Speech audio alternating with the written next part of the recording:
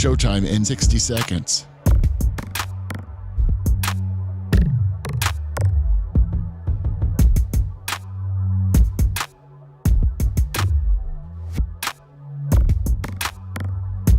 "45 seconds.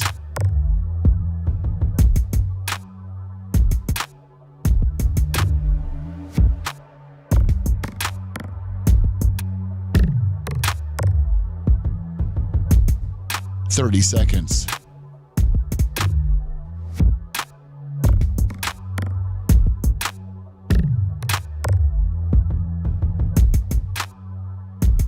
The show will start in 15 seconds, and this is your last audible warning.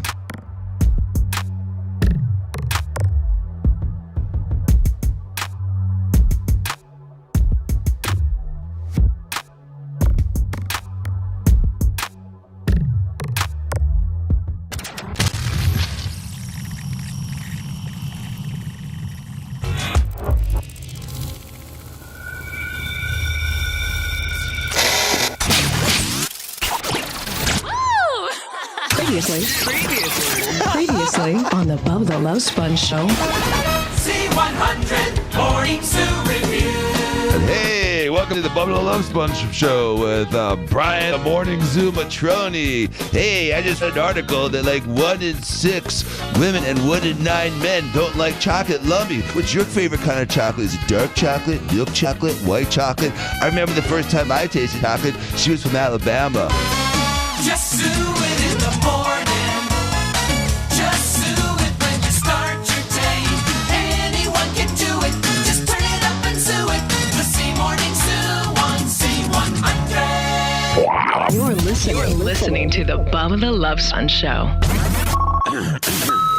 Broadcast rights for the Bubba the Love Sponge Show have been granted to this station by the Bubba Radio Network and is intended solely for the enjoyment of our listening audience. Any rebroadcast, retransmission, or other use of this production without the express written consent of the Bubba Radio Network is prohibited.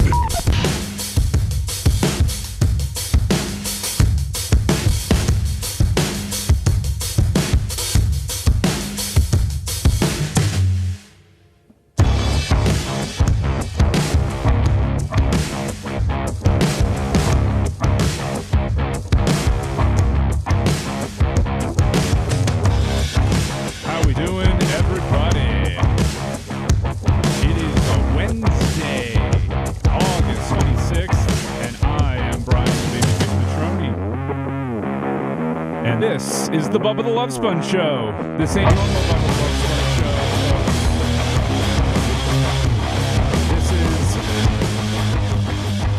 This is the one and only Babyface Takeover. How we doing, Lummy? Oh, we're great. We're great. Isn't there supposed to be 3 of us today? Bubba's out, everybody, in case you didn't notice. That's why I guess I should turn your mic on, yes, Lummy. I had it off because you were on the phone with I'm presuming, our other co-host, Gene Lasker. Yes, Gene Lasker. He's running a little behind. I'll let him tell the story on why he's a little behind. Well, we can get into that when he gets here. But everybody, Bubba's out. As you can see, he's not here today. He will not be here tomorrow. There is no show on Friday. He's back on Monday. He's enjoying a lovely vacation in the great state of Indiana. He flew out yesterday, right, Lum? Yes, he did. And Seth Wiley, $25 on the Babyface. Woohoo, Seth. Thank you, sir. Thank you. We appreciate you, Seth. Didn't we have another one to announce, Lummy? A big one? Yes. A big one? It was Kenny Precious' business, $1,000. Kenny Priz and the Schmiz and the Biz with $1,000, huh? People trying to make it. I think you have until September 15th to get your stuff in. So try to get it in before then if you want to go to BARP this year, you know? Yes, he was being very smart, and he was checking about a week ago with me. Ashley's been running the numbers, so she was able to let him know that he was a little short, and he decided, cover it all in one swoop. There you get it done. There you go. That's the easiest way. So, how you feeling, buddy? I'm feeling good. A little nervous, and not like jittery. It's the nerves that I've had, and I spent some time yesterday preparing for this, and as much as you can prepare for a daily radio show where new topics are going to happen and you know things are going to change. Your co-host isn't going to show up. You know, as much as you can prepare for that, I did. But at the same time, it's like the trepidation I have is that this is like Bubba's show. You know, it's like borrowing somebody else's car or you know, tools or something like that. You're fine when it's your own, because if you ruin it or break it, it's yours. You know, you deal with it. But this is somebody else's. So I've kind of had that little bit of nervous energy with it. Uncle Rucky, $10. Yeah, I always feel like anytime I borrow people's chop it up sites, $20 tools or do anything, and then especially if they're if in the back of your mind you know they're maybe watching, like if you went and borrowed, like if you're, you know, like when I was building my house, my buddy would come over and I need to borrow his saw or do something, and he was in the next room and I was doing it and he started kind of watching me to make sure I was doing it right. I feel like I would always mess up. Because in the back of my mind, one, I don't want to, you know, it's his tool. I don't want to break it. And two, I want to impress him with using his tool to show him that I can use his tool. And then I overthink it. And most of the time my cut's like, you know, it's supposed to be a 90 degree. It's like a 120. And then you end up breaking the tool at the end of the day. Yeah, exactly. And that's kind of where I'm at with it, you know, with doing Bubba's show here and trying to make sure that everything is sounding good, looking good. I mean, I just learned the board last week for about 5 minutes. And so today I'm like dropping Air 2 down. I thought Air 2 is usually what it's on, but apparently it can be on Air 1 or Air 2 when we have to fit it. Yeah. Yeah. And so I didn't know that. And so I'm dropping Air 2 down. I'm like, music, the bed's not going down. The bed's not going down. So then I moved over to Air 1 to that. But, you know, we'll get through this. Yeah, I know Dan took his shots at me with his terrible impersonation and impression of me and writing everything. You know, one thing I noticed about that, Lummy, and I didn't pull up the video because I don't need to embarrass him any more than he embarrassed himself, but Dan actually wrote out that script about the chocolate and everything that he went zoo crew with. Did he? Yeah. If you watched you didn't get to see the benefit of seeing it, but I watched it back on the replay, and he's literally. I saw him at the beginning of the show, like frantically writing down stuff on the whiteboard, you know, in his frantic Dan way, and I'm like, what is doing? And I said, I bet he's got something cooked up for me, and sure enough, he starts reading that, and you see him very clearly reading it off. So, you know, Dan, you're just not that creative and funny, man. It's okay. You got to write all out. You got to have it scripted. I get it, buddy. It's all good. But you're not here, and I am. In fact, I think Bubba's exact quote was, I didn't even think about asking Dan to host the show. And that's fine, Dan. You put in a few more years on this, and I'm sure you'll be in a position where Bubba will feel comfortable enough having you at least guest host with me. Now, do you think it has anything to do with Dr. Dan, which, you know, it did bring in a good amount of money, and it was many years ago, and I wasn't able to see it. I remember I was on vacation, but I think it was Dan 198? Yeah, Dan did a 198. And he hosted it. And how'd that go? I don't know. I guess it didn't go as well. I mean, I know it raised a lot of money.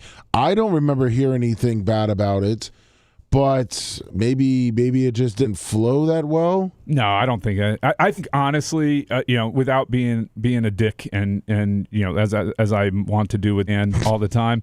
I think it just had to do with Bubba thinking, look, he's a doctor. He's on Monday and Tuesday. This is Wednesday, Thursday. I can't ask him to, you know, essentially take off the week to do my show. Brian's here. It's convenient. It's easy.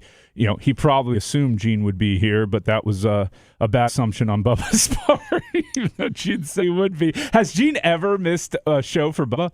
Like, shown up late? Not anytime recently. It's just funny to me. I mean, we'll roll with it. You know, the other thing, though, Dan, in going back to Dan here, in terms of hosting, you got your own reality TV show that you have coming up. Oh, I don't know if you're aware of this, Lummy, but Dan's got a reality TV gig. In fact, Mach, if you can pull it up, I think we have the ad for it. We'll get to it here. It's a reality show about bad decisions. It's called Trailer Parked Boys. Who's he calling? Ajla. Don't worry about that. Oh, okay. I didn't know if that was some kind of code that that's an inside Iggy there. Oh. But Mach, you back there? Can you get it pulled up? Yeah, Dan's busy man. He's got Is Mach not back there? What are we looking for now? I've got my Gene's screen here too now, so maybe he had to let in. Oh yeah, can you pull up my screen? Yeah, he's got the new reality show. I got Dan's new reality show. That's why he couldn't host the show. He's just so busy these days. Yes, there it is. It's a show about bad decisions called Trailers Parked Boys. Some guys back down when life puts obstacles in their way. Not Dan Diaco. He plows right through them or into them. Listen, how do you now? You knowing Dr. Dan, I've never seen him ride his bike. That's what he looks like. But maybe I'm not. Maybe I'm not riding carbon fiber bikes and going 30 miles an hour. But I still don't understand how the trailer comes up that quick on you. Yeah, sometimes those gigantic flatbed trucks appear out of nowhere, and apparently there was a cone, but maybe only one cone. The only thing I can think of, because Bubba was trying to explain it to me, and I don't know if our listeners are aware of this, but Dan ran his bike into the back of a parked flatbed trailer on a bike trailer near a bike trail somewhere in Tampa near his house. Obviously very expensive carbon fiber bike that he had probably custom made in Italy that he crashed there. As you can see in this image here, he is on his carbon fiber bike. It says so on it. It's labeled carbon fiber in case there was any question about that. Gene's here. Great. Hi, Gene. We'll get to you in a second. So, but Bubba tried. I'll get to you. Bubba tried to explain to me. I'll leave. I'm not trying to be a jerk to you, Gene. Evidently you are. No, sir. I can see it right out of the box. No, sir. Being a jerk don't. to you would be...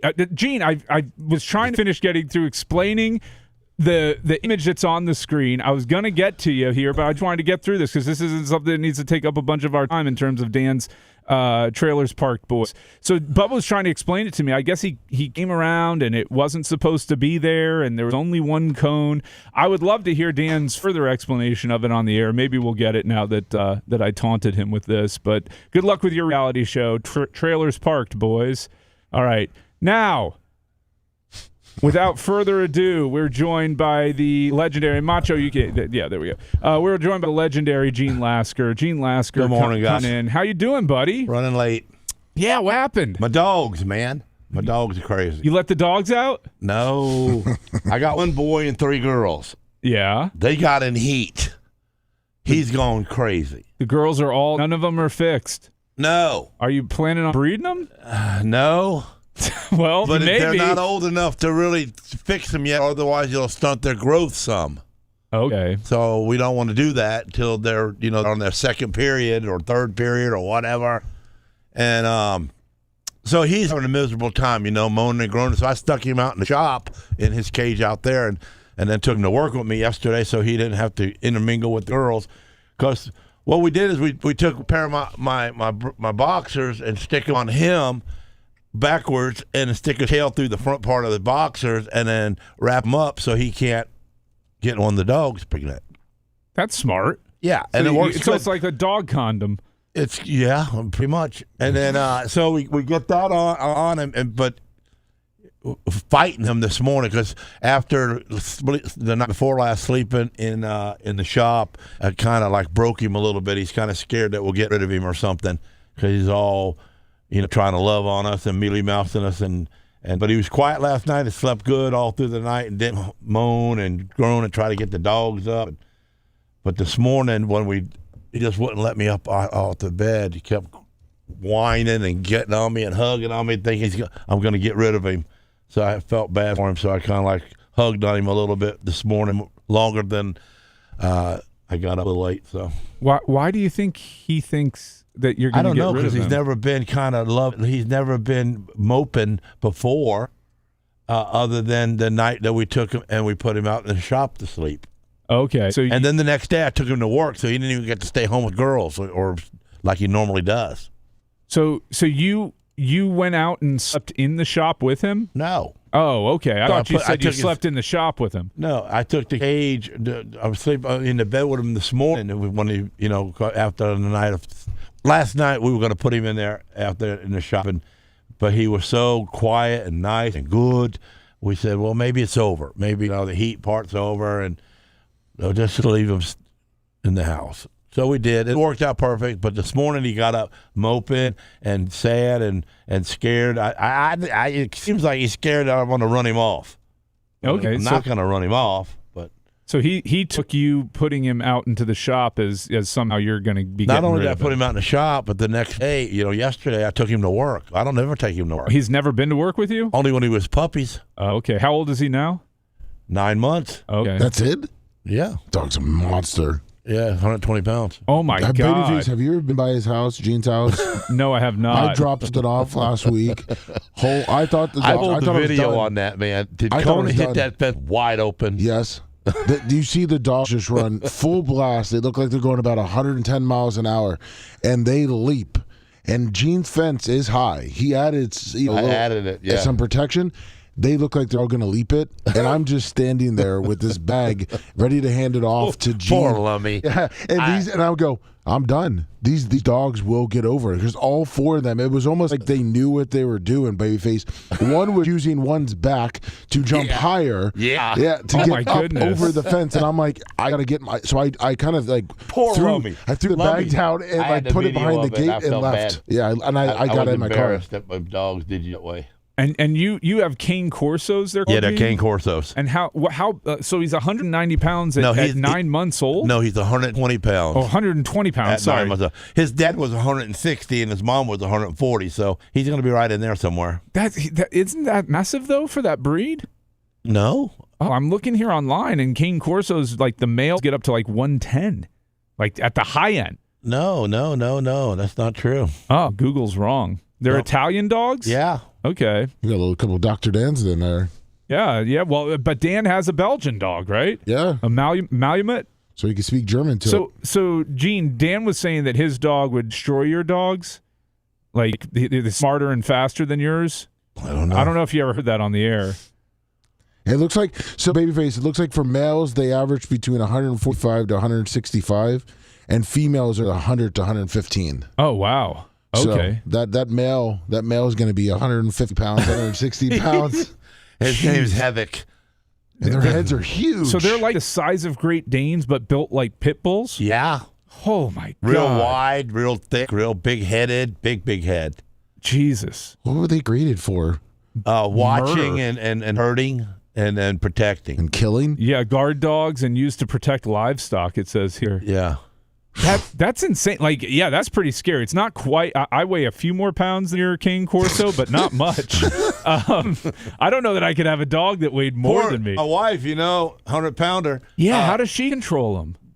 They live for her. I mean, they try to get me. I mean, I can get them wild and take a video and it looks like they're going to kill me because they will not let me around her whenever I'm like, if I dance around them or start boxing or something around them and I go grab my wife, they won't let me in. No way. Shivering Business Zero says who gave that $1,000 today. So thank you. He has a Cane Corso, 171 pounds. See there? Jesus. I can't- 100, and you know Shivering Business Zero says he's not the biggest guy either. I feel like that dog's Ain't nobody bigger ever than going to him. mess with him when he's got him. And my dogs, we other than Lagatha, we didn't put her to school, but the other ones went to school and they listen very good and they're very good dogs. I love my dogs. Yeah, I wanted to talk to you about that, Gene, because I've got a puppy. Now, it's not nothing like what you got here. He's just a good old mutt from the pound. You don't have a killer Well, dog? that's good. That's really cool that you got him from the pound and got him out of there. Yeah. I got a pound puppy, and we're taking him for training. And I understand you sent yours away to be trained? Yeah. And how did that work? Well, they leave for 4 weeks. Like they go to a camp? Yeah, it's a military camp. Like The guy is the dude that runs the show over there in Plant City. He is a Navy SEAL. So he's a former Navy SEAL. And, I think he's and he still- trains dogs. And he trains dogs because he has dogs in the Navy. Trains dogs and SEAls. That's interesting. And what did he like? What are some of the things that he taught your dog? And then do you have to taught how to use them to control them that? You just got to practice it. The 5 commands. Sit, stay, here. Things like that. And somehow you talk to them and you look them in the eye face to face and you say things to them, and then you keep saying them daily to them, and you teach them like roll over or give me your paw, stuff like that. My wife does. I don't do all that. When I walk out that door and they're attacking the fence because Lummy's there, and I say, here, now, they come quickly. They'll come right off of you. My wife, not so quickly, because they know she's just going to love on me. I'm going to grab them by the ear. You grab them, that's the way you show them? Well, you know, Khaleesi, back in the day, she bit me. Not bit me to kill me, but bit me because she was mad at me, for sure. But we were playing around, and I didn't let her win the fight, and she nipped at me and she bit me, you know, and so I bit her back. I grabbed her, held her head, and bit her ear till she yelped, till she felt it, and she never did that no more. So me and my dogs, you know, I'm the tough guy. I'm the boss here, because I don't need them eating me alive. So, Babyface, do you want to drop maybe your dog off at Gene's house for a little training? Oh, no. I think way. it would tear my dog to shreds. Let me tell you who you want to deal with. Is Kurt Morgan's daughter. She is a veterinarian. She is a humanitarian dog person. Yeah? Yes. Well, I wanted to get into that because I've taken my dog now to 2 different vets, and I have not had a good experience with either. So the first vet I take him to is the one that I used for my old dog, Dexter. And I won't name the name of the clinic or nothing, but Iggy McGillicuddy, $20. Thanks, Iggy. Let's keep the money flowing. You have until September 15th to qualify for BARP. So the old vet I loved. He was compassionate. He would take time with me, everything. So when I got this new puppy, it's been almost 3 years since I lost Dexter. When I got this new puppy, I'm like, oh, great, I can take him back to the vet. You know, I like that guy a lot. He wasn't that old. So I get there, and all of a sudden there's these, like, 2 kids running around the office, these young girls, and I'm like, what? That guy didn't have young kids. So I come to find out that, like, 3 months before I came in there, my old vet sold the practice to this new vet, and nobody told me when I called to make the appointment. That's kind of they're not going to tell you, otherwise they're going to lose people. Well, or just give a heads up. I thought you were supposed to at least say that you're like patients. Give me a heads up and say, hey, look, just so you know, Dr. Such and Such sold his practice, but this new doctor, he's amazing. Come see him. And I would have given him a try anyways. So I was kind of thrown off with that. All right. So he comes in like a thunderbolt, like just no bedside manner, no patience. He just comes in. He's like, okay, here's what we're doing. Did you bring a fecal sample? Well, I go, look, I made the appointment today. Nobody told me to bring a fecal sample. I would have. Well, next time you're here, you need to bring one. Okay. So he's like, well, I'm going to go get his vaccines ready and I'll be back. So he lists off 3 vaccines. So I had the paperwork from the vet, the Humane Society where we got him, and it said that he was only due for 2 vaccines. And so the vet comes back in the room, and I asked him, I said, hey, what's that? What's the 3rd vaccine that you're giving him? And I don't remember which one it was, Bordetella or whatever it was.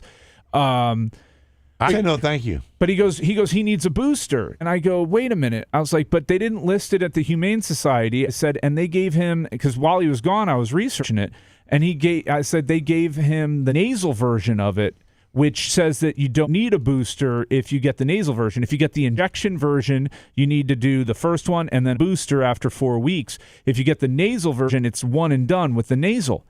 And he goes, oh, excuse me, Dr. Google. Oh, no. And I'm like, are you kidding me? Right in there. This guy hasn't introduced himself to me. He immediately comes in, bat out of hell, chastises me for not bringing dog crap with me to the appointment that I didn't know that I remember that I had to bring, because, you know, when your dog's older, you don't always do a fecal test. And then he's like, you know, Dr. Googles me. And I'm like, look, man, I was like, I'm not trying to get contentious with you. I said, I'm just relying on what the vet records say. I was like, that's a doctor, right? That's a veterinarian doctor that came up with those records in this plan for my dog. I said, and then I'm seeing it on here reconfirming what that doctor told me. And then all I'm doing is asking you the question. It's like, well, you don't have to do it. He's like, I'm not going to do it. I'll only give him the 2. And I'm like, okay, that's fine because I'm done with you. He wouldn't even give him 2 for me because I'd have walked on out of there. And I mean, I was there, Timothy Gene. going- He was due. I had to get you with Right, those had to have him boosters. on You there, got to get him within that week period, and we were coming up on the end of it, and I didn't want to risk. We've already been through 3 veterinarians, and now that we're on the 4th one, these women. It's a women doctor there and a women veterinarian. And they're really good, and they're really compassionate to my dog, and they take good care of them. And my dogs don't mind going there. So yeah, that's good. I mean, are they whereabouts are they? On Dale Mabry, right next to Checkers, where the blood bank is. Okay. Right in that parking lot? That's So, Northdale. Northdale. What is it? Okay. Yeah, Northdale. I mean, Yeah. I'm willing to drive 15, 20 minutes for a good vet. I'm not. She's that's not great. that's not too far from me. I'll have to get that information from you because then we go. So then we ask our neighbors. We're like, hey, does anybody have a good vet? And one of our neighbors is like, oh my God, we go to Banfield and they've been great. Blah blah blah. So I'm like, okay, he's due for another round of 2 boosters. I'll take him to Banfield. This time, I remember to bring the dog poop with me so that I can you get just always tested. do that if you because then they'll check the poop, and if you can get pee too, bring that. But if you can, but you can check ahead of time. They'll check that poop and they'll check that pee, and they'll see something coming up that maybe is wrong with them. Yeah, also. yeah. So they're looking for worms and stuff, things like that. So he's fine. Luckily, he's clear. But so we get there. Our appointment's for 4:30, right? Nobody's at the front desk. Nobody greets us. This is inside of PetSmart, and it's a Banfield, so it's a big corporate thing. So we're sitting there waiting. Almost 30 minutes later, they just holler at us to go into room 3. And I'm like, man, what is going on in this world? So we go back there. No apologies for us waiting, nothing. They go, all of a sudden start going through the price, and they're like trying to upsell us on stuff before we've even seen the doctor, nothing. And making us sign all this stuff on what we're going to pay. And I get it. Look, I'm sure there are people. It's business. I'm fine with that side of it. But then they go, So they're like, well, you can do a preventative heartworm and worm thing where, we give them this preventative medicine, blah, blah, blah. And I'm like, well, how does that work? And she goes, well, it takes 6 treatments. And I'm like, well, I don't even know if I'm coming back to you guys. I'm not going to sign up for 6 treatments. Like, take that off. And they're like, and then we also give them something to calm them before the shot. I was like, well, he's not real amped up. I was like, what's that? And she's like, it's Benadryl. And I'm like, $30 for Benadryl? I was like, no, we're good on that. 8 bottles of that. Yeah, I was like, we're good on the Benadryl. So then she goes, okay, so we're just doing the 2 shots and the fecal. And she goes and grabs a leash. She's like, I'm going to take him into the back to see the vet. And I go, what are you talking? I was like, the vet comes to us. It's like, our dog doesn't go to the vet and we don't get to see or talk to the vet. Are you kidding me? And she's like, oh, you want the vet to come into the room? I'm like, yeah. I've never been to a vet appointment where that isn't what happened. And she goes, well, you're going to have to wait a little bit. And so she leaves the room. The vet comes in. The vet was nice. To her credit, she was nice and, does everything, does the shot, talks to us about him, things to look out for, blah, blah, blah. But I'm like, well, we're not going to this vet anymore. And it was just like 2 horrible experiences in a row. So I'm definitely looking for a third. And you say you have one, so I'm going to take your word for it, Gene. If they can take care of your 4 killers, I'm sure they can take care of my put little. up with me, Yeah, That's another good I'm point. pretty skeptical. Yeah, you go in there and you start questioning everything. Yeah, I ain't playing the games. Let me see your credentials. And they realize it. What game? We're gonna take him. We're gonna take her back. I'll go with you. Oh, we don't let them go with whether you are today. You are today. No, I was like, no. And I go back to them and keep her. Where she's not scared, and they did what they did, and I looked around and I said, okay. I see you're doing a good job. So the next time you can bring them by yourself.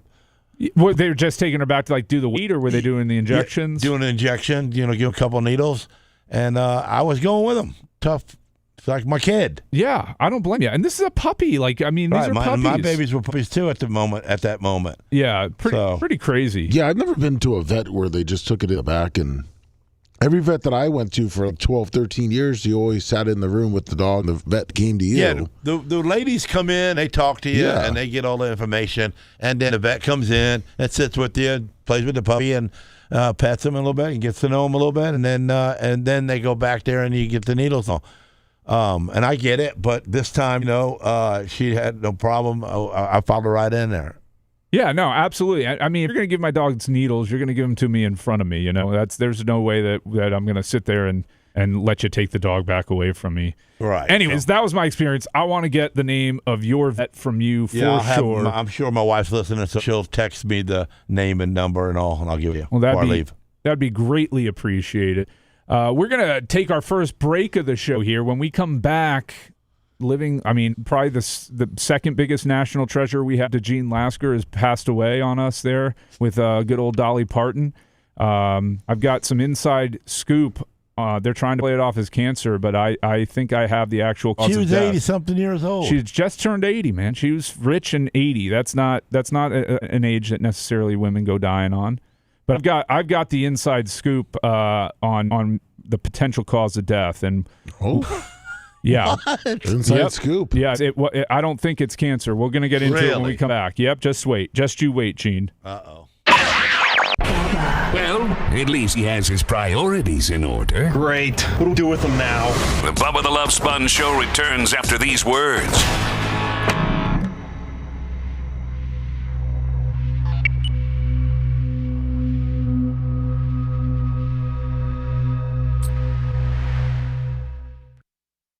Nope, she never had kids. I wonder why that is. I don't know. They met outside a Nashville laundromat in '64, and Dolly was 18, and Carl was 21.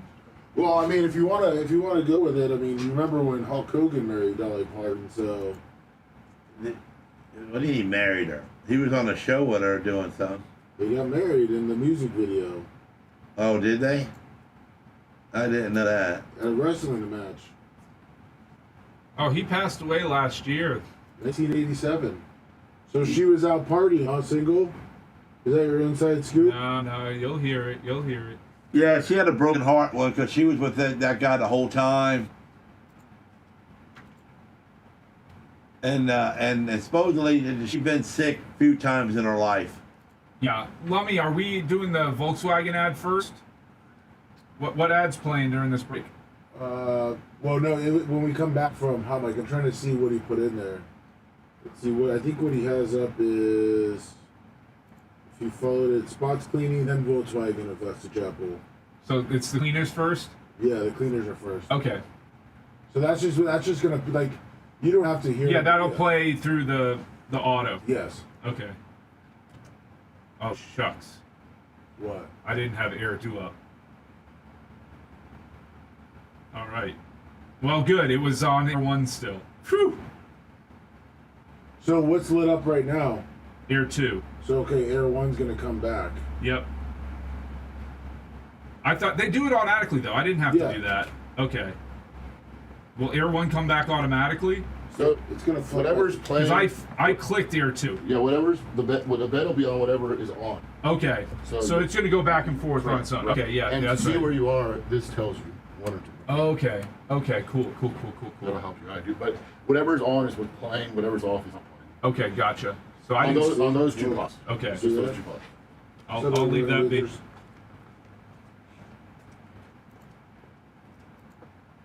How's everybody doing in chat there? We're in a high wire act right here, just doing what we can. Gene, Hey, you see this? You remember that? Did you watch this when you were in 1987? watch it, man.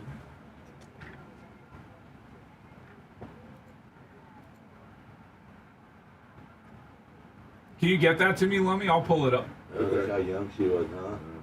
How do you send that to me? Where do I go to You're get it? not on Messenger. I gotta come up with it on. Okay. Shit, my buddies.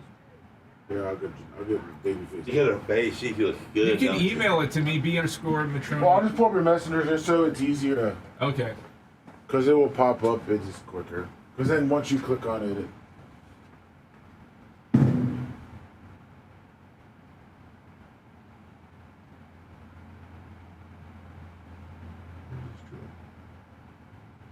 Here, we should. Oh, you want to move?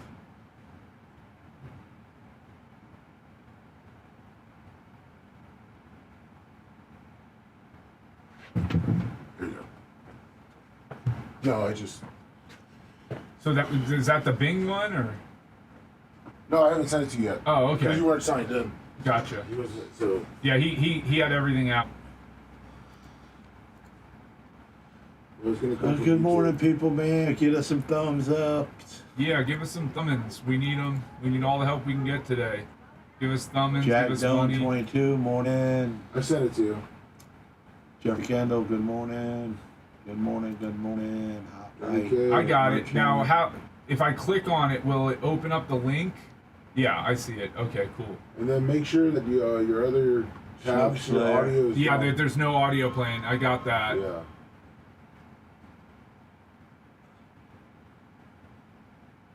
But you should be good, except for on your right side if you have Hard luck, YouTube. Ed. Good morning. Okay, I'll mute you Morning. Yeah, too. you should be able to see like your little microphone. Yep, I got that muted off. I caught the ESPN article that was playing. Dan's Pringle can.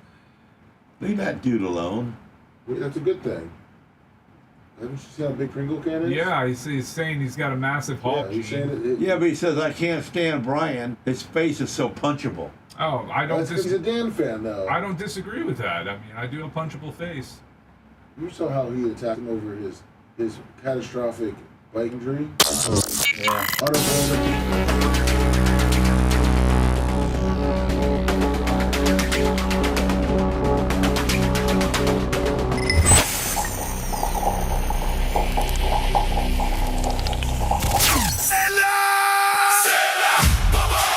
Is your home, office, or construction site in need of some serious cleaning? Call Spot Clean, Tampa Bay's trusted family-owned and operated cleaning service. From deep clean and move-out, move-in services to post-construction cleanup, our team delivers the spotless results you deserve. We're open 7 days a week and offer free contactless wokes. Don't spend your time cleaning. Spend your time enjoying a cleaner space. More information, go to spotcleaningservice.com. Use promo code BubbaArmy15 for 15% off. Call Bot Clean today and let Rose, Jeff, Mary, and the entire Spot Clean team handle your dirty work. All right, y'all, let's get back to the show now. It's a Bubba the Love Sponge show, man. Bubba the Love Sponge! And this show's listener supported at the Bubba Army at Venmo, PayPal, or Cash App.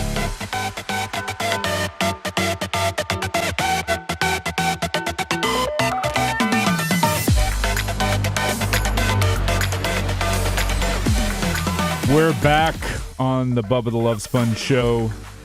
It is the Babyface Takeover.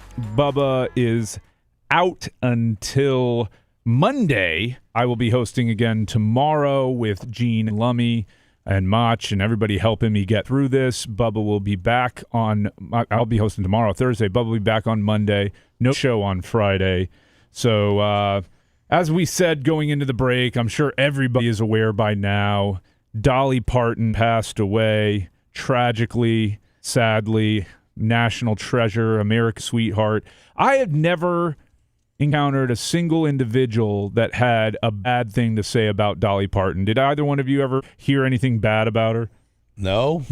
Married to one guy whole life. Yeah, I didn't even know. That's how crazy it was. I didn't even know she was married to this guy named Carl. He never was around, not even backstage. That's crazy to me, though. Like, how do you avoid the public spotlight that much that Think she messed around on him? She did? Think she did? I don't know, man. She was such a good woman. Yeah, they say she was just like a little wholesome Tennessean. The farmer's daughter. I'm sure guys around her knew that stuff was brand new then still. Yeah. What, you don't think Carl Dean was bringing the heat? Oh, I don't know, but why wouldn't he bring her around, or why wouldn't he be man enough to say, I'll be at show? I don't know. I'll be at the show. I'll be there. I don't know, but it is kind of weird. She was only 18 when they met. He was 21. They met at a laundromat, and then that's real stuff there. Yeah, and they were married for 59 years. Yes, 59 years. That's a long time. That's a long time to be married. He died last year, so and then her heart was broken. Didn't they say that? Or am I thinking of a different actress? That Dolly Parton, with her wig and everything, like she could go out in public and people wouldn't recognize her. Oh, because she put thin hair on or something? She had her wig would get off and her face and her makeup. Couldn't hide them boobs, though. No, she was true. Definitely known for having big breasts. I've got an article here. It says, Daddy, inside Dolly's highly unusual 60-year marriage. I know everybody's going to dissect this now. Oh, yeah. But Dolly, who passed away, was one of the most recognizable faces.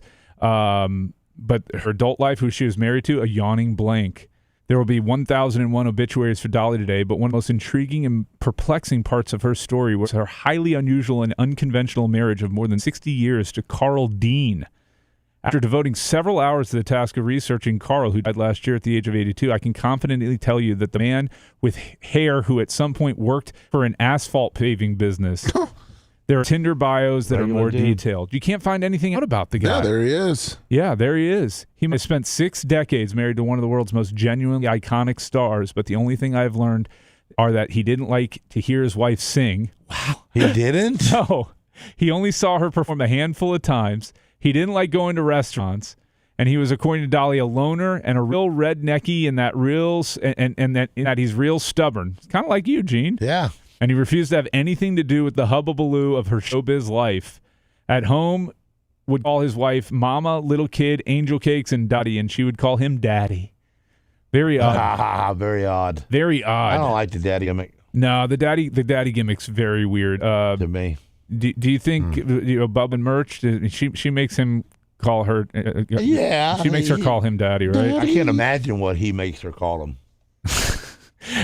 Yeah, he's kind of demanding with her. I hope they're having a great time in Indiana, though, relaxing, going to look at covered bridges and whatnot. No, I think they're meeting up with Johnny K today, so that's going to be probably a nice. How about his back? Oh, hopefully he made it to that fight. You know what? I ain't never heard of him saying he had a sore back, ever. Well, you don't know what he did the day before? Yeah, he was lazy and just want to lay down. Yeah, because Make Birch Creek do all the work. No, because probably the day before that, he was out cutting wood. He's got a good back. The Sponge don't got a bad back. He's built like a keg. He's got to be. Right. He's got to be able to handle an axe. He was cutting wood with an axe, like chopping it. Oh, he was chopping wood. Yeah, He pull a little muscle, poor thing. He was probably clearing land. He was probably doing a lot of for a whole day. Clearing land. He's out there with a plow. Yeah, you know what I mean? And listen, he's got a great piece of property here, and he keeps it up, and he probably was taking care of it before he went to Indiana. Now, we can get into Bubba's back and his injuries another time. Getting back into Dolly here, you said in 1987 that they did a music video with Hulk Hogan. Where I guess it was on Dolly Parton. TV show she had. Are we gonna get a copyright strike for this though? Is this something? She did. What is she gonna do? She has a business empire, Gene. They're going to protect it at all costs, and it really doesn't matter whether or not she's alive. YouTube's filters and stuff are able to. Their AI is able to capture this, to sniff it right out. So, I mean, if you want to fast forward it to where she meets the man, it's like 131. And we're allowed to play Hogan because he's told us we could play. Well, I don't have the internet playing yet because I don't want to get any copyright violations. She's in the stands. Oh, she's in the stands there, seeing him. Let's see. Oh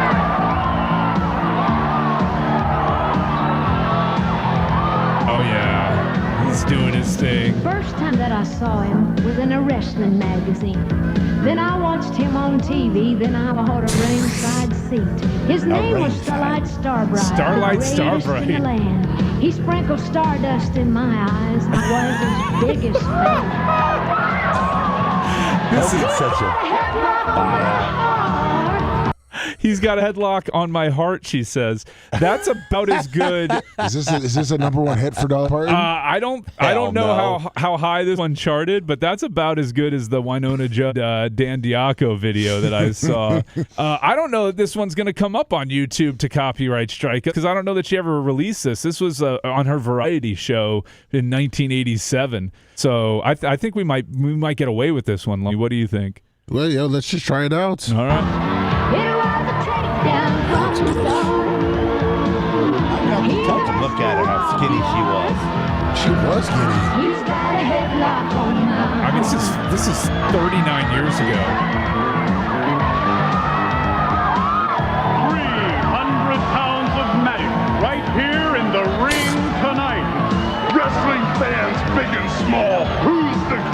of them all. Oh my gosh.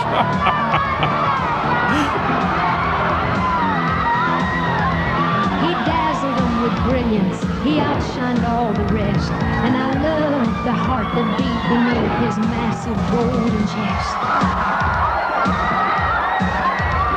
Oh, we just saw her. This is the way he met Linda. Yeah. He pointed at her, took her away, and then had his way with her.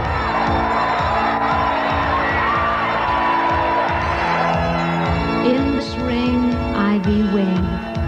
You take this woman to be your lawful wedded wife. I do. And do you He was take such a this great man actor. to be your lawful wedded husband? I do. I truly do. Now pronounce you man and wife. You may now kiss the bride.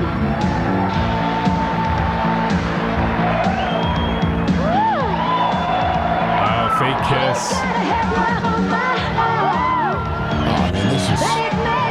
This is as bad as back. That's. It was in '87, man. Everybody was stupid back then, and everything was cool. Everybody was stupid and everything was cool.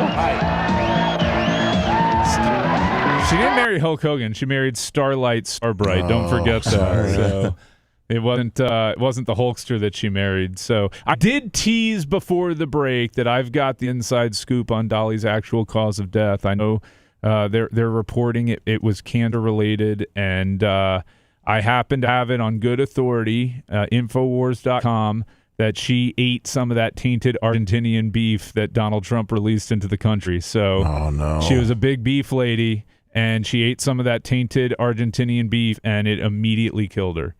So that's what's going around. That's the buzz on the internet and on the World Wide Web. What do you mean Trump? Why is Trump in that sentence? Because he allowed 300 metric tons of beef that was rejected by China from Argentina because it had neurotoxins and risky antibiotics. He allowed that to be imported into the country, and Dolly got some of the bad beef, and that's what took her down. Yep. That's according to Infowars. Yep. Infowars.com had it first. And yeah, it's sad. I mean, that of all the things, a hamburger is what took down Dolly Parton. Damn. Yep. Was she really that good of a? I know, as you said, she was a nice person, and she had, I think, one or two good hits, like songs. Yeah, a lot more than one or two hits. Gee. Are you crazy? 9 to 5. Okay, I guess Jolene. I mean that'll be a hit forever. But I will always love you, Mommy. Come on. Oh, okay. That's one. I mean, granted, for her it wasn't that big of a hit. And then she had Islands in the Stream with Kenny Rogers. Yeah. Oh, okay. 9 to 5 was her big one. Yeah. Okay, so most of her stuff was in the 70s. 70s and early 80s. Yeah. And that was pretty much it for her.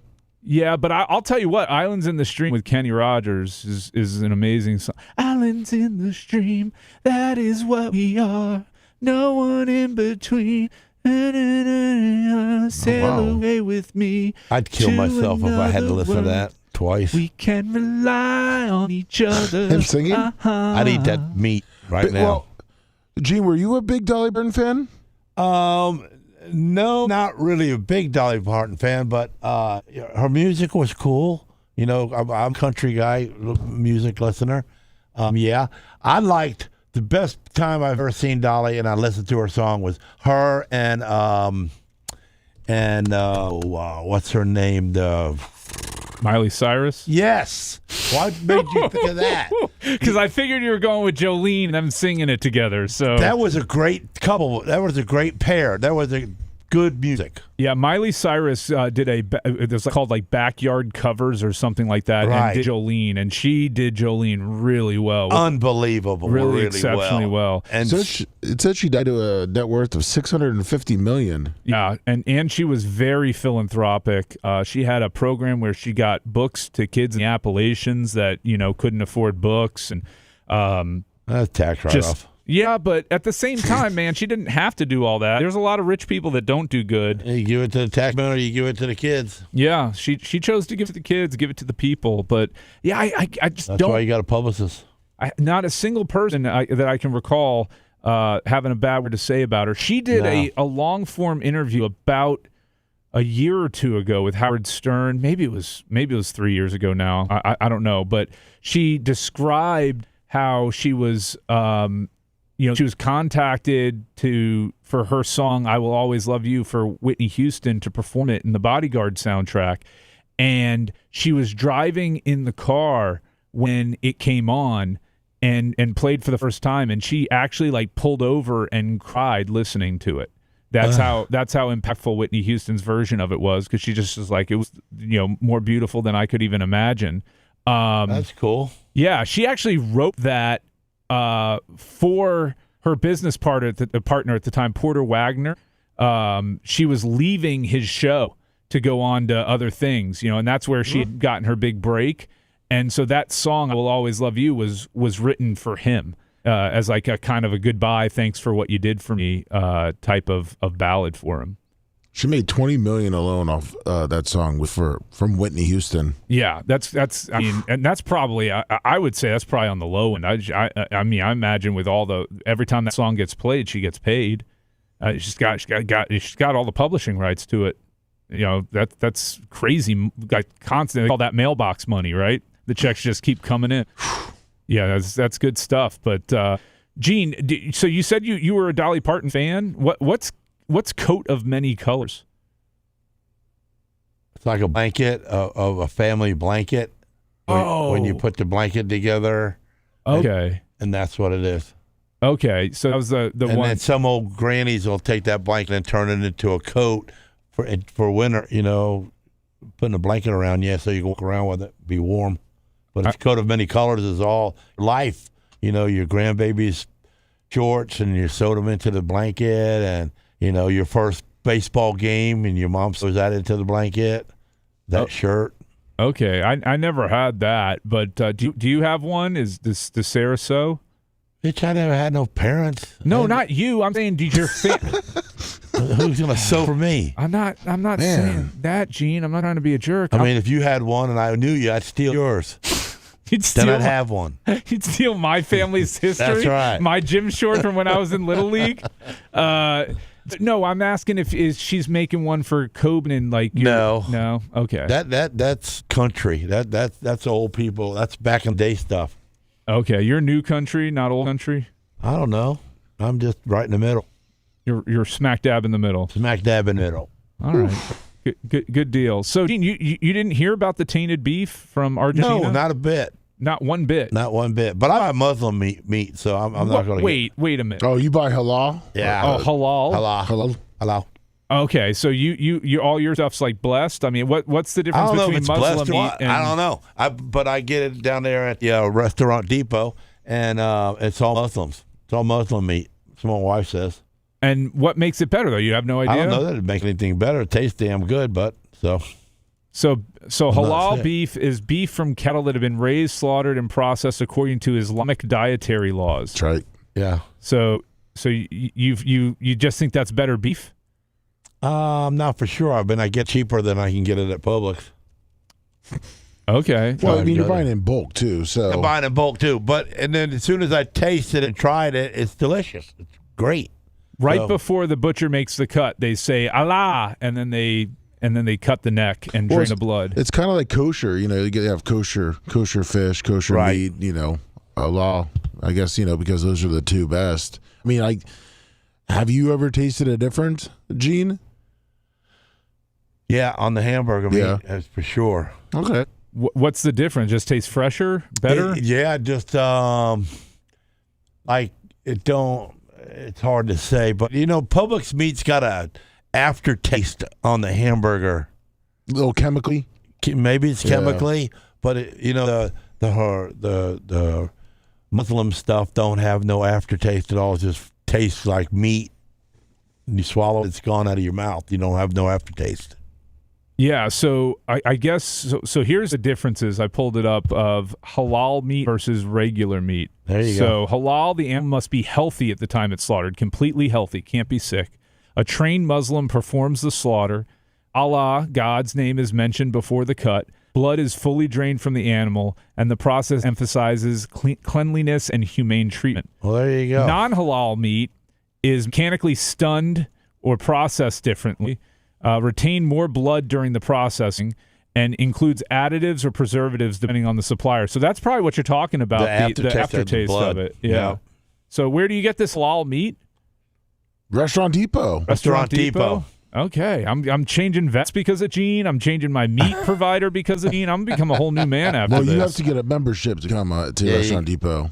Oh, you have to pay a membership? I'll just say I'm Gene Lasker. I'll just walk in there and be like, how about that? Where's my meat? Sign yourself up, walk up in there and fill out the paperwork. Where's my meat, you stinky Muslims? Oh, God. They don't. It's not a Muslim guy selling you the meat. It's just Restaurant Depot. When you walk in that place, you're in the regular aisles, and you make a left and you go into the refrigerator. Man, is it cold in there, bro. Yeah, refrigerators are cold. That's got to be 20 degrees in there. And by the time you walk all the way down to the end to the fish and the shrimp and stuff, you don't even want to buy nothing because you're frozen. Yeah, they usually keep it between like 5 and 15. 5 and 15, man. Yeah. So it's deep freeze. I mean, that's not quite deep freeze, though, is it? I mean, that's just cold. No, that's what they keep it at. Yeah. They try to keep that room at. Because they don't have the door Then there's shut. freezers that it's in. So I just go in with any tax ID number and I'm fine. I can just pull up a tax ID number at a restaurant and I'm good to go. Yeah. That seems like fraud. Do you pay to go? Fraud if you do it. No, I don't pay. I mean, I guess it was an annual fee, but no, you could just take your tax ID of like your business, Babyface. Oh, okay. So I could do it for my card business. Yeah, you could do it for your card business. Or Hunter Law. Or whatever one. Yeah. I mean, you could say that you're feeding the whole law firm. Okay. You do it that way. And I can go to Restaurant Depot. You don't tell them anything. Oh, you really don't. No. Now, do they have, I know there's the different grades of meat. Do they have like prime, choice? Yeah, see that, like the hamburger comes in, the ones that I get, it comes in 20, 80-20, and 90-10. And the 90-10 is what I buy for me, and the 80-20 is what I buy for my dogs so they can get a little bit more fat. Okay, and it's a little cheaper, right? What does it go a pound these days for at Restaurant Depot? Because at Publix, it's like, for me to get like... I spend $600 every time I go there. Okay. I buy 4 boxes. I buy 2 boxes of meat, and I buy 4 boxes of skinless, boneless breast chicken. And the chicken special, or is it just regular old chicken? I don't know, but the dogs love it. He doesn't check price tags, Babyface. He just picks it up, puts it in the cart, and goes. Yeah. So you the only thing you buy is beef and chicken. That's it? Nothing else from there? Bacon? Buy a big old box of bacon, yeah. How's their bacon there? Great. Yeah? Yeah. Is that halal? That can't possibly be halal. You know what? It's pork. I don't know. No, it can't be. It's pork. If it's pork bacon, there's no way for that to be. There's no way. You can't touch pork in the Muslim dietary restrictions are no pork. 0. Oh, really? Yep. 0 they sell pork. it. They got plenty of it. Oh, the bacon, yeah, but that's Restaurant Depot. That's separate from their halal area, though. I bet the halal meat's it's right there in the same aisle. Same aisle, but not right next to each other, right? No, not right. They got to put it on the wall up. Yeah, they're off the wall. It's in in a medium. Okay, well, I'll have to check out Restaurant Depot too, man. Gene's changing lives here. He's making my life a better place. I don't know about you, Lummy, but listen, whatever Gene does, I usually follow him. You know, I've looked into like wanting the powder coat before, just because Gene Lasker does it. Well, that's what I want to kind of get into on the next break. Is I wanted to talk. I don't understand. Like, I know generally what powder coating is. I want to understand it a little better. I want Gene to walk me through it, and I want him. I've got some questions for him about what is it, Buffalo Avenue powder coating? Yeah, I've got some questions about that. So hopefully after next break, he can help shed some light. And Gene can turn me into a real man before these next 2 days are over. I'm very excited about that. Bubba's already showed you how to change oil, didn't he? No, Bubba did not show me that. That was Sethy Boy, but Bubba never got me out to his lift. He liked him better than you? He definitely liked Seth better than me, and they had a falling out, and now I'm still here, and that's that. The rest is history. But I mean, listen, Babyface is rugged enough. I mean, he cuts his own grass. He's got a Ryobi mower. He's got a Ryobi mower. I had a Briggs & Stratton engine on that bad boy. You've never seen power. How many horsepower? 87. No, that's what gas you put. No Briggs & Stratton was ever 87. That's the gas he was putting in. That's how many horsepower it comes from the gas. You know that, Lummy. Let's go. We deviated from the norm, and look what came of it. You have some issues, kid. Bubba the Love Sponge. The Bubba the Love Sponge Show returns after these words.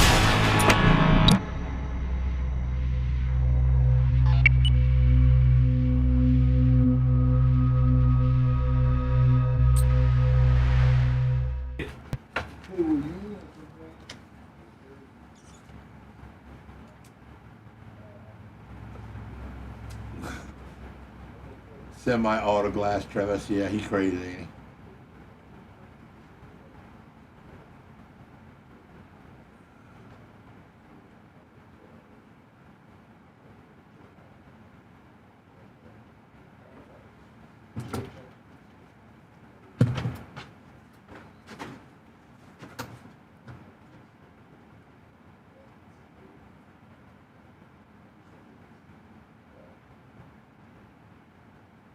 I hope that don't go down because Cisco, they're all about this money. They don't care about it.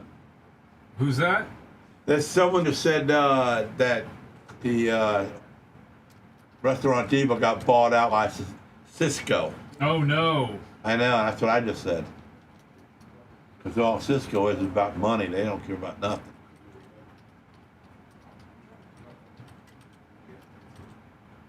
.305 Express, good morning. Group of Lips, good morning. How's everybody doing? Let's see here. Dirt Merchant with the banana thumbs up. What the hell does a banana mean? Oh, I don't have a banana. No, I didn't have time enough to go get me anything like that because I was running away late. So I didn't zip into 7-Eleven.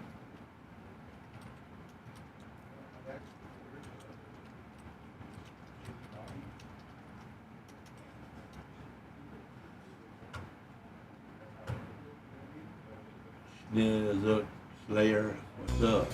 Contrary to popular belief, lightning strikes aren't. Jefferson, good morning. Bob Cook says, you got this, Macho Man. Yeah, TB, KB, 5BP. What the hell kind of name is that? Lightning clears 75,000 forest fires in the U.S. each year. It can split. For starters, lightning carries between 1 to 10 billion for starters. For starters, damage. For starters, lightning. Trash guy, my dogs are built to run at 125 pounds, so. And they're all muscle, so a little bit of fat helps their body grow better. That's why we do it. We don't give a lot of fat, whey fat, but a little bit more percentage on the chopped meat works good.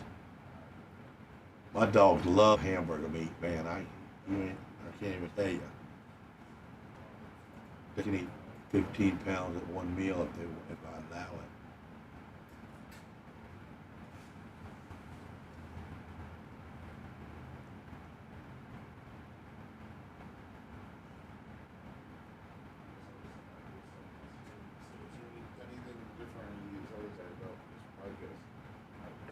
Thank you.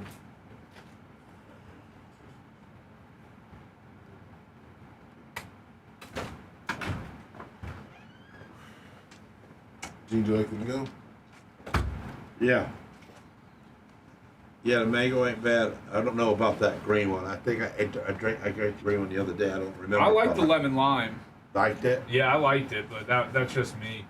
I drank it the other day, but I didn't remember if I liked it or not. So I didn't mind it. I like the green one. The Raz one was a little bit heavy, like it was very powerful flavor. The you guys were talking about the energy drinks. Yes, yeah. It seems like to me, though, truthfully, Red Bull works the best. Oh man, I can't stand Red Bull. It's the worst. But the energy part of it. Monster's the best for me. Really? I think. And the problem with Red Bull, the taste of Red Bull. I hate the taste, and I must be allergic to something in it because it makes me so burpy. I repeat Red Bull for hours after it. Oh, I'm just, really? And You're allergic to something there. Your stomach don't like something. I have fake chemicals in it, and I guess it's fake caffeine too, which is probably. But see, I don't get that because Red Bull's a European product, and over there they're so fucking anal about their shit that. Because the ingredients, it's made differently over there than over here. Kind of like Mexican Coke or Canadian ketchup. Canadian ketchup. Is there really a difference? Yeah. You tasted it? Bubba has a ton of it. Oh, Bubba, my ass.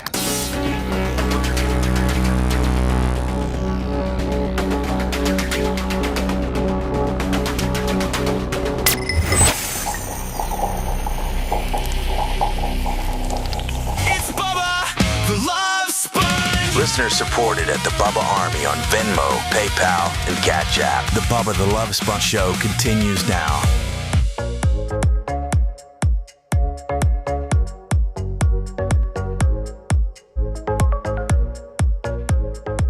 We're back from break. You know who's not back from break? Mr. Bubba the Love Sponge. He won't be back until Monday. We'll be filling for him until then. It's Brian the Babyface Motroni, joined with Gene Lasker and Lummy. We'll be on again tomorrow. Show is off on Friday. Bubba Army, you have until September 15th to get your royalty money in. Get it in today.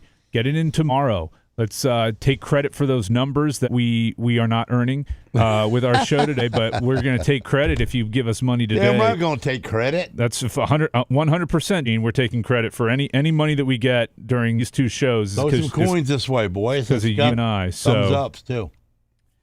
Before we went to break, we were talking about Gene's, being a man, and I was saying how I have an 87 horsepower mower, and Gene didn't believe it, but because I don't. It's probably like 10 or 2 or 8. I don't even know.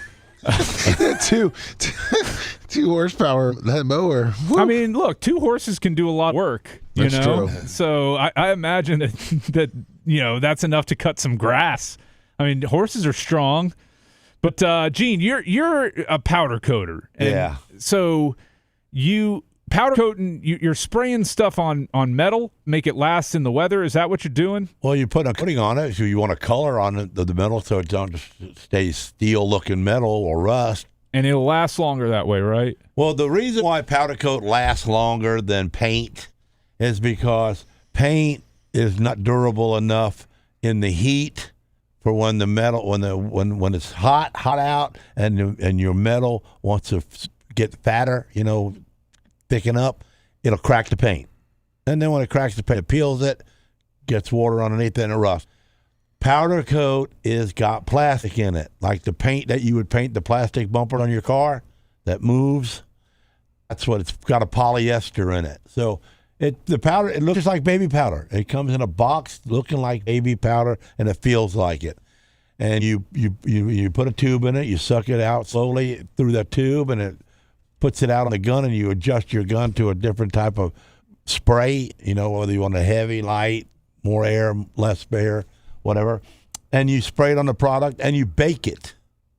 And it rolls into the oven, and it bakes at 350 degrees, depending on the thickness of the steel, how long it's going to be in there. And depending on the type of powder it is, how long it has to cook before it gets perfectly right. Now, is there something that's like wet or activates the powder? Like no, it melts when you spray it. No. Oh, it sprays on like baby powder. So it's powder on metal. Powder. That's it. Powder on metal. And so it's got to be dry. Yeah. Oh yeah, it's got to be dry. You can't. If it's wet in a spot, like you washed it and you didn't dry it good and it's wet, the powder, you'll see the powder get wet in that spot. Well, it's going to leave, and it's going to leave color distraction there. And is it going to clump up? Is it going to be clumpy? Yeah, of course it will. It'll bump up. And it causes it just to not flow. So it'll bump up, and then you'll have a bad spot. Is it hard to do? Is it you got to like have good technique, or yeah, or you can got to any have a good fool do it? technique. You got to be able to stay away from the product the right amount of inches and turn the gun the right way, so you're not pushing the powder off the product. You're still laying it on. There's a little bit of a technique to it, yes. Now, I know over the years you said you had a real hard time finding good guys to do it. Are you still having problems with it? No, so far for the last couple of years now, I've got great guys. It's just hard to teach how to do it perfectly right. Yeah. You know, it's not hard to teach how to just do it. Anybody can do it, but it's not perfectly right. It's not going to last the length of time that it would if I did it because it's not perfectly right or perfectly filmed right, the thickness. So are there certain jobs that you're like, no, I've got to do this one? Yes, there's a lot of certain jobs just Lasker does himself. Yeah. That's why I don't have to worry about it. I don't have to get mad at nobody because it didn't come out right. I just do it myself. How often a week are you powder coating now? Well, not really that often. I don't take in the jobs that it takes for me to have to do. Right. I take in, I got big business now like Tico and Duke Energy, SWS Metals. I mean, I do all of Busch Gardens. I do all of Monster Jam. So between all of them guys at one time, if they're all busy at one time, I'm over my head. Wait, Busch Gardens, what are you powder coating for them? All of their handrails, all their fences, all the, like the giraffe cages that they built. I did all them. Oh yeah. Oh yeah, the monkey cages. Oh, you got to be good with those too, right? You can't have that stuff peeling off. They test the mill thickness. They test it. Wow. Have you ever had a problem with like one of your fences and like a monkey got out or no? you overbaked it. I've had no problems. Knock on wood. No, no problems at all with them guys. Well, if one of those lions get out now, we're gonna be like, uh-oh. Now we've had problems. Wrong color. Oh, okay. Oh yeah. They sent a big job over here, and the numbnut tells me this is the gray that they want, and it ain't really the gray they wanted. And so you guys got to redo the whole thing? Yeah, we got to put another coat on it. Does Numbnuts keep his job, or what happens? I don't know if he did or not, but boy, that was a real big mistake. And I ate a lot of the job because I felt bad for him, but I shouldn't have. But being a businessman and being a team player, I didn't charge the same amount I would have charged doing the whole job again. And I didn't make as much money on it, but still made money. But I didn't make as much money on it because it was a mistake. Are you teaching Coben how to powder coat? Yeah, a little bit. Every summer he works for me. Coben powder coat. I don't want Coben to be a powder coat. I want Coben to be a businessman and run the show. Right, but in order to do that well, though, you've got to know every aspect of the business. He knows the aspect of it. I just don't need him to learn to be as good at it as I am painting it. Like when I was at Winn-Dixie, they didn't want me to go to college. They wanted me to stay on and become a store manager. And they had me working in every single department. They were moving me around. Yeah, we do that with Coben. Coben in the sandblasting booth. Coben hangs. Coben runs the forklift.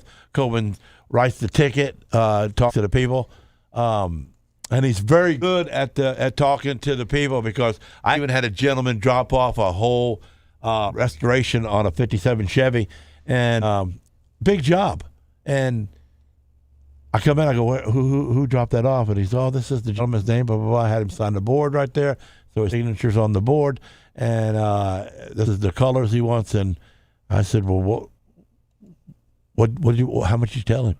Well, I didn't. I told him he had to talk to my dad. He said he didn't care about the price. And I sold him. I said, okay. When I called the guy up, he says, listen, man, I know you ain't got time to look at it right now. He says, but when you do, whatever it takes, do it. Your little guy right there sold me, and he told me about you and what type of guy you are and what type of business you run there. And I believe in you. Whatever it is, do it. Wow. So that's a pretty good salesman. Yeah. And how old is he?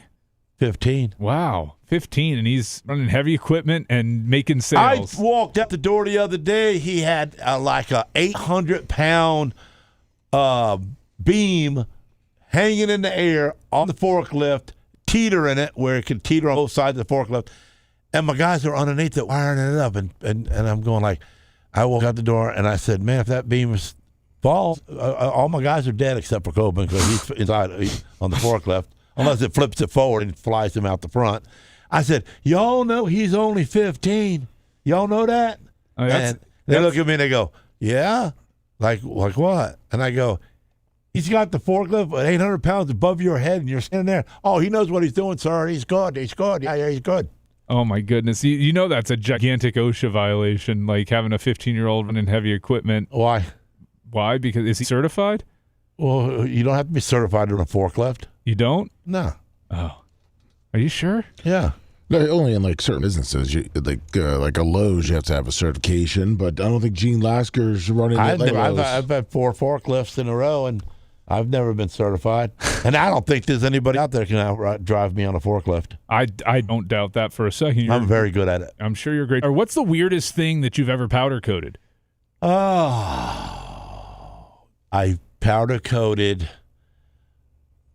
where the dead people get cut up on the gurney thing that goes in for autopsies? Yeah, autopsy rollers. Oh, wow. And let me tell you something. It has a stainless steel top on it, and the stainless steel where the seam was in the corner, there wasn't welded up there. When I was washing it and cleaning it and sanding on it and had it hanging on angle, the blood was coming out of the crack. Oh, my goodness. So it was a used one. Yeah, they were used, and they were getting checked. I guess the dead people place was getting checked out, and they had to clean them up because the stainless steel was rusting a little bit on the legs. The dead people place had rusty legs, man. I guess blood will do that, right? I mean, any liquid. That was nasty. But I've done everything from people's bird cages to, all race car parts, fences. Is there any job you've ever turned down? You're like, I ain't powder coating No, that. I think I've turned down anything. I did. Well, the Ferris wheel at the fair, it's 80 feet? Yeah. I powder coated that whole Ferris wheel. Oh, wow. 4 semis full. Had to have a crane live there for a month where they pick up one piece, bring it over, we hang it, we paint half of it, we pull it back out, we hook the crane, pick their leg up, spin it around, get the other half in there, paint it a butt. It's got to be a lot of work. And Ferris wheels have you way up high, and when you're up high in Florida and weather like that, you could get struck by lightning, right? Yeah, that's why I usually don't go on them. Besides the height thing, I don't get struck by lightning. Well, this man in Florida here is very sad because his 31-year-old wife and 2-year-old daughter were found on a sidewalk after getting struck by lightning. Here's that story. I guess it helps when I turn the internet on. How his family was torn apart in seconds. My daughter, my wife, amazing people. My wife, the biggest heart in the world. Puts everybody before herself. Everybody. That was my hero next to my dad. Because I wanted to show for people how my wife does. Oh, poor dude. I know. She helped make me into the man that I am today. He said they were headed into the house for a family dinner when lightning struck Sunday afternoon, killing his wife, Kenya Glasgow, and their 2-year-old daughter, Kennedy. Oh, look at her. We saw that the rain was picking up, and we just said, hey, we got to get the girls inside. So just simple thing that anybody would do. Hey, put a blanket on their head, let's just get inside. Kennedy, seen here with her twin sister, Kinsley. It's going to crush my heart when she starts looking for her sister and her mom. Oh, jeez. Oh, man. That's just something we're just going to get used to. Glasgow described Kennedy as infectious. Oh, little singer, little Whitney Houston. Every word to Benson Boone.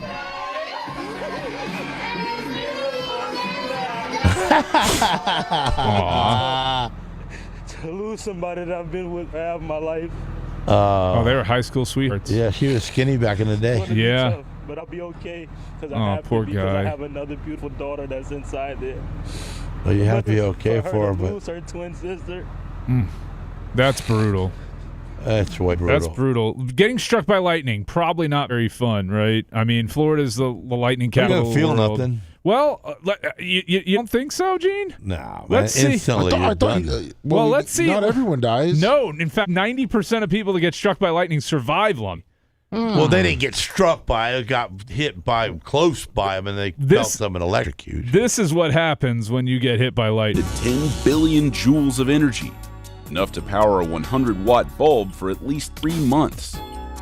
Whoa. When that amount of electricity enters your body, it short-circuits the small electrical signals that run your heart, lungs, and nervous system. This can lead to cardiac arrest, seizures, brain injury, spinal cord damage, and even amnesia. But electricity isn't your only problem. Lightning is blisteringly hot. In under a second, it can heat the surrounding air to temperatures 5 times hotter than the sun's surface. Didn't know that. This causes a rapid expansion of air, which leads to a shock wave that we hear as thunder. It has been calculated that someone standing within 30 feet of a lightning strike point can experience a blast wave equivalent to a 5-kilogram TNT bomb. The intense heat, light, and electricity can also damage your eyes.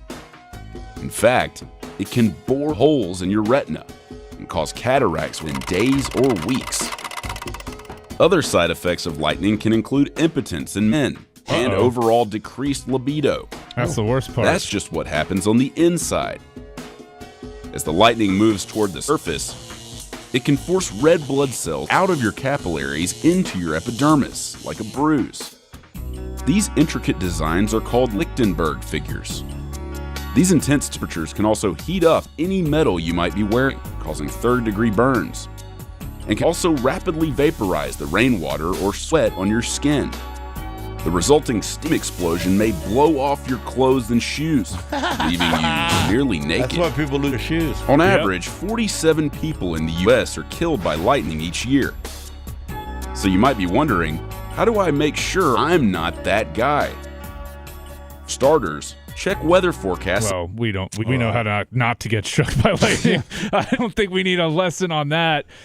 So, Gene, yeah, it ain't cool getting struck by lightning. What do you think the worst way to die would be, though? The worst way to die would be on fire. Being burnt to death? What about being eaten alive? Oh, God. Oh, yeah. Never thought about that. Yeah, like your Cane Corsos go nuts and turn on you one day, and they just maul you. Well, you're hoping at that point they do it quick. Yeah. What if I'm taking one of them down. I might not be able to get all four, but I'll get one of them. You're going to take one of the four down? Yeah. But then the other three are going to have a feast? I know. Do you think they'd eat you? No. I've been too good to them for them to try to kill me, I don't think. You don't think so? But the animals are animals. How How can you think for an animal? You can't think for them. You know, they might think I'm doing something crazy and want to take me out. See, I think, getting burned alive is definitely up there. I think getting eaten alive. I actually think drowning, they say, is one of the most peaceful ways to die. Like, you have that panic of not being able to breathe, but suffocating has got to be less painful than burning to death or having your flesh mauled by an animal, right? Well, I don't know. I mean, you say the initial breathing in of water got to hurt. Yeah, and then I was going to say you start panicking because you know you're done. Well, I think you're probably panicking when you're on fire, Lummy. And you're probably panicking when the dog is eating your inner thigh and ripping through your femoral artery. What's going to be quicker? I think drowning's got to be better. It's got to be. It just has to be. And falling to death, they say a lot of times you have a heart attack before you even hit the ground, right? Like, hopefully. But even then, when you do hit the ground, it's like splat. It's over, right? It's quick. Yeah. It's got to be drowning, not drowning, burning to death or getting eaten alive. I would imagine are the two worst. I think maybe suffocating because you're like trapped in a box and buried underground or something like that. Plastic bag over your head. No, that would be, to me, that a plastic bag over the head would be less because it's quicker. I think it's like when you're in an area where you can slowly feel the oxygen starting to dissipate. So if you were buried alive and you're in a tight little box. Yes, and I think the claustrophobia of it would have to be one of the worst ways, like the worst factors is like you're trapped, you can't move, like you're stuck, and then all of a sudden you feel that air start getting harder and harder to breathe, as Maroon 5 says. Kind of like those cave divers, once they get stuck in that hole and they can't do anything could you about imagine that? Yeah, there's got to be a lot. Or the 911 people that got stuck under the rock and they were still alive. Oh, you're talking about 9/11? Yeah. Okay. Yeah, 911. I was like, had to think about that one there. You got to think like Gene when you're behind here. It's not always the easiest thing to do, but you gotta say what exactly is he saying here? He picked up on 9/11. Yeah, the guys that get stuck in there for 3-4 days, and then they could hear people calling for help. Did they ever pull out any survivors after day one? I thought they did. I think they said like 3 or 4 days. Yeah, was the 3 or 4 days. survivor. They got that dude, a fireman. Yeah, let's look that up. Survivor from the wreckage of 9/11. That's got to be harrowing. And then you hear everybody above you. So it says Janelle Guzman McMillan was the last person pulled alive from the World Trade's wreckage after only 27 hours. Oh, so only one day. Only. I mean, it's got to be a long time still. That's a long time. That's she worked in as an office assistant for the Port Authority on the 64th floor of the North Tower.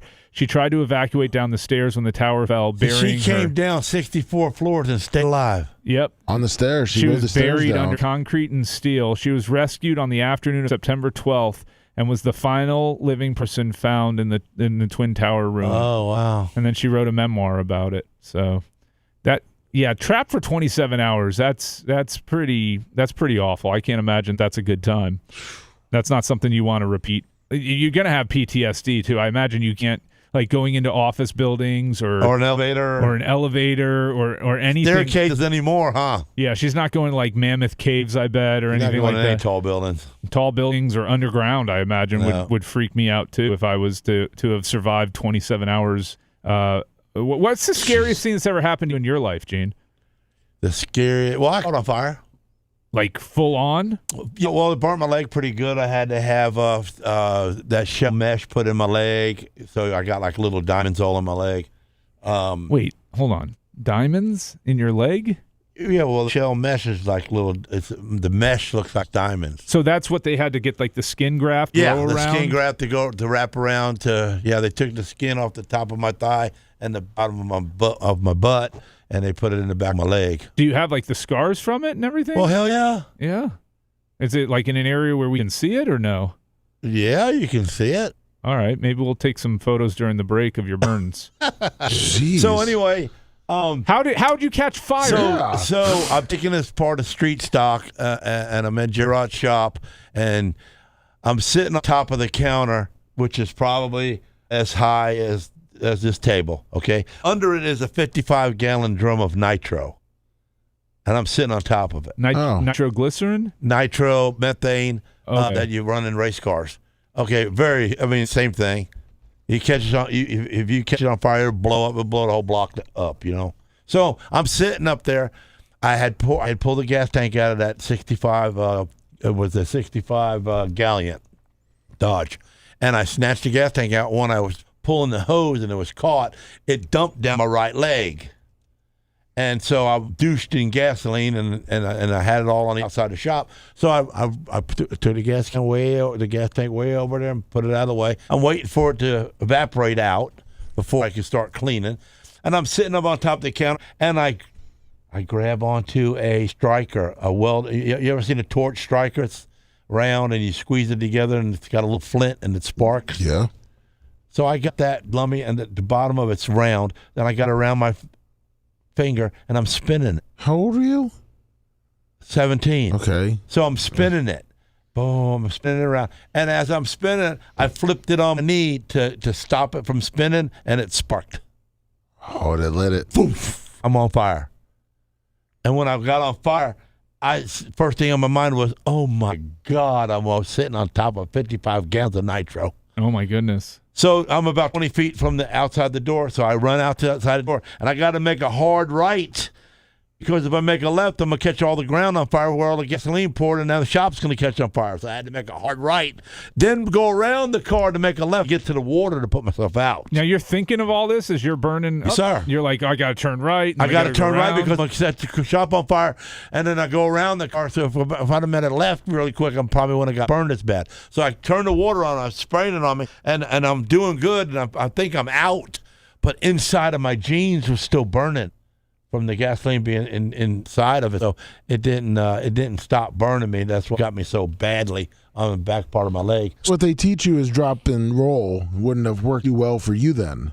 Hell no, I'm soaked with gasoline. Drop and roll what? You gonna put That's what they tell you to do, though. I know, but I was there was no dropping and rolling anywhere I could be. If he was dropping and rolling, he'd just be spreading the fire all over himself. All over the place. Yeah. So he's covered in gas. I'm pulling my clothes off, Lummy, and getting the clothes off, and when I got it off and then got myself dry, I looked down, my skin is all melting off the leg. Oh. Was the jeans were your jeans burnt into your skin? Yeah, kind of. I just snatched them off and pulled the meat with it.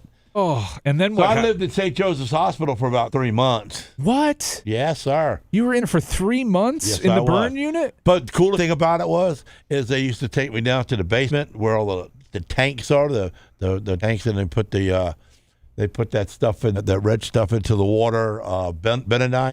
They put the Benadine in there, and they would soak me in there, so they can get the skin graft to heal.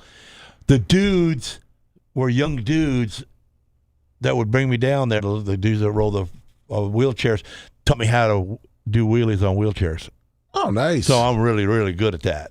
And that Still stayed with to me this for day? life. Still to this day. Oh yeah, I'm a really good wheelier on the. I mean, I can go backward on a wheelie, spin around, dance. Oh, we got to make a video of Gene sure do. doing wheelchair tricks. Yes, I can. But that was the best part of it. But were the nurses nice to you? Yeah, great. You got free food and everything. You probably were in Food and heaven. everything. Yeah, I was. I had insurance because Jerry Rod had insurance, so they took good care of me. My leg came out pretty. It's pretty nice. Well, when It you don't grow hair. Yeah, if you want to burn younger, because if you burn old, It's nice and smooth, but it looks like it's really slick, like I shaved my legs. Okay, so the hair follicles don't regrow, right? Never. So, never. Wow, that's crazy. You burnt alive. Lummy, what about you? What's the closest you've come to death? I didn't really have that many. I guess almost being struck by lightning. I guess. Really? Yeah. It was right next to you? Yeah, it was right next to me. Did you feel the shockwave, or how close was it? It was. It was. Did you get impotent? No. I burned. They burned some parts of my hair. Like singed your hair? Yeah, I was when Really? I was golfing. Yeah. How long ago was this? I don't know. Probably Golfing's 15, stupid. 20 years ago. Yeah, golfing is stupid, isn't it, Gene? It is Yeah. a waste of time, but it's a fun waste of time, But Gene. the idiot that makes the golf balls could screw you guys. You guys realize that? Do you guys realize that? What do you mean, screw us? Yeah, There's because not one idiot making the golf balls. It's a giant corporation. whatever. But if the guy hitting the button, making them, if he wants to put 2 less ribbons of rubber in there, the ball's going to go a different way. Oh yeah, you're right. I mean, if the construction of the ball isn't very good, then Right. But here's the thing: those companies want to stay in business. They want you to keep buying their balls, and if you buy balls that are defective, you're going to stop using the balls. Yeah, but if I was sitting there going to work Monday through Friday making golf balls for people that get to golf, and I get to golf because I only make $4 an hour, I'm going to goof up some of them balls about 1 every 4. Oh, they're made in a Chinese factory, Gene. Those people are not. They're getting murdered if they're messing I was things gonna up. say, if those Chinese people hit the wrong button, they're taken out. Yeah, they okay. don't get to make a lot of mistakes over there. You get one mess up at most, I bet, and things are over for you. So that was it. I mean, that's the closest you got was a lightning strike. I mean, I can't think of anything else. I mean, I guess falling out of my window at the rental home would have been pretty bad. But I It's don't one know. story. Because I guess it was through a window. I don't know. It was through a window, but he fell 4 feet, 3 feet. Yeah. Well, that's great that you've lived such a safe life, Lummy. I mean, you could also say that I'm a huge pussy. So no, I'm not going to say that. You're a monster of a man. So let me tell you this wreck. So I had a wreck. Now, in the sprint car, when you're sitting just like I'm sitting right here. Yep. Like I'm in a chair, and the steering wheel's right here. Now, picture the front of my feet is solid because that's the firewall, and the sides of my legs right here are solid because that's the body, and the floor pan's solid on the bottom. But it's open underneath my seat. Oh. Behind, okay? It's open. At Jacksonville, I came down that back straight, running about 130 miles an hour, and I lost a wheel. One of my guys left my wheels loose, and my wheel flew off the left rear, and I aimed it out into the field, and as I spun, I went backwards. So it turned my floorboard into a shovel. Oh. So now the so sand, it's digging everything up. It's digging it in, and it's building up inside the cockpit, and brought my legs up and up and up and up and up. So I was pinned in a car, and the dirt was like all the way up to my knees, and then the car slowly flipped backwards on its top. Well, now what happens? The sand's all coming down to your face. It filled up my helmet. Oh my God. So you're upside down. Are you strapped in still? Yeah, I'm still strapped in with my legs jacked up into me, so I can't really get my hand down into my belt to get my harness loose because my legs are jacked up and smashing the belt into me. Oh, man, I thought I was going to die. So how'd you get out? I got out. I mean, I finally got my hand there and got out. And I had crawled out, and I made such a dusty mess back there. By the time everybody come to save me, I was already out of the car, and I couldn't breathe. Now I get the helmet off, all the dirt's out of it, and I'm breathing, but there's so much dust that I can't see in front of me. Like, I can't even see my hand in front of me. It's so much dust. I'm trying to get the lowest I can to the ground so I can breathe. You'll get out of the dust. So I'm crawling, I'm walking, and I'm in turn 2, and so. Now I'm breathing, and then now I see all the ambulances and all the fire trucks going over to save me. I'm way over here. I'm going like, I'll be dead by now on you dumbasses. So I walk around turn 2 over in turn 1 and hop the fence, and I get over there to the VIP area where the overhang was, and I start eating me some sandwiches because they got free food there for the VIPs. And they look at everybody's looking at me. You all right, Lasker? Man, that was hell. And I'm eating sandwich. Well, I didn't realize, but now my people can't find me. They're screaming. Wait, you ran over from almost dying and got sandwiches from the VIP? Hell yeah. So now my guys are over there and they're freaking out. So now I can hear the radio on one of the officials that's walking up to me going, "Are you all right, Lasker?" I go, "Yeah, I'm all right." I can hear, "We cannot find the driver. We cannot find the driver. We need lights out here. Get some vehicles. Get some lights out. We cannot find the driver." And I look at the guy and go, "Is that they talking about me?" And he goes, "Yep, they're talking about you. You're over here eating sandwiches." He goes, "Hey, I got Lasker. Where's he at?" He's over here in turn 1 at the VIP. He's eating sandwiches. Almost dying makes you hungry. I'm gonna tell you something, man. That was a critical wreck that could have killed somebody if he didn't pay attention and talk you about dying. So you almost burned to death, and you almost suffocated to death, and you're still saying suffocating is worse than burning? No, I don't think suffocating is worse. I don't know which one's worse. I've talked myself out of dying of both of them. So, I mean. Any which way you're going to die is not good. Yeah, well, listen, Babyface, I guess I found out, too, it's because it was when I ate the chip, and I was down like 8 pints of blood. Oh, yeah. You burn a hole in you. Put a hole in your esophagus or whatever. You're so dumb, Lummy. I had internal bleeding. You ate that whole chip. And I went like 12 hours just pooping blood and throwing up blood. I'd have beat Bubba's ass. That was my fault. He tried to swallow it, Gene. That's the problem. He tried to swallow it? He didn't chew it up like he should have. And drink a gallon of milk. You're blaming the milk? Well, I mean, we got to think when you drink 3/4 of whole milk, probably is not going to do well in your stomach. No, it's not going to go well. So I'm trying to push it back out. So that pushed it back out, and the chip come back out. Oh boy. Yeah, it came out both ways wrong. He's tried to hurt a lot of people. Yeah, but I mean, this was.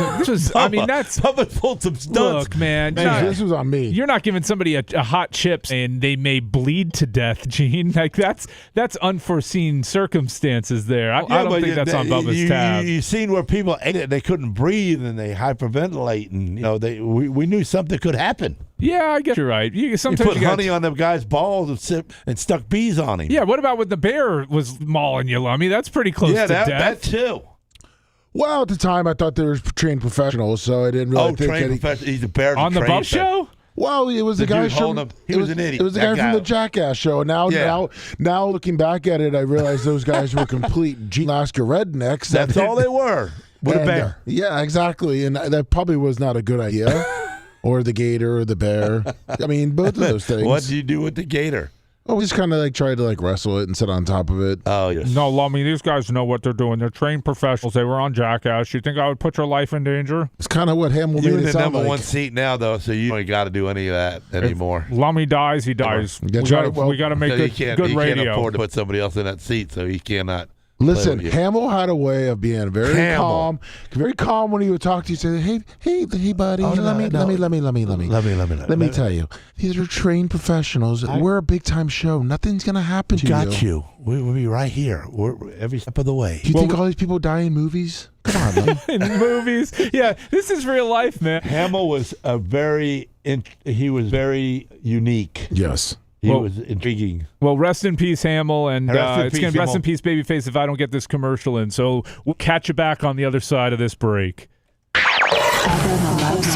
Non-scripted and unregulated. Sort of like the same sensation you get after sex. Bubba the Love Sponge. The Bubba the Love Sponge Show returns after these words.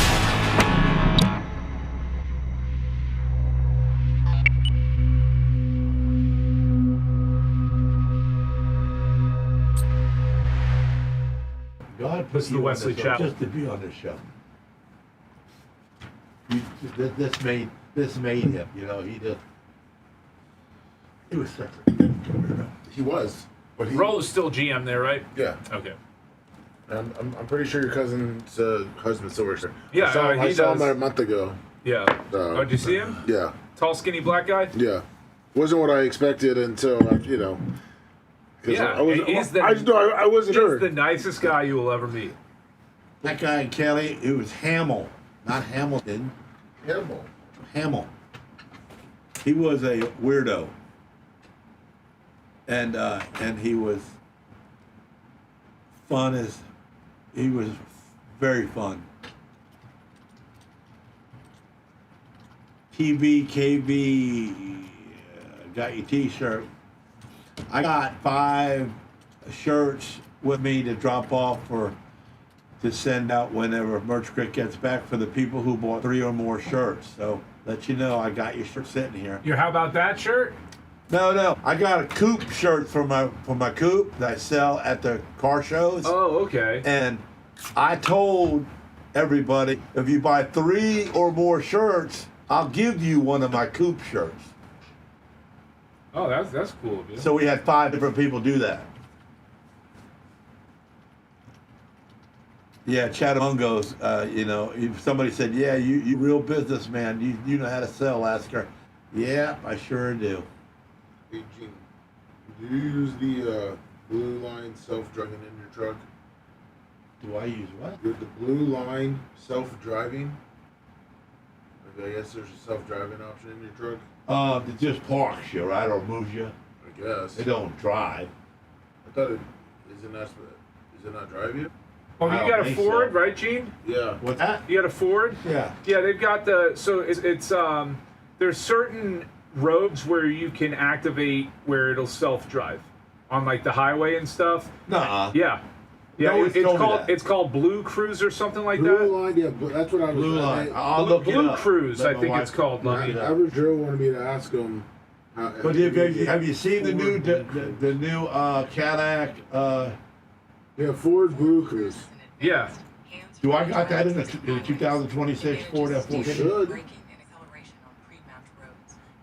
Yeah, 450. Platinum. If you didn't know that. Yeah, it's not true self-driving. Well, we can talk about self-driving cars in next break. I've got to do. I'm gonna buy my wife one next season. The Tesla?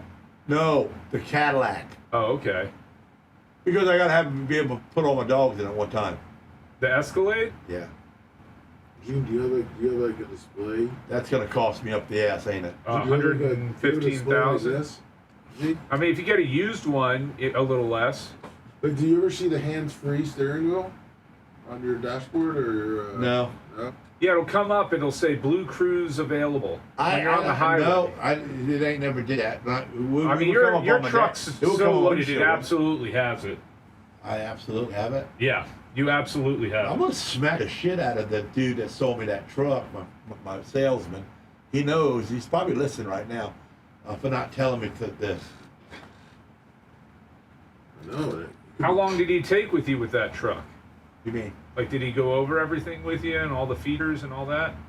Not really, because I had the 23. Right. So same truck, pretty much.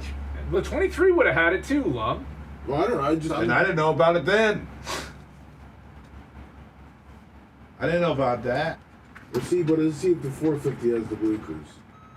But see, my vehicles are commercial, so maybe they don't come Yes, the 2026 Ford F450 Platinum is equipped with Ford Blue Cruise. It is. Yes, you have the version 1.4. Huh. Yep, it's factory equipped. Factory equipped. I'll be factory equipping that thing when I get home today. Trying it out. You get a 90-day trial. Oh, you got to pay for it. Well, yeah, past the 90 days. But you don't have the truck. I ain't had 90 days. So you should still have it. Okay.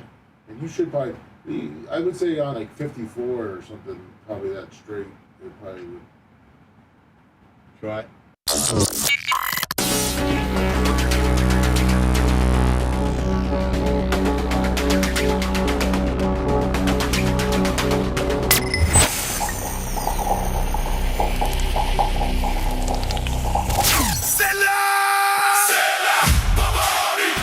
Bubba the Love Sponge if you're looking for a Volkswagen or any quality used vehicle. It's Volkswagen of Wesley Apple. You can get financing as low as 0% APR on new VWs and as low as 1.9 APR on certified pre-owned. Over 200 new VWs in stock. Over 200 used vehicles in stock. You're looking for a specific car or truck or something they don't have? They'll find it for you. Mention Bubba Army, get an additional $1,000 off new or used, no questions asked. Ask for my boy Rillo. For more information, go to VWofWC.com.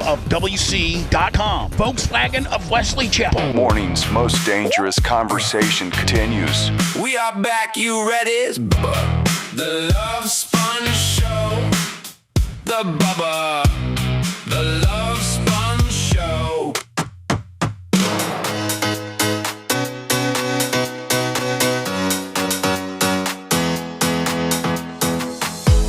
Volkswagen of Wesley Chapel. That is where I got my Volkswagen Atlas.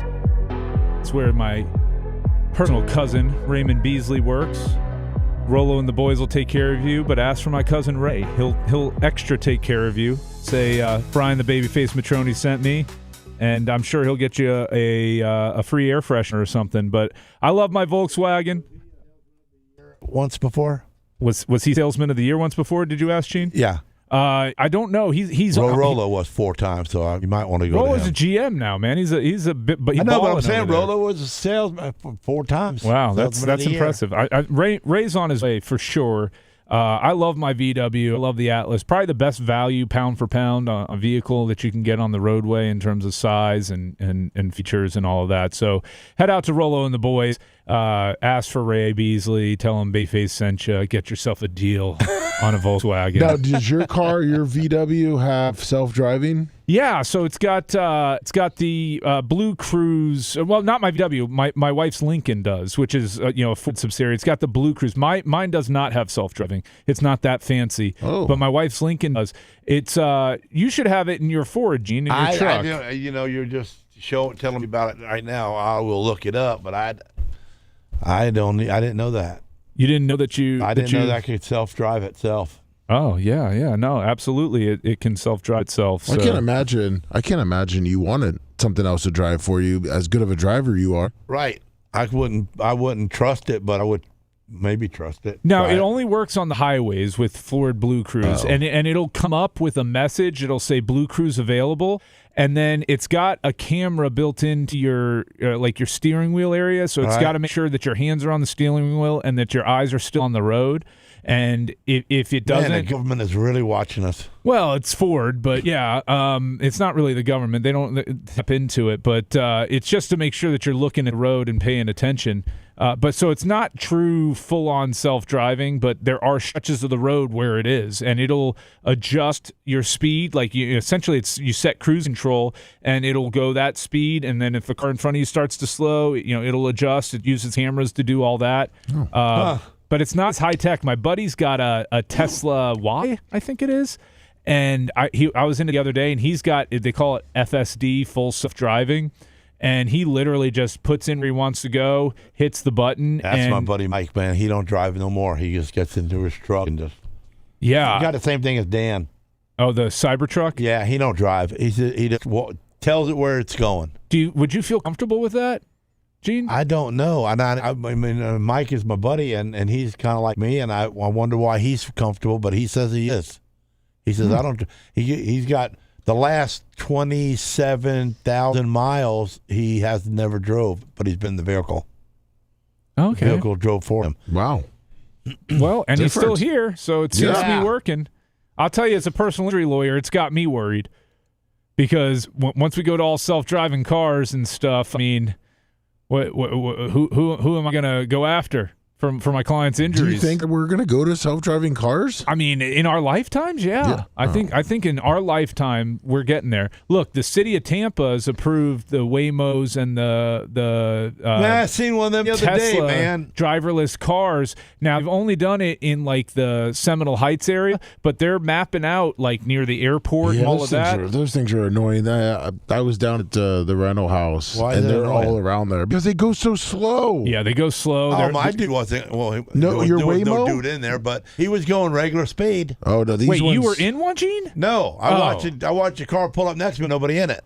Yeah, but Gene, you got to think when you're driving behind on city or like some neighborhood roads. These things going like 5 miles under the speed limit. So okay, a 25. Your kids are safer that way, Lummy. What would you rather have, a New York guy that just moved down here doing 15 over? See, Gene always throws me curveballs. Yeah, I would take him as an impatient guy who wants to go fast and get where he's going. No. Yeah. My road to my house is 30 miles an hour, and Gene Lasker does 25. Oh, and you'll like it. And if you get behind me, you can't pass me because it's a one lane. It's why I don't have the stripes in it, but that's how I drive. And when it comes to neighborhoods, I'm not in a hurry. Anybody get up behind you and honk or ride your ass? They don't Gene? want to do that because I'll just pull up, make a left, block the whole road, and pop the hood up. And say, "So I just broke down." Sorry, got nowhere to go. Go around. Oh, it's the only way in. Well, sorry about I your can luck. get it fixed here in a minute. How about that? Yeah. Speaking of how about that, Bubba Army Shop, BubbaArmyStore.com for all your merchandise. I know Merch Crick just sent out all of the Bubba-inspired Rolexes, but that's not all we have at the shop.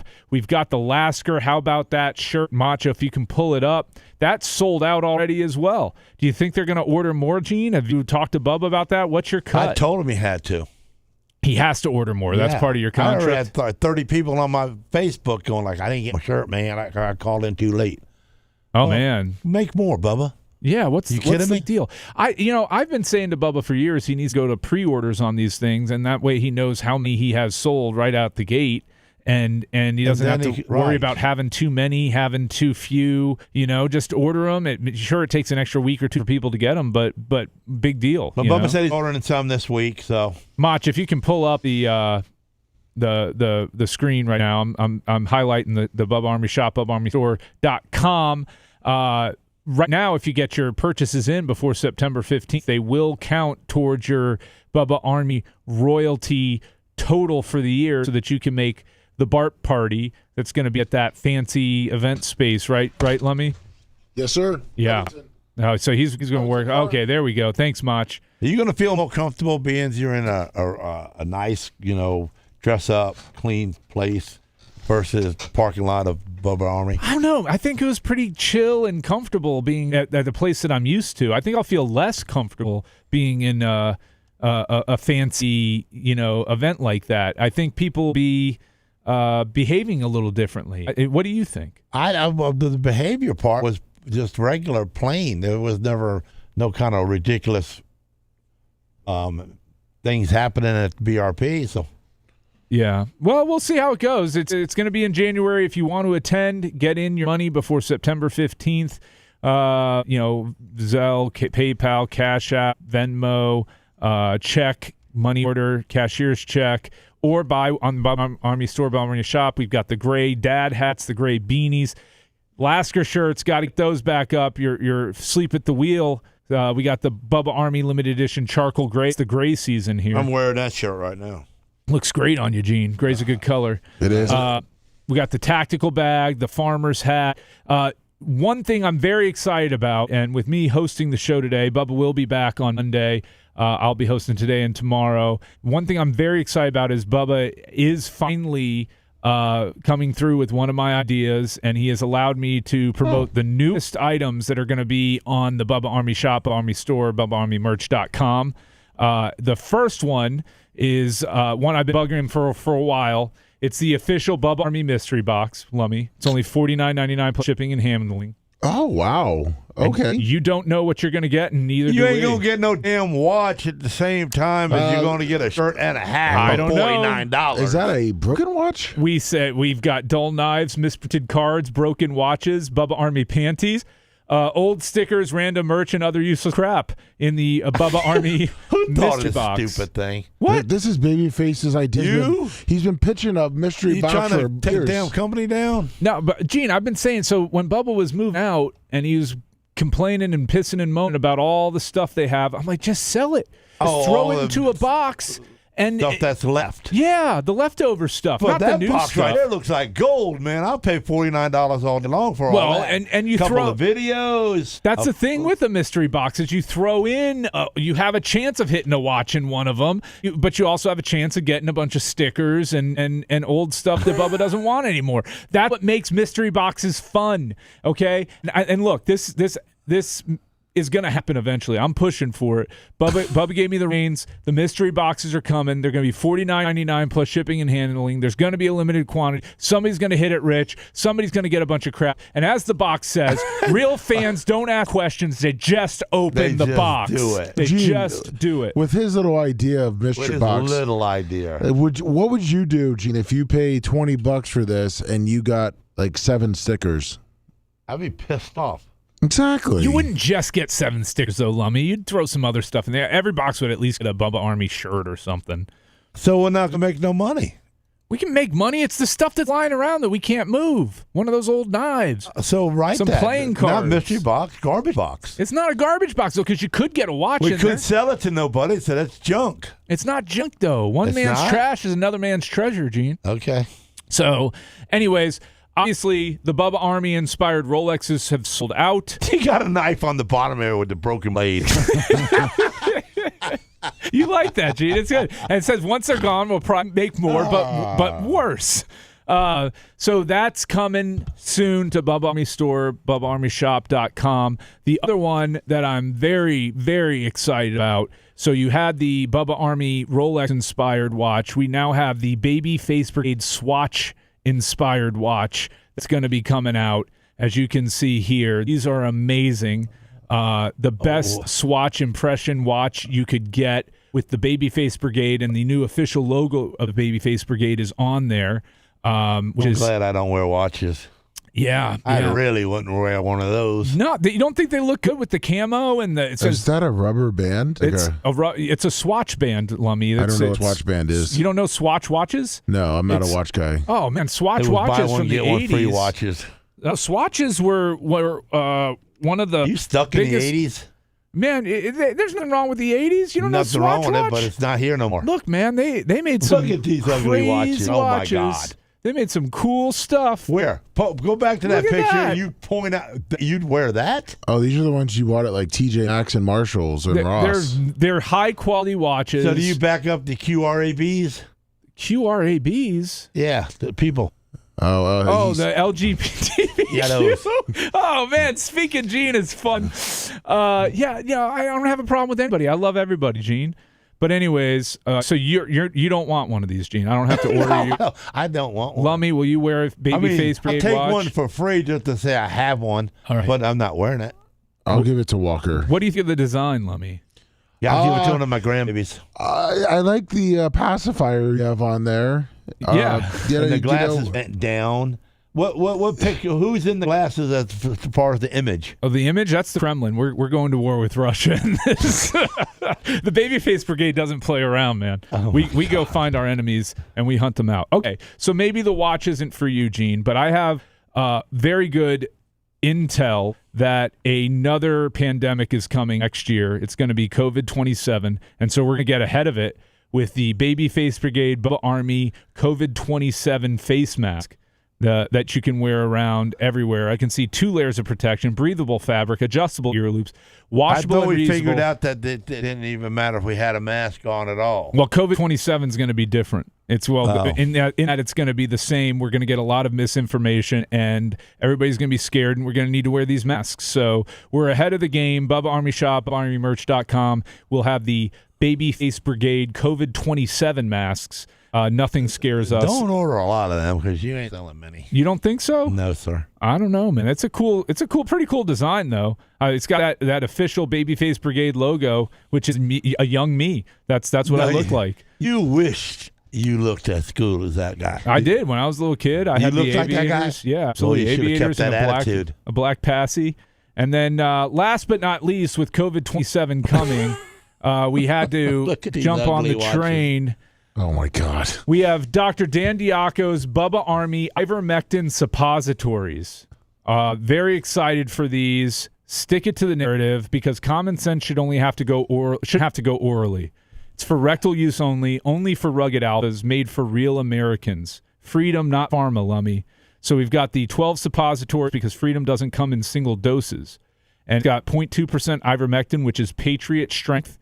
And it's endorsed by Dr. Dan, MD, mostly dangerous. I do like the suppositories, the little bullet there.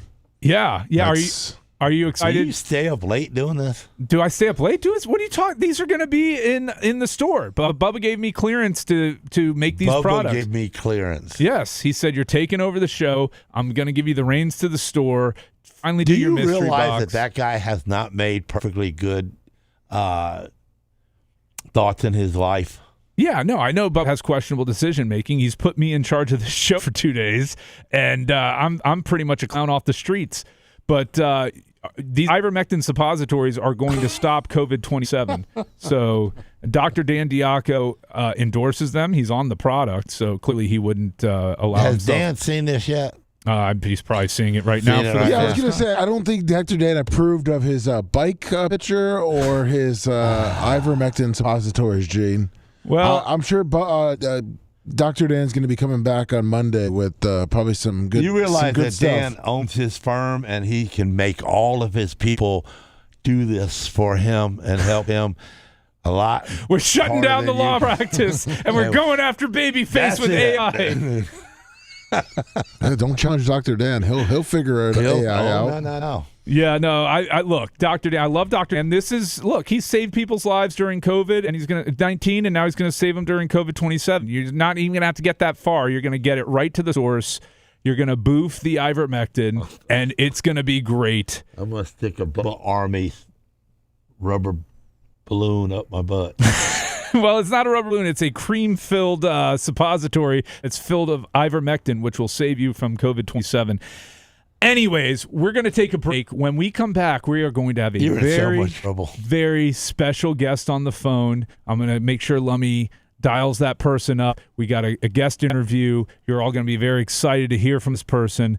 That's going to be when we come back to the Love Sponge Show. Want to listen to show on demand and on the go? Enlist today at BubbaArmyHQ.com. Sign up and start listening. The Bubba the Love Sponge Show will be back after this.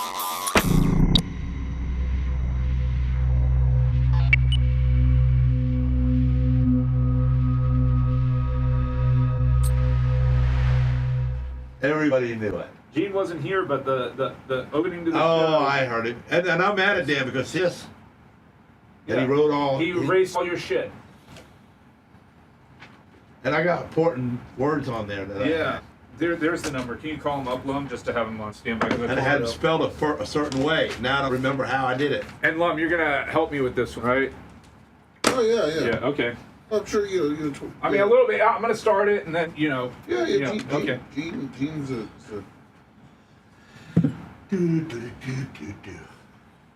Talk to Dan. Can I just pee real quick? Yeah, you're good. You're good. All right.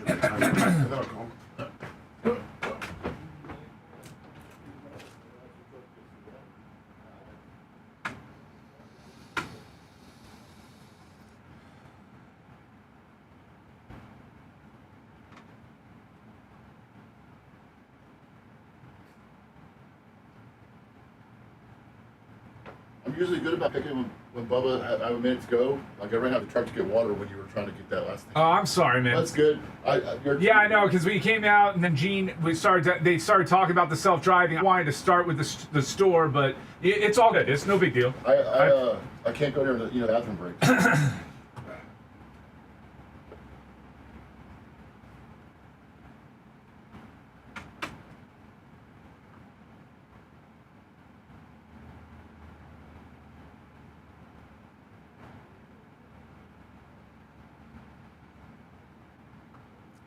How's everybody doing? Oh, Dan can't be hot just because he's got some ivermectin suppository coming out.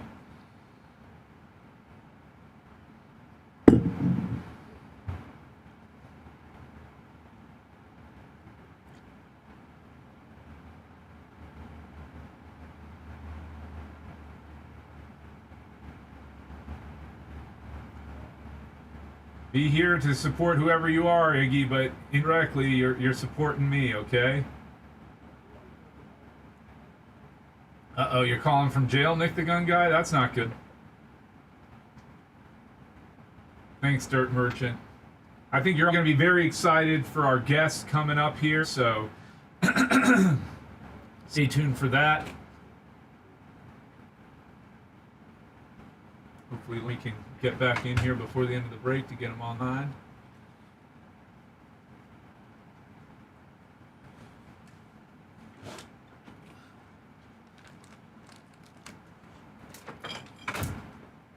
All right, here he comes.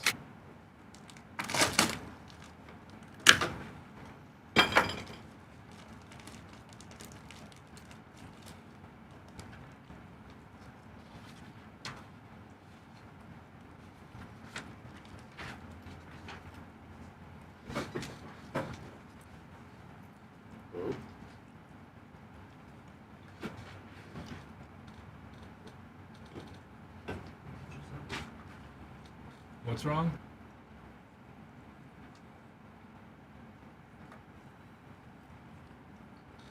Hello?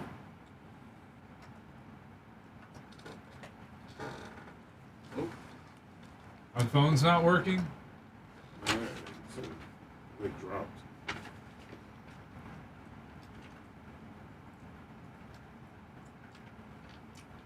Let me know if you're Did having... Dolly Parton ever sing with the Whitney Houston? No, the big time singer. Taylor Swift? Yeah. No, I don't think so. Picking up and hanging up. He is? Good morning. Or is the Love phone? Fun Show. You got him? Hey, what's up?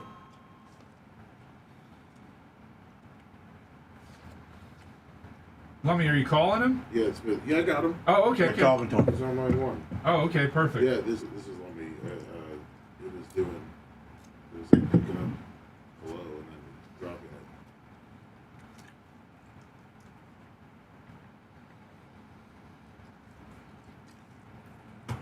But either way, it pretty much hung up on me. It told me to fuck off.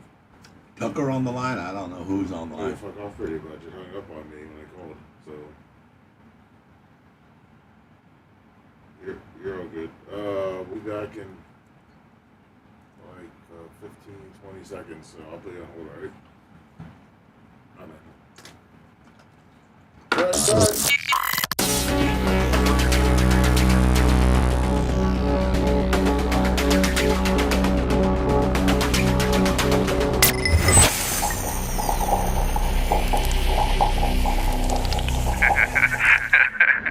The Bubba the Love Sponge Show, listener supported via PayPal, Venmo, and Cash App, all at the Bubba Army, now returns. Check it out.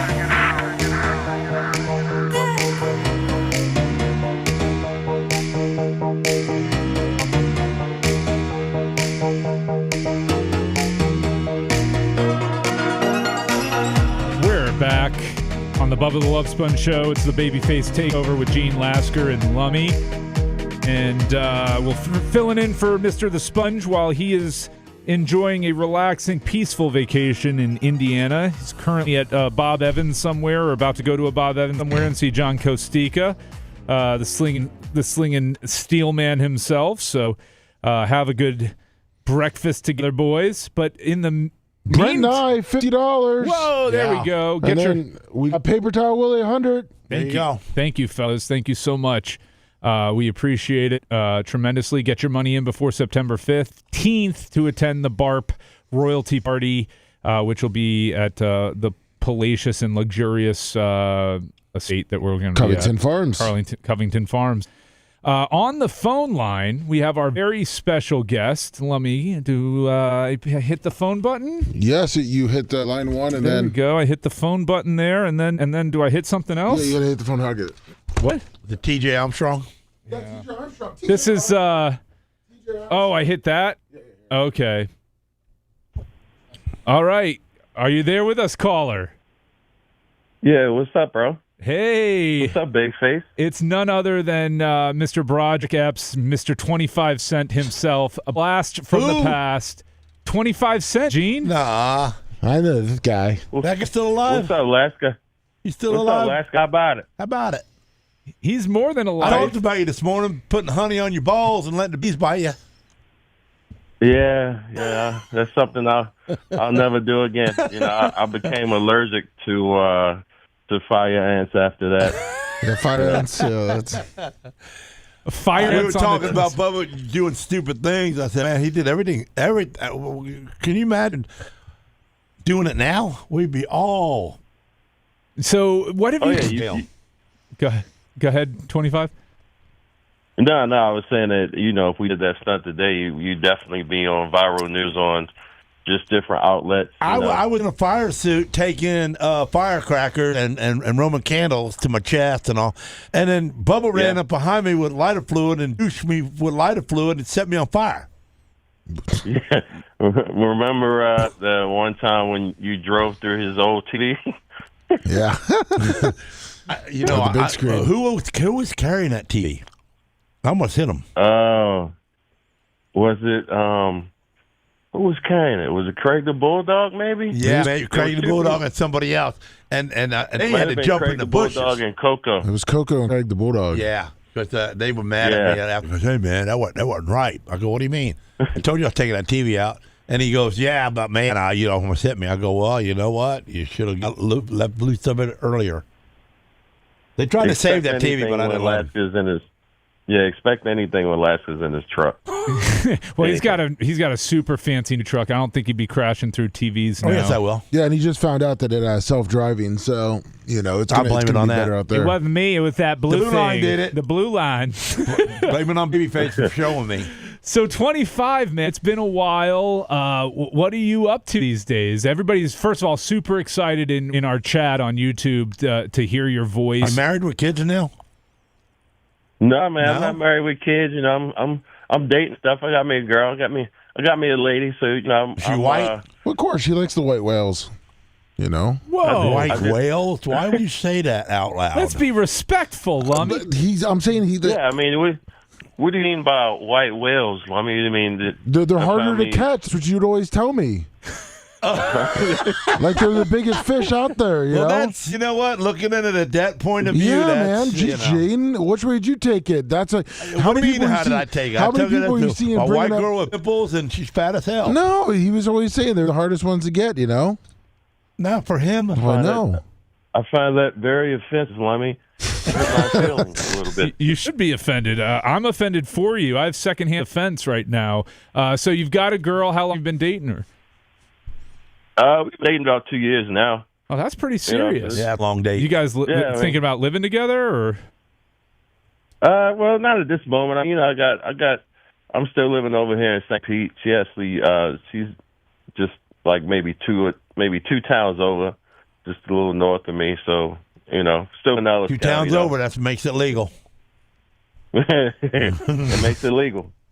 So how? Yeah, that's good enough for me. How long ago? Like, I know you left the show, but what was it? 7 years ago? 6? How long has it been? More than that. 17? 16? 2016? Seriously? I think so, yeah. 2016, 17, right? No, 2018. 18. Was it 18? Okay, so it's been 8 years. Yeah. It's been 8 years. Now, the first question I have to ask is, do you miss it? Hell yeah. I mean, there's certain aspects of working in radio I definitely miss, but you know, I mean, I've probably always missed the fun stuff that we did, and there's a lot going on. How much we laughed. on radio and stuff. Yeah. 25, I mean, we laughed laughed a lot. so hard for a lot of time, for a lot of hours. Yeah. Yeah. Absolutely. But, I mean, you know, it's one of those things that you know, we get to cut up and eat all types of good breakfast in the morning and, you know, have Monster Energy drinks. And, you know, before you know, about 10 o'clock or 11 or whatever, we're getting out of there and being able to hit the bar and do some shots before 1. You know, definitely miss that lifestyle. Yeah. I'll tell you, you'd be disappointed these days. The breakfast consists of whatever you bring from home. Exactly. We do have great energy drinks. The current provider is a company called Lick. I don't know if you've heard of them, but they're the new Lick. Lick. Yeah, Lick Energy. Yeah, it's got like a little gecko with a long tongue stuck out there. Yeah, so look for that. I might have seen that before. And also, you know, Yeah. 25, he shops at the Bay Pine Strange Clouds. You know, Strange Clouds is a client of ours. So next time you go in there, 25, make sure you tell him Bubba Army for that Yeah, discount. get your deal. Yeah, man. So So how about one time I happened to be going to Strange Clouds. This back when I was, still partaking in the smoke and stuff. And the dude, What do you mean we used to? And he hooked me up. Nice. Huh? You still do it? No, I don't actually, because my job now, like I'm a bus operator, dog. So I can't be doing none of that figured stuff. out that it did stunt your growth, and now you want to grow? Yeah. Gene has a way of I'm saying not- things. He can't legally smoke weed. He's a bus driver. He's a bus operator. He's got people's lives in his You a hand. bus driver for the school or a bus driver for the city? I drive in the city, dog. I'm all over Tampa No and Pinellas kidding. County. So if we got I've on, never been in a bus in my whole life, Gene, man. I haven't either. So really? how about you and I? We need to do that. We go to a bus stop and see if we can find where Stand there like an 25. idiot, like everybody else Yeah. does. And and the little short black guy like 25 takes your seat, doesn't let you sit down. And says, "Back to the bus, old man." That's right. Just like Rosa Uh-huh. Parks, Gene. Get to stepping. Well, I try to make sure there's no static and no BS going on my bus, no fighting and nothing like that. It's actually. Do you ever have to speak up, like, "Hey, dude, sit down, shut up"? I mean, it rarely happens, bro. Like Right. I've had a couple of people that recognize me, from the show, and there's one guy I talk to every now and then, in Clearwater and stuff, and we'll talk for a minute. He's like, ask me how everything is going, how Bubba's doing. I was like, he's doing pretty good. I was like, I haven't, because the last time I called, I had a call out of the blue maybe 2 or 3 years ago. Yeah, right for Christmas And, time. yeah, it was right around Christmas when I called, and I think I just picked up the phone and was like, "Hey, man, what's going on?" But yeah, it's. Did he talk to you cool? definitely Because he doesn't usually like that surprising stuff. Yeah, it was cool. Good. We talked for a minute, What's the craziest thing that you've seen on your bus anyhow? Because anytime that I've seen the bus stations nowadays or the bus stops, man, it always looks like the craziest people are about to get on. You got one person with like a pit bull with some other guy that's carrying like a guitar or something like that, like skateboards. maybe like a. How about a girl in a skirt sitting on a boyfriend's lap? Oh. Well, yeah, you've seen that before. Yeah, that's cool. I've seen that a couple of You times. allow that? but Nothing crazy. I'm nothing taking like that. Nah, I'm taking the 115. The little black guy, he allows you to do stuff. Yeah, the one in Hillsborough. But seriously though, what is the strangest thing you've seen? Because I imagine you've seen some stuff. Well, honestly, the craziest stuff I usually see is the things going on around the bus. People that are either driving or they got you have some guys that they have all types of contraptions on their vehicles. So that's always something different. Like one guy, the whole back of his pickup truck, it was like an '89 GMC, and it looked like he had a living room with a roof over the top, completely painted all white. And I was just like, that's interesting. I didn't think that was really something that would stay together as you're driving. But yeah, my man he had a house on wheels and wasn't even an RV. You know what I mean? Just like literally like shingles roof. Yeah, bro. It was interesting. Tara wanted me to tell you hi, by the way. Say it again. Tara, Bubba's sister, she really wants me to tell you that she misses you and hopes you're doing good. And maybe you guys Tara, can meet up. say hi, I love her.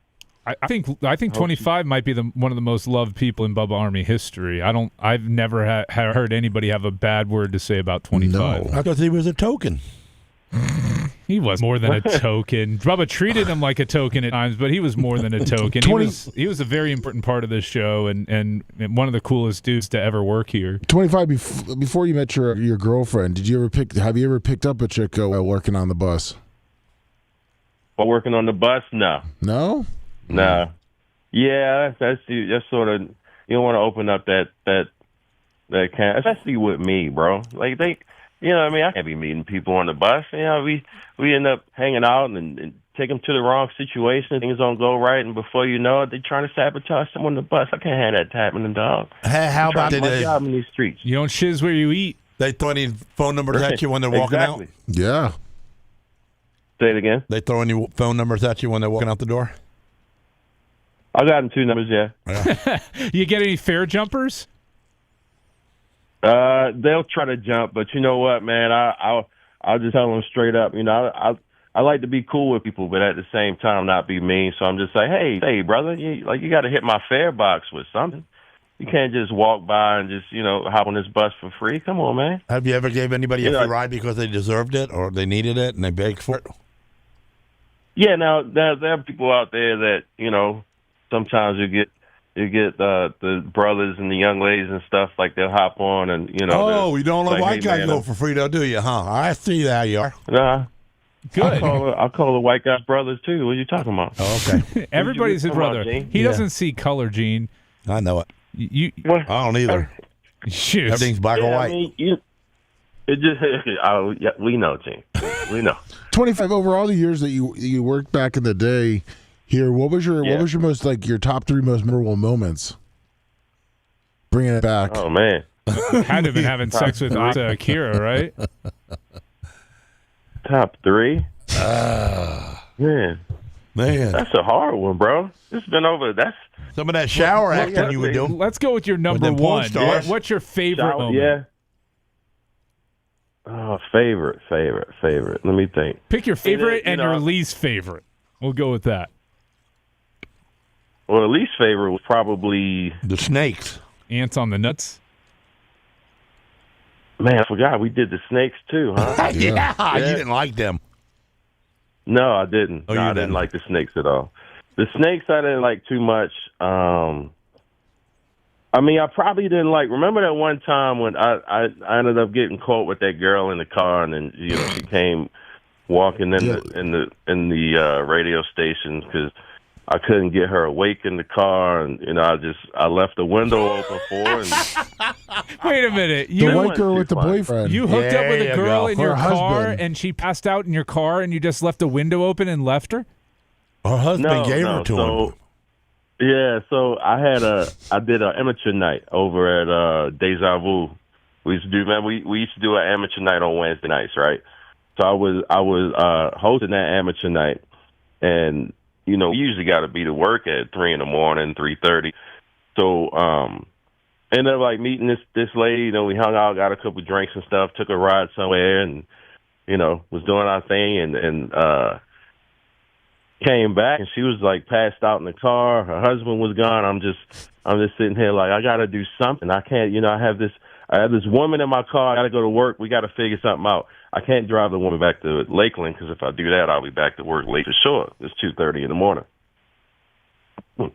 So, I get back to work, and I'm just well, I don't want to bring her in here because I know for sure if I bring her in here, Bubba's going to be like, what the hell is going on? The gig is up. The jig is up. So, I parked the car in the parking lot and left the window open. It was the middle of the summertime, so by the time she woke up, she was leave the babies in the car, sweaty.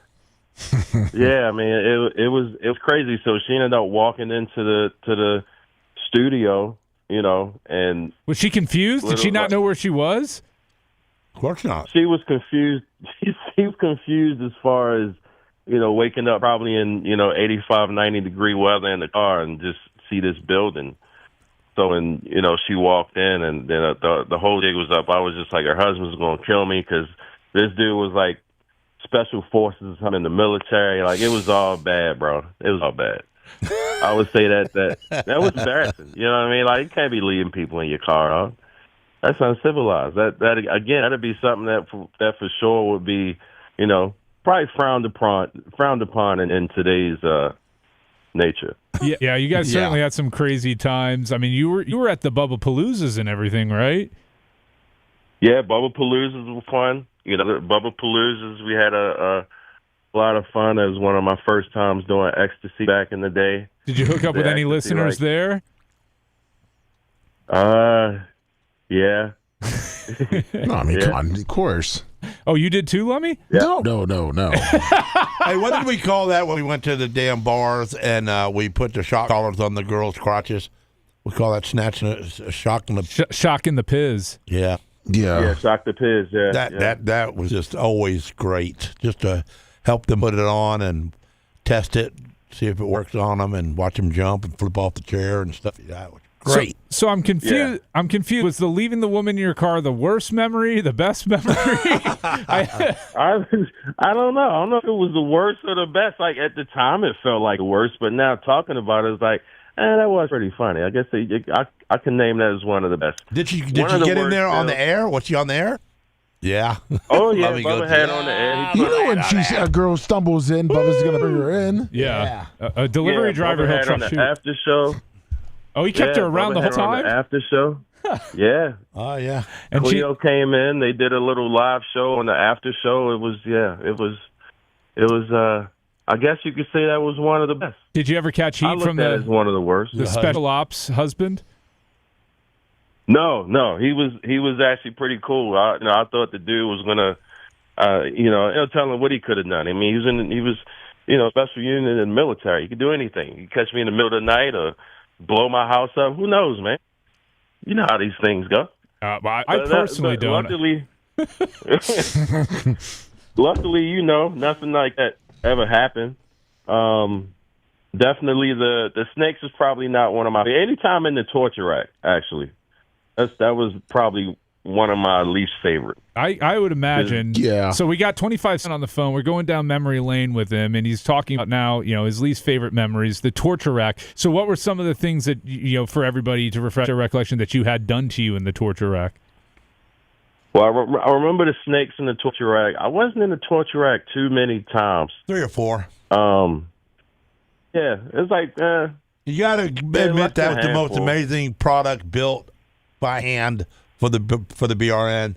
Did you build that, Gene? Yeah, I built it. Of course you did. I studied. Yeah. I went to the library and studied on torture racks back in the beginning of God. So, could you imagine being that librarian? Gene Lasker walks in, the caveman that he was. Where's your book on torture racks? I'm building one for a show, and I need to make sure it's historically accurate. It was a perfectly good torture rack, wasn't it? 25.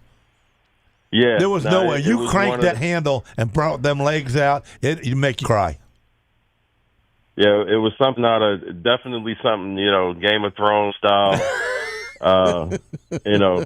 You think of what was the guy's name in Game? Ramsey, one that, you would think of a Ramsey Bolton, Gene Bolton. That's who you are. Yeah, that stuff wouldn't fly these days. You talk about some of it would go viral. That would probably get you canceled. Now, did you ever do a saw shed? Yeah. Luckily, I never had to do the actual saw shed, but the one that I did actually participate in was when the one where he did a poop in the bucket and he made all of us, stay in the shed until 25 was gagging. That was you and Tuttle and a few others, right? Yeah. Yeah, that wasn't fun. 425. Like, was there ever a bit that you're like, I'm not doing it, or did you always have to say yes? He always had to say yes. No, there was a couple. There was a few I was like, nah, I'm not doing that. Because I remember when Hamill would come into the trailer, and I'd be sitting there in 25, and Hamill would make it in 25, be like, I ain't doing that. And I'd look at me, and I'd be like, and he'd be like, come on, let me. And I'd be like, all right, I'll do it. And I would take that spot for 25 for a little bit. Really? Yeah, I mean, 25 got to a point where it was he didn't need to do them anymore. What stunts did you turn down? I had first right of refusal. on a couple of them because you did so many before. That was one. Remember, Lummy, you did the one with the bear. Yeah. Where he they were going to do you with the bear. Yeah. You didn't have nothing to do with that, huh? Yeah, I was like, nah, I'm not. That bear's not biting my whole. He'll bite my whole chest muscle off, man. You kidding? That was like a baby grizzly bear, like that one. It'd be hard to save you for fighting the bear. We couldn't tell where you was on her back. I'm just saying. I mean, of course you're just saying. Gene says a lot. Go ahead, Luke, $20. So yeah, so you side skirted getting mauled by a bear. That's probably a good life choice there that you made with that one. Also, when there was a stunt D-ball and Tuttle did, where they were using. Remember the inflatable gimmick? Mm-hmm. Yeah, we don't talk about that. Expanding the anus. Yeah. Yeah. was like, I'm definitely not doing that one. No, So every time Tuttle's on now, Bubba goes, I really regret making you do that, Tuttle. I really do. I'm so sorry. Both fingers crossed. Yeah. Yeah. Yeah, Tuttle. There's a constant apology now for that one in particular. So another one. You had very good judgment in terms of the ones you wouldn't do. Yeah, I wasn't doing that. No.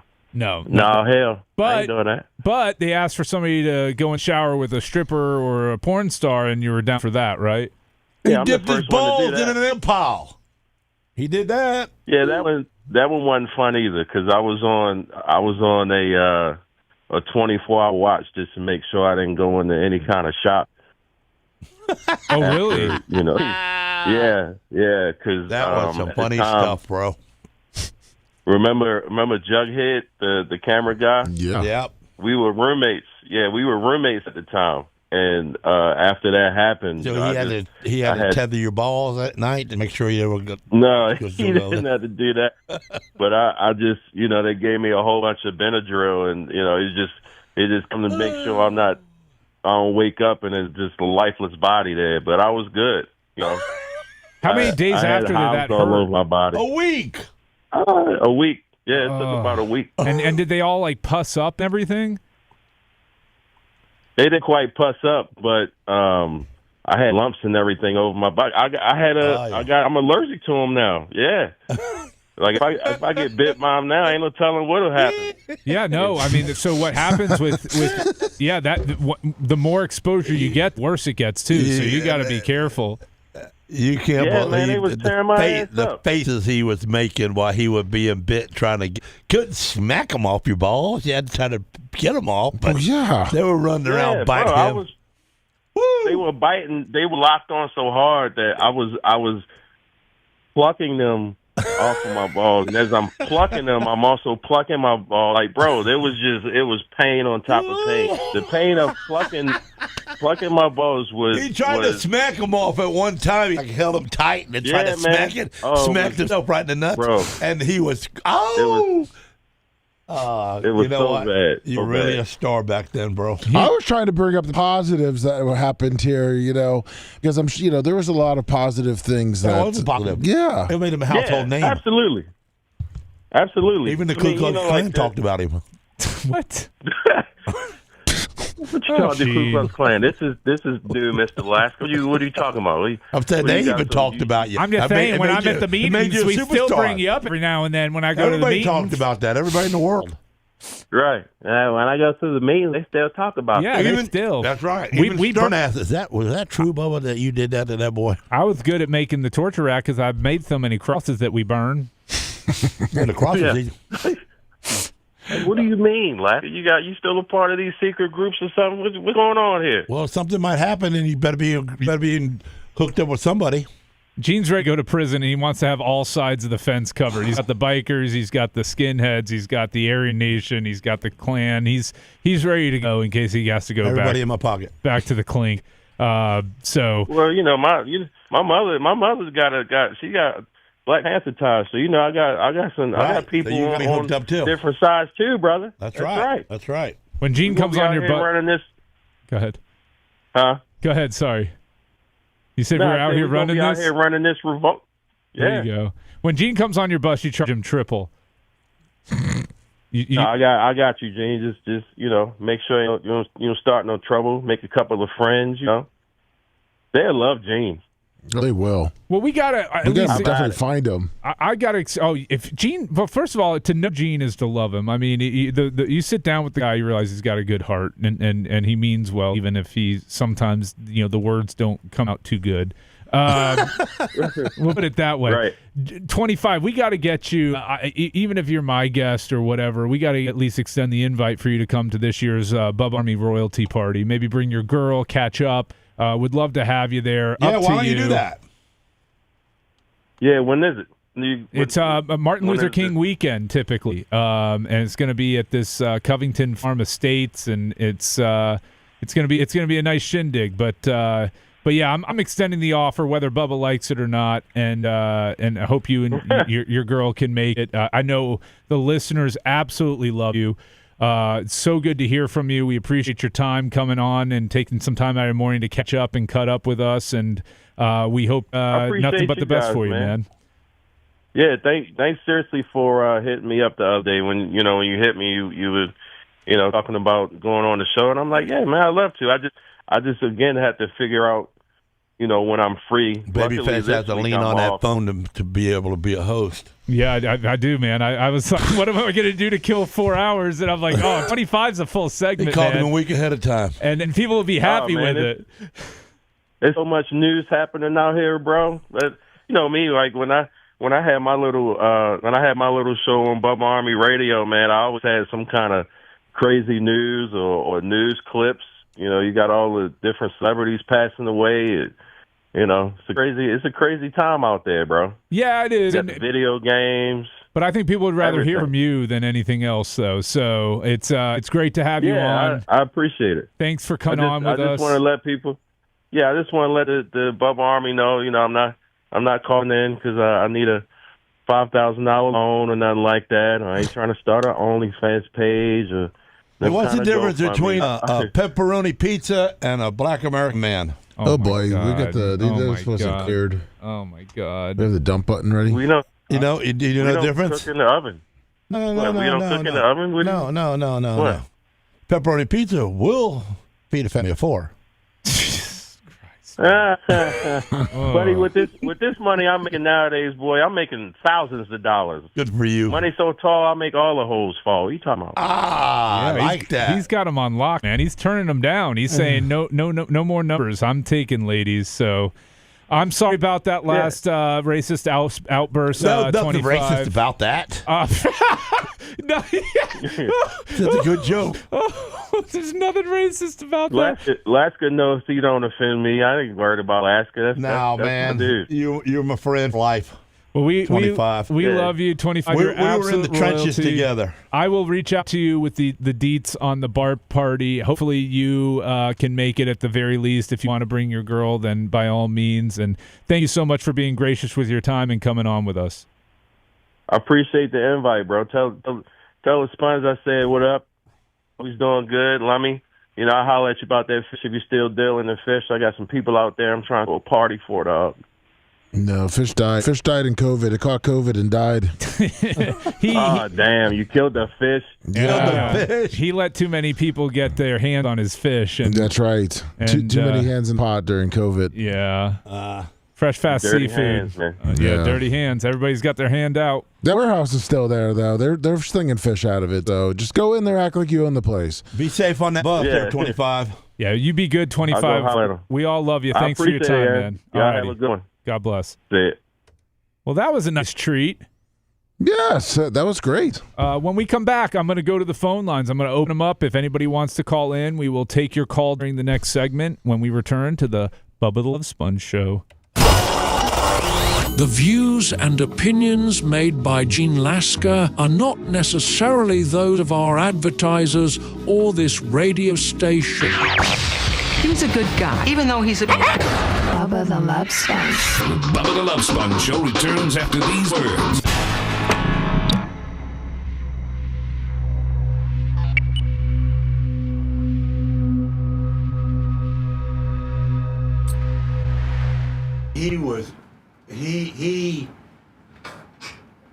He was like off the chain in the world of that. This was his world of being crazy, doing crazy shit, hardly wearing no clothes half the time, going to the bar, staying up all night long, and then doing the show during the day, and never sleep for 2 or 3 days in a row. Yeah, listen, we would go out to like 3, 4, and then show up, and like we would occasionally know if it was going to be slow or not, like on the show. That like if we weren't going to have to go into it, like do anything. Right. We might try to like, especially if we were going. It was when we were doing the 2 shows, morning and afternoon. We'd build a stack of hat boxes. In the corner, and then we take shifts sleeping. Yeah, take shifts. Napping. Yeah. He had to be behind the camera. But that was the How about Coco? What is he doing? I think he moved to Maine. He moved to Maine. That's not something I heard. He moved to Maine. Dave Rice moved to Vermont. He was a good guy, man. He was funny as hell. Yeah. A lot of our sayings come from him. Yeah. From Dave Rice? No, from Coco. Oh, Coco. He was great. Cancel Christmas. Kitchen's closed. Kitchen's closed. How do you think it's going, guys? We're doing okay? Yeah, we're perfectly fine. Wonderful. We got another guest for tomorrow as well. 813-90 Bubba, 813-90 Tony Peters. I don't need no damn nickname. What are you talking about? Gene fucking Lasker. You That's say it. it. One word. What was How about your that? racing name? You know, everyone's like. Oh yeah, did you have Bobby the a racing Racer. nickname? What is that? You know, like how it was like Bobby the Speed Duster. Uh-huh. You know, what was yours? I don't got one. My uncle was Pepperoni. Oh, what, in racing? Yeah. Hollywood. Hollywood? Gene Hollywood Lasker. Were you Hollywood Gene Lasker? Gene Hollywood Lasker. Hollywood Gene Lasker. Hollywood Gene Lasker. Oh wow. My uncle was And you know who hollered that out on the microphone to 3,000 people? Hulk Hogan. That's pretty awesome. I'm here with my driver, Hollywood Gene Lasker. My uncle was Pepperoni Tony Sciarrino. That's what they called him. He's drag racing. Pepperoni Tony? Yeah, Pepperoni Tony. He still drag races. He's 72 years old and he still goes out and races. Yeah. He'll live another 10 years easily. He loves it. He had no kids, so he'll live a long time. Kids will take Well, years you don't have off to your lend nothing. You don't have to lend nothing or give nothing out. That's He can it, fight for man. himself. Yep. No, my uncle's was a drag racer named Pepperoni Tony Sciarrino. That's good. Yep, that's What's his last name? Sciarrino. Yeah, he races up like more like Georgia area now, but he'll occasionally come down here. He did a lot of the drag racing here, but you were all dirt, right? You never drag raced. No, I never drag raced. Is drag racing like did dirt racers look down on that? No, don't look down on it. It's just a different style of it's more uppity to drag race than it is to round track race. Because round track race, you don't have to work as hard drag racing as round track racing. It's more work to round track because you're tearing shit up every week, and on a drag racing, you're really not tearing nothing up, but wearing out rear tires. Which is more dangerous? Round track race is more dangerous because you got more guys to make a poor decision with you. Right. Drag race, you only got one guy that can make a stupid left turn and then take you out.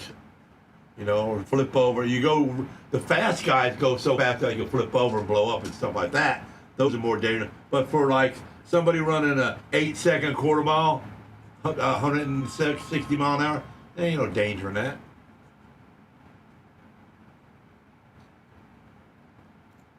You get hit by lightning before you die before you get hurt wrecking at 150.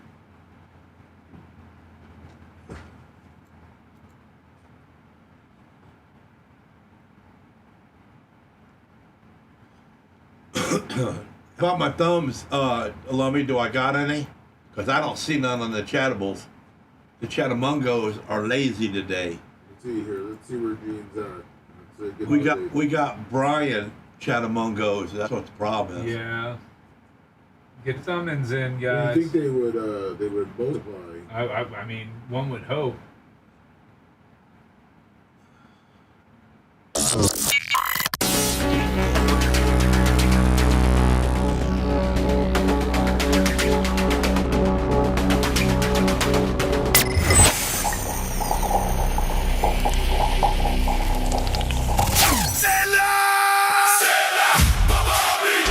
Hey guys, are you ready for some football? Gabby, I just hate it when I miss a big play when it rains. I hear that a lot, Rob. That's why I have a Get-A-Box. Just dream away. No interruptions. Your V6 box does look beautiful, but is it easy to use? Voice control, premium performance, crystal clear surround sound. My box does it all. And Rob, it has all of the programming that Get-A-Box is famous for. The box now connects to my home theater system, TV, sound bar, or even an external speaker. So now we can hear my box in full surround sound. So your box can satisfy satisfy all my entertainment needs? With voice control, I can just tell it what I want to see. But can I afford a box this impressive? Rob, with promo code BUBBA, you save $25. It's the most affordable box ever. That's right. Use discount code BUBBA for $25 off the new V6 box. GetAbox.com, promo code BUBBA. More speed, more football, more box. GetAbox.com. So the lawyers are nervous, and that's a good sign. Back to Bubba. It's the Bubba the Love Sponge Show. Bubba the Love Sponge.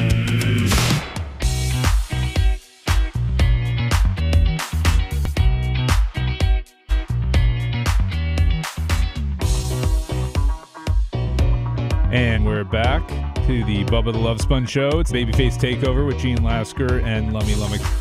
Warren Garrison III.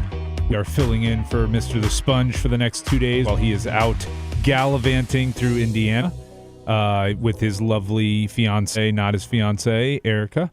We'll be filling in, and Bubba will be back on Monday. There is no show on Friday. Gene, you've got a spot to read, my friend. What commercial ad do you have to run for us? I got the Strange Clouds Vapor and Smoke Shop, your one-stop destination for all good stuff.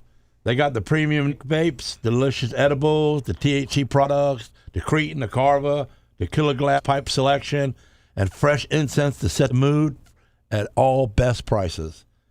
Full Cretin and Carva bars, relaxation lounges located at each location. Bay Pines, Largo, Clearwater, and Palm Harbor. Mention Bubba Army, get 15% off your entire purchase. Strange Clouds Vapor and Smoke Shops. Come get lifted on a good vibes.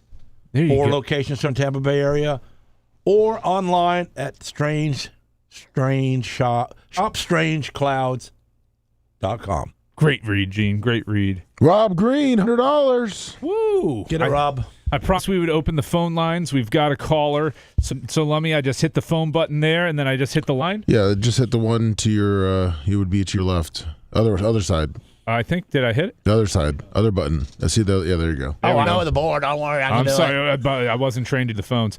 Caller, you're on with the Bubba Love Sponge Show. Hey, Babyface. I just want to thank you for taking your time to fill in. You're obviously putting in 100% of your effort. Love the extra AI stuff that you added to bring to the show. You actually took some time, and that was wonderful. But most importantly, I want to thank you for your wisdom and your insight on the Joe the Supermark going into the Hall of Fame. Even though, obviously, I wasn't inducted, you were the voice of reason and intelligence in that conversation. So I can't thank you enough for that. How the hell was he so intelligent about it? What did he say? Well, one of the major things that he said is, do you have any major proof that Joe the Supermark actually said the things that he's being accused of?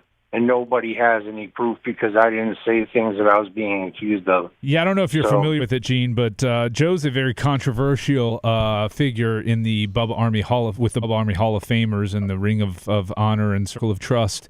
And well, that's just because he got arguments with them on that chat. That's got nothing to do with us. Yeah, but that was kind of my point is a lot of the vitriol towards Joe is personal in nature, and some of it is unfounded. Some of it's secondhand is the sense that I got from it. And so my whole point is when we're looking at the Hall of Fame, I think you got to take a lot of personality out of it and look at contributions to the show. I don't think there's many listeners that have been as loyal and dedicated to the program. I mean, you'd be hard-pressed to find more than Joe. I mean, Scout and Big Gulp are up there. I think Heather Wiz has been around for a super long time. Oh, yeah. You've got people, but man, Joe's been a there fixture since the beginning. Since the beginning, and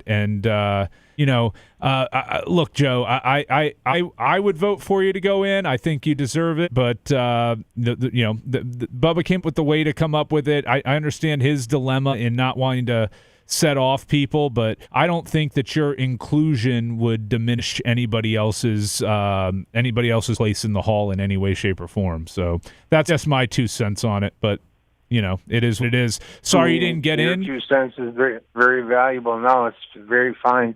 I'm okay with it. It's obviously the Hall of Famers are the one that get to make the decision, and because 40 votes came in, and I only got 11 yes votes, so.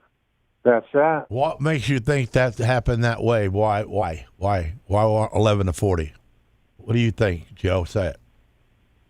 Gene's trying to ask why you think the vote went the way it did. I understand what Gene's saying, and I have to be. I can't be candid. I need to kind of like lay back and sugarcoat some things because I don't want to bury a hole any deeper than I've already buried it. But there's people that are in the Hall of Fame that shouldn't be there, so they get a vote that their vote doesn't matter. Like, let's say Drunk Kim, for an example. Let's throw a name out there. Drunk Kim has done more to make a fool out of herself in public with Bubba at Barb. And well, I did not hang up on Joe, just for the record. I didn't touch you. You can see my hands did not move from below the console here. And I can't hang him up here. So no, I think it was just a bad connection. Yeah. You think Drunk Kim voted against Joe? Well, she's not in the Hall of Fame, though. So why did he bring her up? Because she's not in the Hall of Fame, and he didn't want to name someone in the Hall of Fame just in case they would either get heat or it would be a bad. I don't know exactly where Joe was going with that one, but I think he was going with.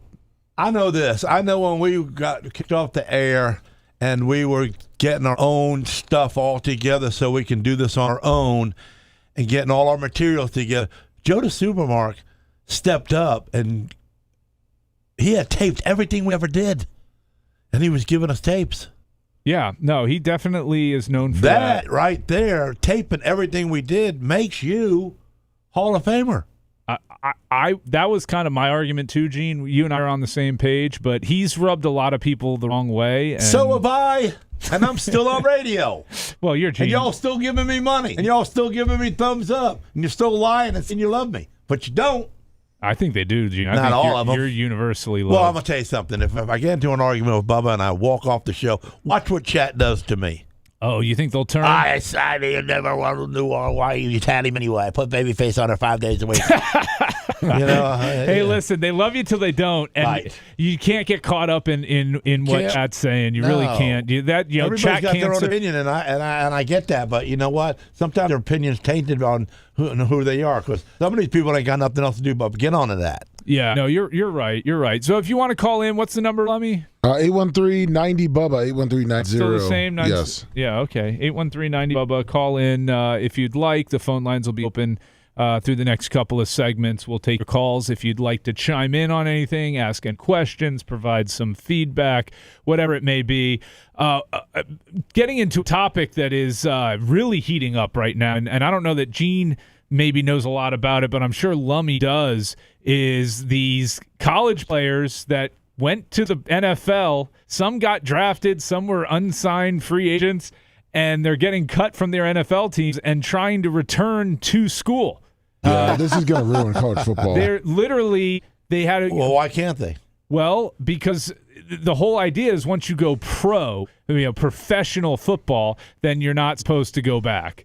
Can't So be they've a got this schoolboy. tight end. The Cleveland Browns are going to be cutting this rookie tight end, Daquan Wright, who cleared waivers. He plans on signing with LSU. So literally was in NFL camp catching balls from NFL quarterbacks and had an NFL contract. I think he got a $20,000 signing bonus or whatever it is, and they're going to cut him.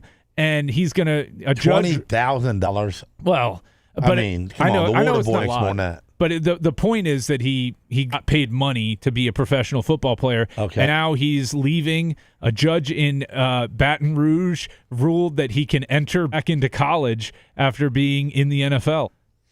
So it's pretty crazy change to the whole amateurism and amateur system, Gene. Well, it's not really. I mean, you got to think college sports isn't really amateur anymore now, getting paid by the school or NILs Right. and all that They're different getting stuff. paid.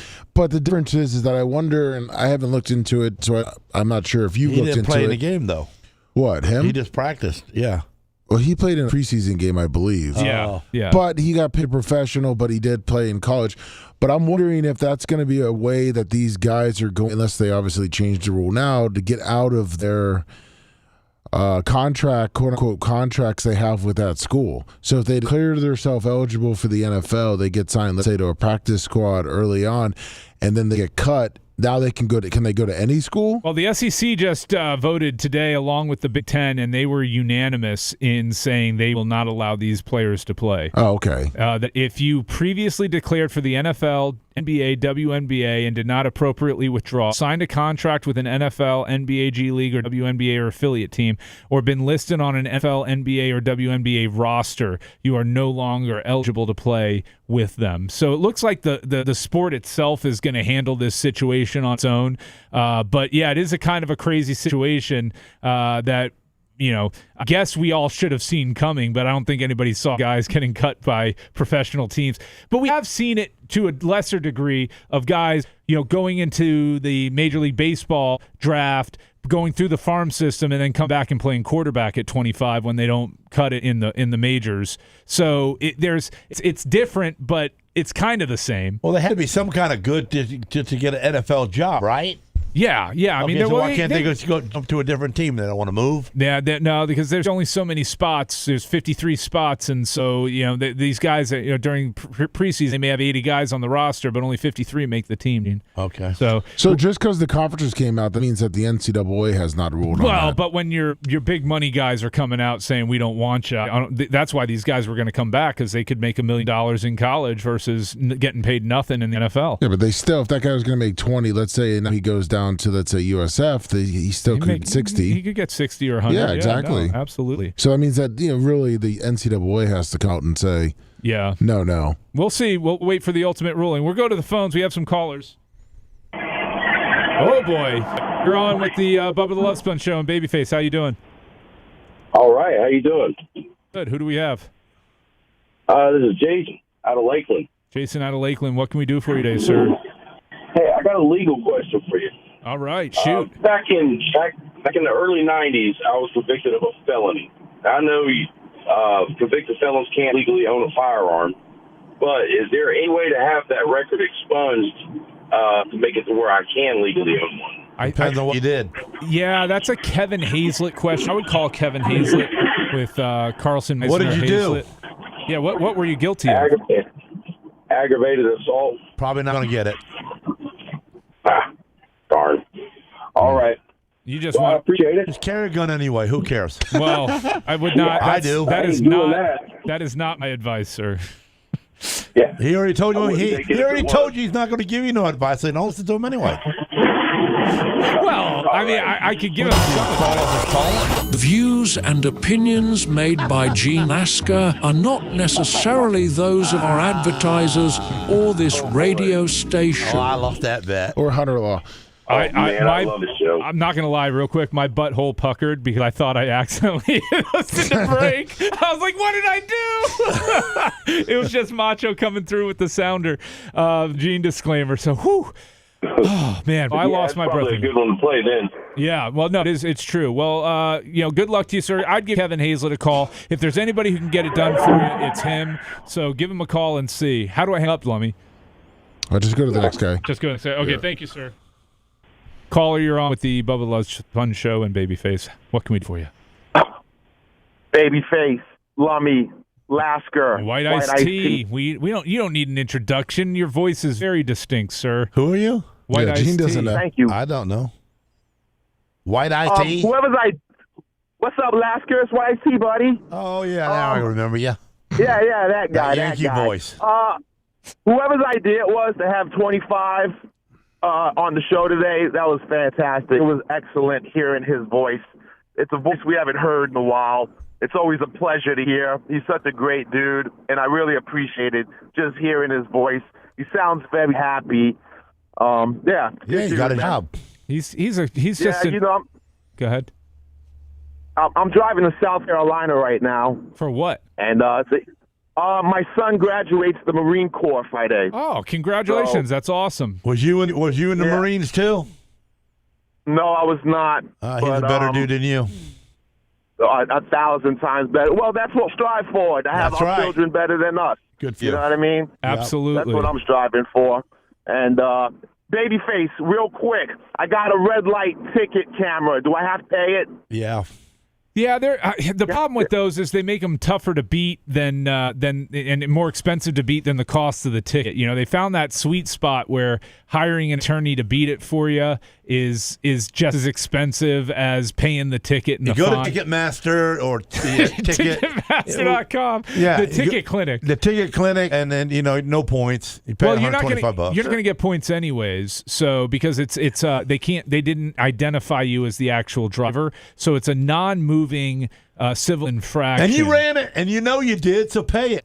Oh, 100% I ran there that you go. Now, what the hell are you asking questions for? This was in Lakeland, too, Polk County. You can that fight damn it. Marine kid of yours ain't going to ask no question. He going to pay it. He wouldn't run a red light. He's a good Marine. See there? My son, who's graduating the Marine Corps this Friday, was actually at BARC 3 years ago when he was 16. I was telling Sweet. everybody he was 18, but he was there. Oh, so you just been a criminal your whole life. Pretty much. There you go. Bending the rules. That's why you listen to us. Well, congratulations to your son. Safe travels, White Thank Iced you. Tea, and Thank you, guys. and thank him for his service. As he graduates into the Marines. Tell him congratulations from us too. Yeah. Thank you, guys. You guys have a great day. Take care. You too. All right, caller, you're on with Bubba Love Sponge Show. Babyface, Gene, Lummy. What say you? Identify yourself. Yellow. Hey, it's Dana, FTE from Ontario, Canada. Dana from Ontario. Full trucker effect in the house. How you doing? What do you want, foreigner? You guys do an awesome show without Bubba. I just want to do some insights. My dad's 84, and he's heard about me listening to Bubba. I was listening to you guys since Sirius XM days. But he's obsessed with the Criminal Intent podcast that Bubba's been doing with Pete. And I thought yesterday you knew what was going to drop. And he's like, I couldn't find it. He's obsessed with it. He can't wait till Thursday for the new one to come out. Nice. And how old is he? 84. So he's making sure he can read between the lines that his son don't kill him. Well, he's been watching Fox News. And I said, you have to watch this, Dad, because it lays everything out, but you're not seeing on the news. It lays it all out. You got my mom to watch it. Your mom, it lays it out. Are you currently hauling? What are we hauling? I'm hauling gravel. I used to go over the road.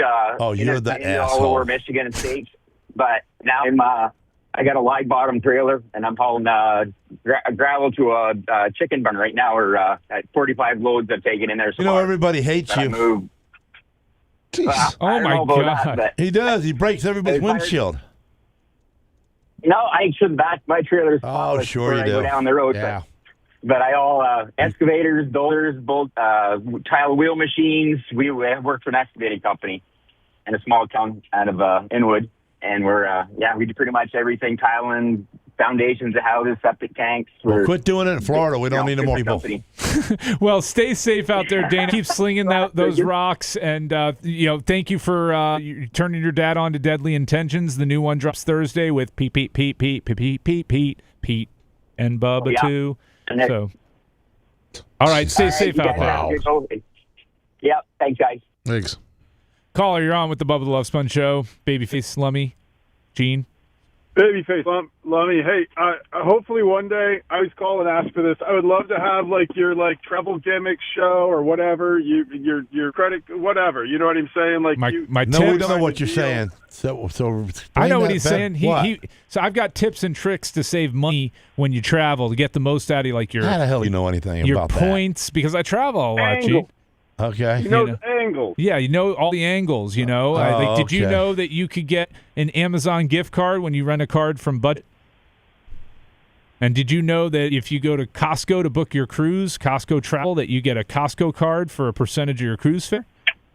All of these tips and tricks will be in my hack Babyface travel guide to the stars, travel agent to the stars. Behind the paywall. Yeah, behind a paywall for sure. So, no, sir, I mean, if you ever have something you want to tip on or have a question about, always feel free to bounce it off me. You guys always email me, brian@hunterlawgroup.com. But you have any trips coming up, sir? I just was on a trip to Hawaii for work, which wasn't too shabby, but for 2 days out there, a day of work, and 2 days back is kind of long. But I didn't have to pay for it. So you did pay for it though, with your time and your jet lag. Well, it was like, and also it was crazy cheap. It was like $370 each way, which is like what I normally pay to fly like DC. So it just happened to be a cheap time of the year. But like, yeah, I mean, just love the show. Think it's great. And Gene, I hate those gravel trucks too, buddy. You see those little pieces of gravel sitting on the back lift, just waiting to take a suicide jump and fall and go right in your windshield. That's right, they're jumping every time. Yeah, every single time. They're bouncing. Every time. Love you guys. Have a great day. Take care. All right, caller, you're on with the Bubba Love Sponge Show. Babyface, Gene, Lummy. What say you? Yes, good morning. I just want to say thank y'all for actually having a great show today. It's actually good to hear some good talk radio. What are you saying? Bubba sucks? What are you saying? No, I'm not saying he sucks. He just interrupts whenever y'all seem to have a good topic going, puts his spin on it. Well, it's a Bubba Love Sponge show. He owns it. Yeah, you know. Toy I've box. grown up with him. I know how he is. You wouldn't be listening to us if it wasn't for him. Listen here, buddy. Right. You wouldn't even know who these clowns were if it weren't for me. Exactly. You know, Gene would still be I would be nothing. powder coating in an alley. That's right. But, Getting arrested, not having a good lawyer. But yeah, and then hearing Broderick on there, yeah, it's an amazing show. It is really, truly a blessing to hear today. It was really a good show. I love it. Well, I'm glad we Brought could. back some memories. I'm glad we could do that for Because everybody sir. out there thought we'd suck today. Yeah, we showed them. Everybody thought I'd beat up Babyface and get the place No, knocked down. you being late and everything kind of was the way to start it off, even though it seemed wrong. But I know yeah, everybody thinks I did that on purpose. I might have. I may. Nah, the dog didn't let him out. I think Dr. Dan slipped you $100 and said, "Screw Brian up out of the gates and come in late." I'm with you, Brian. I'm with you. Hey, if Gene can get paid, get paid. Take that fool's money like you're a 21-year-old girl. All right, buddy. We appreciate you listening. My You take God, care. You're in so much Great heat, show Brian. today. Great show. All right, buddy. Thank you so much. 5:59. I walked because you weren't in here, so I walked out. You know, you normally are sitting there, normally. but I saw on the cameras. I go, Gene's truck's not here, and my stomach dropped. I go, I'm screwed. Then I ran to grab my phone. I'm like, I gotta call him. I'm like, Babyface. So You always call me five. So I go to Lummy. I go, Gene joining us. And Lummy's like, yeah. He usually rolls in. He usually rolls in around now. I'm sure. He was so nervous. I'm sure he's gonna come in any minute. I know Bubba's gonna get on me hard. You did that on purpose. I told you don't be late. I told you be good. I told you everything twice. And look at you, run there late. It's all good, man. We're unflappable here. I said, yeah, man. We're unflappable here. We're going to come back from the break better than ever. We got to go to words, but we'll be back with the Bubba the Love Sponge Show. I want you to stay on this channel. More bullying and brutality after this. That's real nice. Bubba the Love Sponge.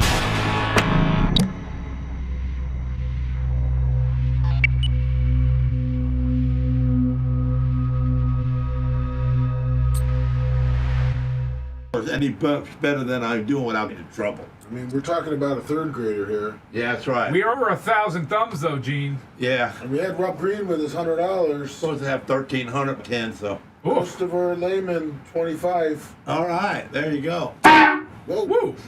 That was louder without the headphones on. Well, it's because I got that new battery, man. Having the headphones on is a blessing. Yes. I got that new battery, that XCB-9. Is that a real Milwaukee battery? Is that one of those? It's the newest Milwaukee battery. Oh, so it's not one of those fake ones? No. This is the real one. Oh, yeah. The lithium force. The M18. That's a badass battery. It's a little charged. That battery's $250. Yeah, so the orange lasts about a year on that battery. That's what I'm thinking. Yeah. That's a while. Yeah.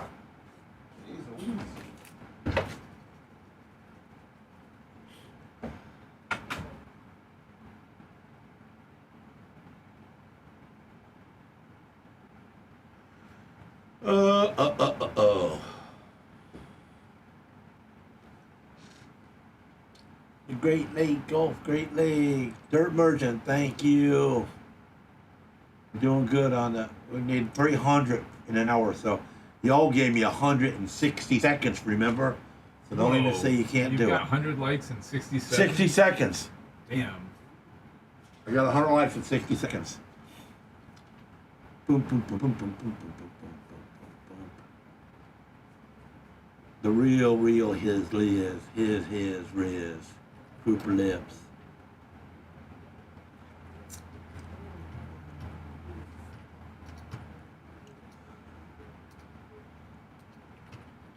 Liz 84, thank you. Great show today. I thought we were going to do a whole bunch of political bullshit with him, but I try to avoid it, man. yeah, right. Because people don't want to hear it no more. You know, I mean, the next story I'm gonna talk about is it's politics, but it's not political.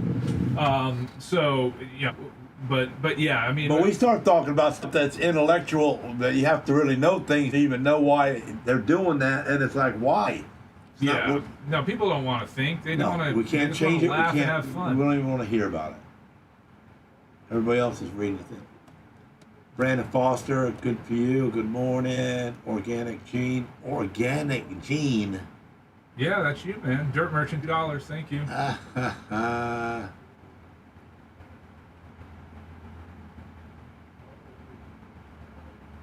Reggie Dunbar, he's a big face guy. He's got so many gimmicks you could learn from. I don't want to learn from him. He can learn his own stuff. Yeah, I've learned from Gene. Are you kidding? He's his own person. Gene's been around the block way more than me, and he knows more. I'm the last man standing. I'm the longest officially person around Bubba, and he's forgotten more than I've known in my life. Well, I only listen to the Fat Man, so.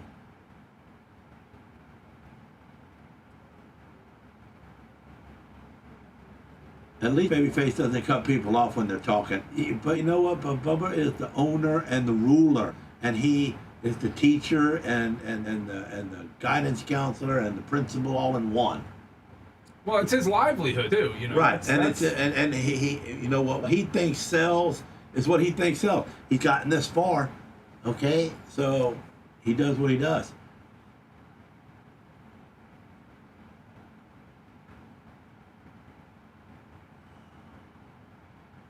Ned's you got a 46 Harley running almost roadworthy. Man, you're gonna have a lot of people turning their heads when you ride that thing. A 46 Harley? A 46, yeah, that's an old knucklehead. What's the oldest Harley you've ever owned, Gene? I owned a 1975 165 Harley when I was in high school. Wow. And was that a nice bike? It wasn't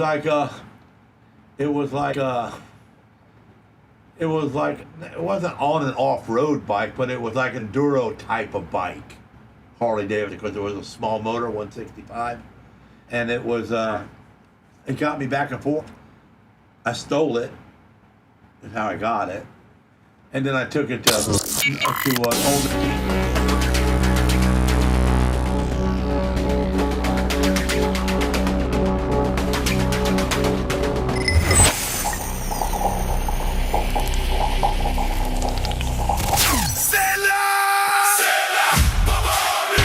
Semi-Auto Glass, a family-owned business ran by the brothers Michael and Travis Haskell, with over 40 years of combined family experience in the auto glass industry. They bring a wealth of knowledge to every job, whether it's semis, whether it's heavy equipment, or whether it's your fleet. Semi-Auto Glass meets all of your auto and glass needs. Windshield, back glass, for glass, and automatic window repair. So easy to get a hold of. 813-245-1936 or semiautoglass.com. I apologize for interrupting your regular program. Yo, Power Pick. Hello. Should hit these with everything we got, sir. Living vicariously through his bizarre world. Imagine how much protein's in my body. This is the Bubba the Love Sponge Show.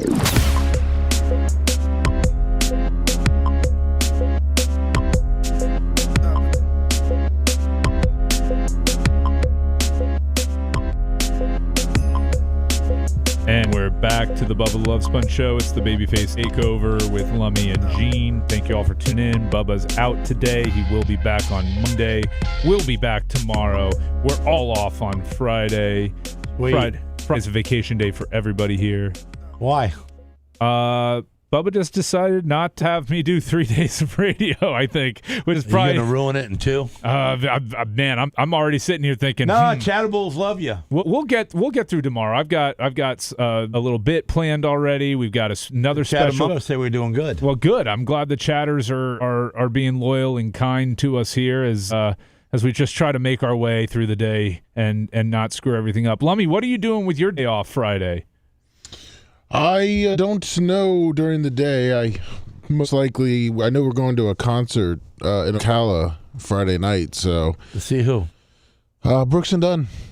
Oh, they're still alive? Yeah, I got to see them before they're dead. Where are they playing in Ocala? Ocala, it's at the Rock. Do they still sound the same? Of course. Nuh-uh. Yeah, I actually I saw them in a distance when I was working the concert last year, the Morgan Wallen concert. They sound the same. They didn't go as long. People were pissed off. They were supposed to do 2 hours. They did about an hour and 10 minutes. And they got tired. But it's Rock the Country up in Ocala at some horse stable or something. Rock the country. Rock the country. Which is the problem is that they haven't set the which is weird. Babyface. There's actually, you are a lawyer, so I'm curious on your take on this. So Rock the Country. They when they started selling the tickets a couple months ago, they made it say that buy your tickets early, right? Mm-hmm. And then if you don't buy your tickets early, they're going to do is just keep going up. So what would you normally do if you wanted to see a concert? Oh, you'd buy your tickets early, and then they didn't sell, so they lowered their price. 70%. Oh my God! So right now the tickets I wouldn't buy it. So the tickets you would have, but let's say for $100, they're $30. Oh, that's BS. Also, they have not sent the set times yet because it's from 2 o'clock on.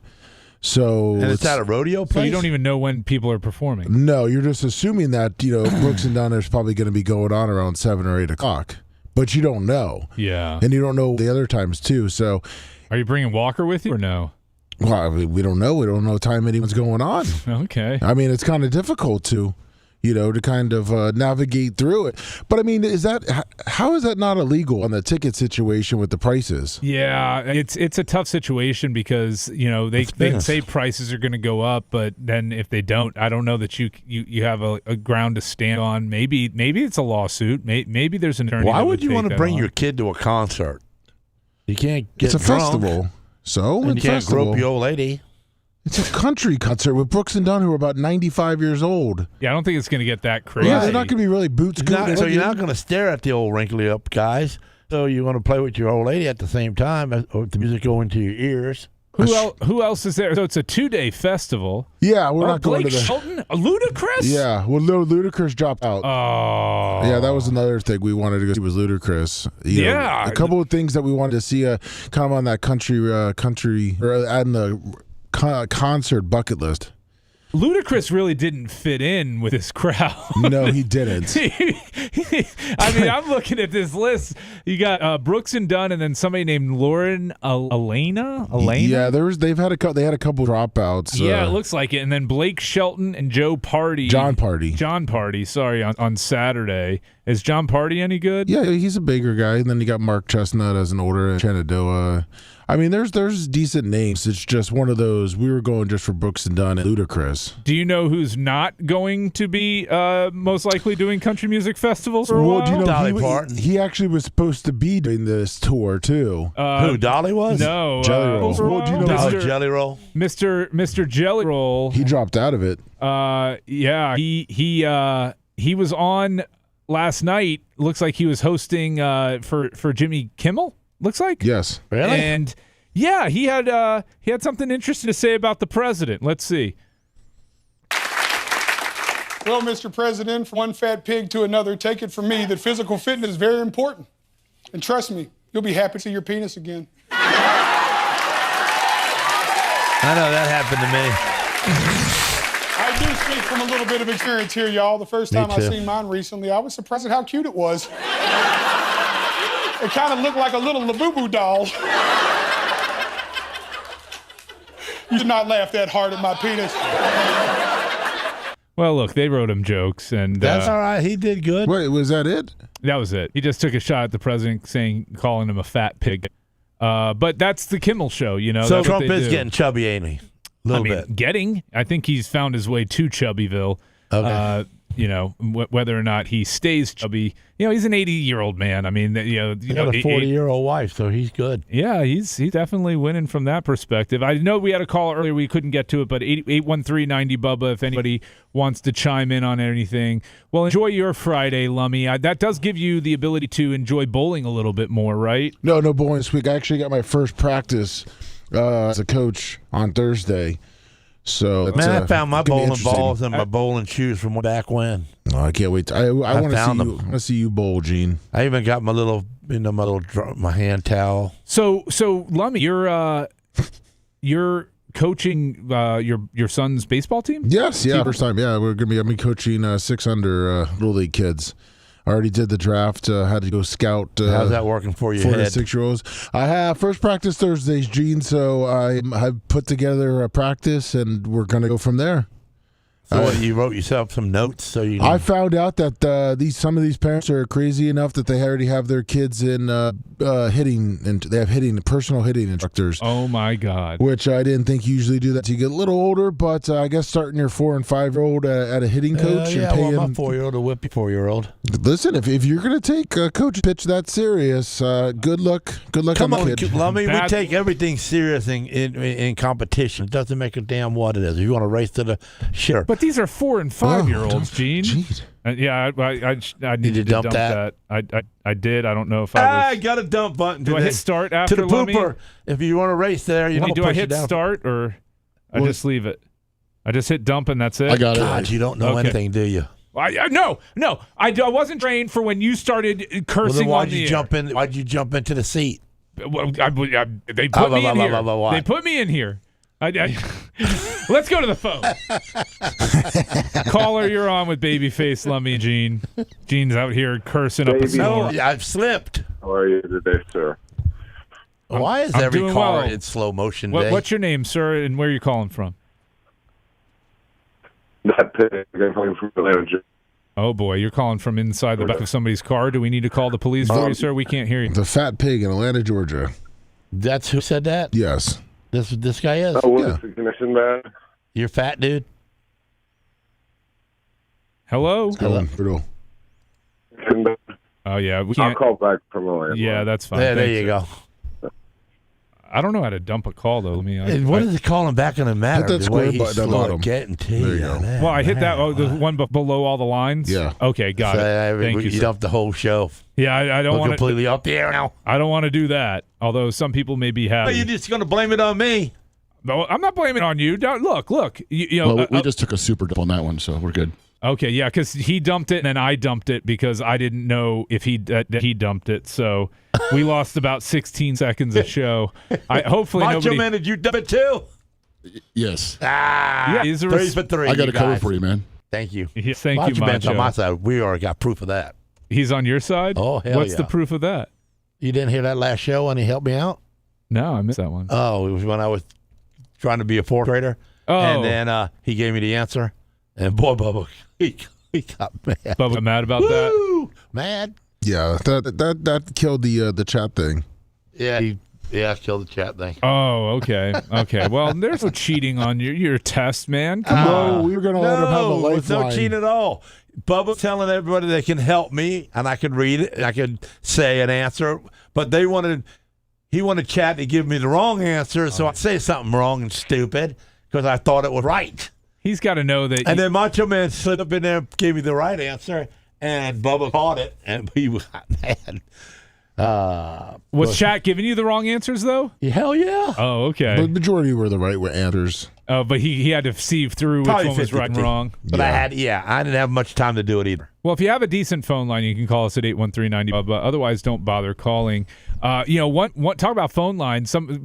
Trump was doing telecalls to try and help Darlene Graham, the sister of Lindsey Graham, now deceased, to win the 6-year term on his Senate seat. And this isn't a political, this isn't a red-blue thing. I just find it fascinating that we live in a country where we're supposed to have this representative government and all of that, and we've got it where if you're related to a politician, you're qualified to be that politician's replacement. Isn't that a little weird, guys? Well, did she have some background for it? No. Nothing. In fact, she had a debate with her Republican opponent, Ralph Norman, and they asked her a question about like Iran and foreign policy. And she knew nothing. And she literally said, like, I really don't know anything about that. Like, at least she was honest and didn't try to make up an answer. But, you know, it's just weird to me. Like, well, she has prior experience. She doesn't have experience for the type of job that she needs to do here, which is to be a senator and know about foreign policy and things like that. You mean her being for 7 years commissioner of the South Carolina Commission for the Blind doesn't qualify her for the Senate seats? Well, I could see how you think that would make her qualified. But no, it's the blind leading the blind here. She doesn't know what she's doing, Lummy. But there are other examples of it. You know, Sonny Bono, when he died hitting a tree skiing, his wife Mary took over his spot and then got elected multiple times to replace him. Yeah. And then Donald Payne, he was selected to the U.S. House of Representatives to represent New Jersey after his father died. And then we had Julia Letlow. She ran for and won a U.S. seat, left vacant after her husband died from COVID. But it's just weird to me, like, oh, you had sex with a politician, so you should take her seat. Or, oh, you were born from that politician, so you should take over their seat. Just seems a little strange to me. I don't know about you guys. Yeah. I just think, like, there should be more qualifications than that. It's a good old boy syndrome. Yeah, like that would be like Bubba making Erica the host of the show while he's out of the office or whatever, or to a lesser extent Tyler, because he's not here, so he should just take the seat. Well, isn't that what happened with Woodrow Wilson? Did his wife? Wasn't that one of the first cases? What? Where his wife kind of like took over and he had like a stroke and she was running the president supposedly. But he was still alive, though. I mean, he was still holding the office. She didn't get the office. These people are getting the office. She was tugging on it. He was still telling her what to do. Yeah, these people are getting the office, Lummy. I mean, that's what they're earning the spot. So I don't know. To me, it's weird. Again, it's not a political thing. This isn't a blue-red thing. I didn't want to make the show about that. I just thought that it's odd, like, oh, you were related to this person, so you should have their job. Like, we don't do that with doctors, right? like if Dan were to die during surgery, his 21-year-old girlfriend's not going to come in and be like, I'm going to finish you up because I slept with him last night. She's 21? That's rumor on the street, is that he's dating some really young chicks. Smoking. Yeah, I mean, he's having fun. He's having a good three-quarter life crisis. We'll go to the phones. It's not a crisis. It's not a crisis. I guess not. Caller, you're on the air with Babyface, Gene, and Lummy. Hello, Brian. How are you? It's Kim from Charleston. How are you? I'm good, Kim. How are you? I'm doing good. That's not drunk, Kim, right? You're doing a great job. Thank you. I called actually to tell Gene something because Gene is like one of my favorites. And his wife is so precious. Love her to death. Sarah. I love you, but Sarah. I was going to tell Gene, and I want you to tell Sarah. Okay. And your son, Coben, Gene, I swear they need to get together with your Cane Corsos, and all you do is put it on YouTube. The dog videos go viral. And Coben can pocket all the money because you'll get money. The Cane Corso, when you go under dog videos, they're the biggest thing on the internet. Really? All she has to do is Coben, let's go out here and I can make my dogs sing. More of them will get a couch. I can make them sing. Okay, Gene, so how about you record one this weekend for you, turn it into us, and we'll put it up there so we'll do that. We'll get that going. I make my dogs sing. Oh, Gene, she ain't lying. This person's got 24 million views of a 125-pound Cane Corso protects a suitcase full of money. We got this one, 2.4 million views with the protecting a woman while she uses the ATM. Well, these are shorts These are shorts, but they're still views. No, these are all shorts. These are all shorts. None of them are long form. You just take 2 minutes. But I was thinking, that looks like Conan right there. As cute as Conan is, all it would take is 5 minutes, 10 minutes out of their day, and they will be racking it up with this. And by the way, I'm the only one I think on earth that got it. But your dog named Lagatha. Lagatha, yeah. I bet you I bet you $1 million. You or Sarah got that off the Vikings show. Yeah, all of our dogs are named off of the Vikings. Yeah, I am a was Viking. Surprised you didn't name one. I was surprised you didn't name one Ragnar. Well, we didn't. Well, we were going to, and we didn't get that dog, and it didn't fit. And then our new boy dog. As soon as I looked at him, the thing that come into my mind was Havoc. This is going to be Havoc right here. Yeah. And so that Yeah, name I just remember stuck you with him. saying that. So here's some Cane Corso barking.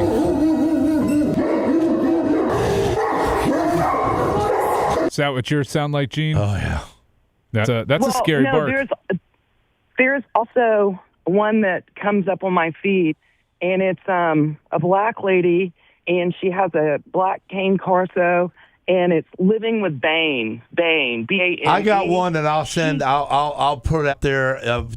We got Sarah bought her a dinosaur suit. It's a dinosaur outfit. She's completely engulfed in a dinosaur, and she comes out of the house in the dinosaur, and the dogs are out back, and then she sneaks up on the dogs, and they try to get her. I mean, they come at her, and then they smell her close enough, and then they start jumping on her, and they know that's Mom. But in the beginning, they're scared to hell. I mean, they're scared to death of it. She got to be a brave woman to do that. You don't know how those dogs are going to react. My wife plays hide and seek with dogs every single day. Every day that she comes home, smell her. She hides, and they have to find her. So when we open up the door, That's what I do. Mom's home. Yeah, I don't. They have to I don't find have her. a Cane Corso. I don't have a Cane Corso. I've got a Chesapeake Bay Retriever that my son bought, especially to go duck hunting with. This little thing outside with me right now, he's big, huge, big boy. He's protective, but lazy. Our dogs every single day when twice a week, or maybe on Saturday if she goes shopping or goes to the bookstore, she plays that hide and seek with the dogs because the 2 days that she's out, that she has to go to work. Now, Gene, does your dog's back look like that? Yeah, that looks like Kona. Good God. That right there, I think. They look like those Australian kangaroos that are Same ripped. as that Emma right there. Emma, I got a gray dog just like that, Emma. Wow. Babyface, imagine you're I'm just sitting telling there. you, all right, Gene, I'm telling you, you're sitting on a gold mine. Let Coben take it. Put a Whoa. YouTube. All these ideas you got to bring to the Bubba Show. Put it on the YouTube I will channel. bring it. I am. Please, I'm going to bring the dinosaur. Please. Where we scare the dogs. We'll run them on my platforms, please. Yes. I'm already monetized, Gene. Yeah. We got this. Yes. No. You can put it on Bubba, but I was thinking especially for his son. For Coben, that way. Yeah, but what about me? Yeah, so Bubba's got to do it. Coben's going to be fine. Don't worry about Coben. He's getting a business handed Gene to Lasker him. is my trademark. That's right. Please. He don't do nothing. All right, I'm going to hang up on Kim. Thanks for calling. Please, calling him. All right, let's go. Next caller, you're on the phone with Babyface Gene and Lummy. Hey, what's up, buddy? How are you? Good. Who's this? Hey, you're doing it. I got from New Jersey. You're doing a hell of a job. I got to give you a lot of credit. You're doing really good. Smooth sailing. Well, trying, man. It's been there's a level of stress and anxiety with it, but we're doing the best we can. But what you got for us? I just want to know. I know Bubba doesn't like this, but I wonder if I can make a show suggestion for tomorrow. No, absolutely. We'll take all suggestions. Go ahead. Bubba doesn't like suggestions. Why not? Gene said no. Sometimes he thinks that Why, you trying to help the guy out? You hating on or something? What's your problem? No, I like everybody. I like you, Gene. I like everybody. You don't want to help the guy that's causing havoc out here and trying to be a leader that he's not. Let him help me. Yeah, I get it. Same way we're leading on the damn phone lines. Simple suggestion was that if you don't have Bubba for 3-question Thursday, can you do a 3-question Thursday with Gene? I already had that. I'll choke him out. I already had that planned. But it's not 3 questions about you, Gene. It's not anything tough. It's nothing like mean or anything. No, I'm gonna have that for Gene. We're gonna have that ready to go. We've got some stuff lined up for tomorrow, and we'll see how it goes. But yeah, I am using the phone lines as a crutch, Gene. I see that. Yeah. So what? There's more phone lines than I've had all year. We're limping to the finish line. You know what? The people should be able to talk every now and then. This is a radio show. This is a podcast. Correct. Podcast you can't call into. Radio shows you can call into. So, that's all I got to say about that. All right, I'll let you guys go. Well, thank you for your recommendation. We will do it. Oh man, is that the warm line to me? Oh wow, we have a warm line. I hope it's Bubba. Let it chew be you a new Bubba. ass. Nope, they hung up. It was probably the wrong number. Was it the wrong number, Lummy? No. What? I don't know. Is there nobody there? I picked up on the Love Sponge show. Yeah, and they hung up immediately? They got scared. They didn't want to deal with this star power that we have right now. So you're going to make a TikTok stream or YouTube stream of all your dog videos, Gene? Kim says you're going to get rich off of it. I don't know about all that, but I will. I have to do a short for the show anyway, so I'll do a short with the dogs. Well, that one with Sarah and the dinosaur you one have sounds to see that gold. one. Just do that one. Oh, yeah, it's gold. And so now I can put this new shed in for her to put her stuff in, and because our deck and around our chicken farm has been getting too cluttered up, so I've got her a shed to put her junk in, and so she hid out in the shed because it's brand new in the yard, and Emma, our smallest of the little baby dog, could jump 8 foot. Her head was over the 8-foot fence. What? 8 foot, bro. Oh, my That's goodness. how high she jumped, where her head was over the 8-foot fence. To look, she's a basketball player. All right, I'll take these last few calls, and then we'll go to break. Caller, you're on. What's up? Babyface, the fat pig. Is the connection better this time? Yeah, we can hear you now. You're out of the trunk. Good job. Okay, perfect. First of all, you're doing a great job. First time hosting. Oh man, I'm no Joe Rogan, but if I could give one piece of criticism, you're putting too much emphasis on being the host. Just play like you're being the co-host. So say you're doing that $20. All right, I'll take your advice on that. So tell the leader don't lead. I'll try to lead a little less. It's a whole thing, you know. And I haven't been doing this a long time, but it's just it's a hard position to fill. Is what I'm trying. Yeah, to no, it's big shoes to fill, and it's nerve-wracking. That's why I'm listening to you at the moment. But we appreciate your advice, Fat Pig, and you have a great day. Now, who the hell would want to be called Fat Pig That's his every name. day? I don't care. Let's see if this caller wants to be. Hello, you're on. Hey, morning, guys. How you doing? Great show as always. Well, who the hell are you? What's your name? Hey, man. Sorry, man. Lee. How you doing, Gene? Good. Lee. See, we got new callers calling in. What's up, Lee? What can we do for you? I got a question for you. I don't know who can handle it, but yeah, I just fixed. I'm a heavy equipment operator, demolition, and I blew out my shoulder, and I finally got getting it done. Can they let you go in the state of Florida on your if you're on a workman's comp claim? While you're in the middle of work comp? Like, let you go terminate you while you're in the middle of it? No. After the fact, after I get surgery or I get the payout or whatever. Yeah, potentially. Once you're cleared of it, I would hire a work comp lawyer. If you do settle with them, I got one. Yeah, if you do settle with them, most of them make you relinquish the job. Well, why are you asking them and not us? Well, tell me, Gene, what you think? I'm not a damn lawyer. I tell you, I care if you got a job or not. I hire somebody else. He'd say do a better job at the equipment. Yeah, and quit you falling won't off on you your won't shoulder. get hurt. Don't get hurt. But all right, fellas. All right, good luck to you, sir. We weren't trying to be mean. Have a good day. That was. Yeah, Gene was. Come on. Well, I know. I want to say we. I mean me. Caller, you're on. Last call before we go to break. Hey, Pro Wrestler 91. I'm still alive and fighting the fight. Babyface doing a great job. Lasker, you're on fire as always. Doing a great job. Let's see if tomorrow you guys can advertise the Bubba Pay all more and see if you guys can beat a record. See if you guys can beat whatever the record is on what you guys bring in for the day.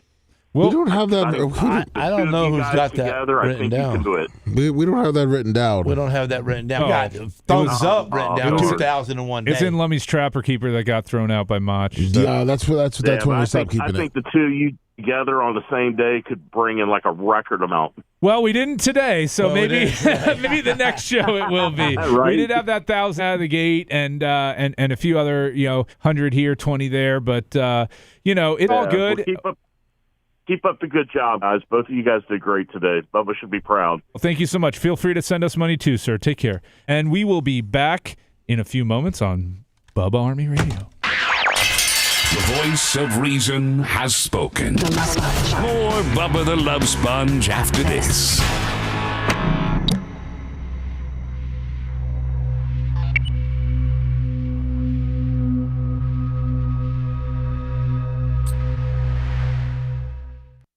No. bumper. sorry. It's the I bumper didn't low. I didn't want to. So that's okay. I didn't want to get into a log. No, the butt's right below there. So I was gonna wait. But I mean, it did. It put them hold at least. So and then they it just took- hung up. Yeah. Took them off. Yeah. Sorry.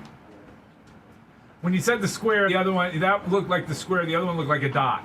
Yeah, my Bubba's is obviously worn off. Like mine's different. Mine doesn't. I can't hang up back here. Otherwise, I can get up for you. I just had the capabilities of putting them on hold.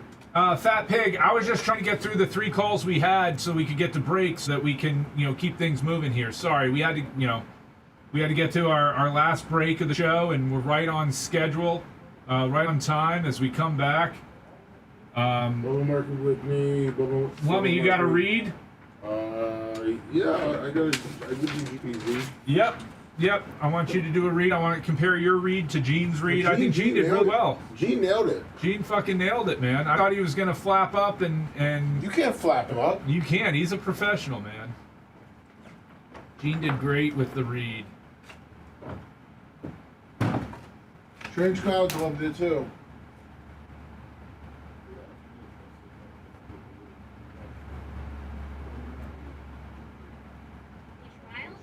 Now saying that she was friends with Lindsay growing up, and they were actually winking at each other during the trip. People were saying that you smiled and listened to the camera. Did you know you did that? Why? Well, no, I was laughing because my dad went out and we were goodbye. You know what I mean?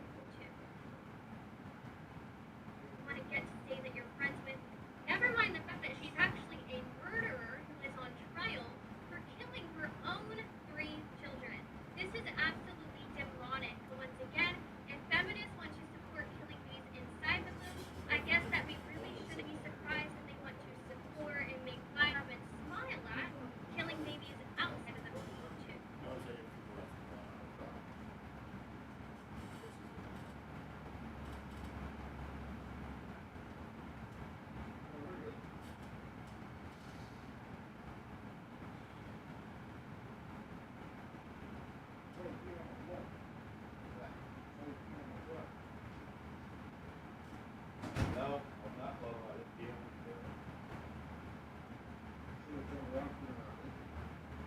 I see that like in there. Right all over that handle of that Lincoln. That'd have been a dick move.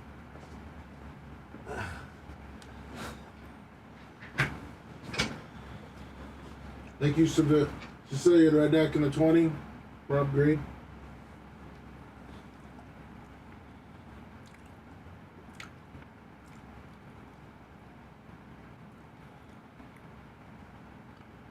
JR's Road Pilot, be nice, Gene.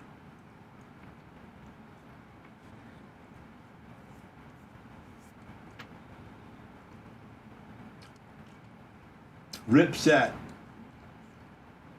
91-256. He got his message removed twice. Imagine what it said.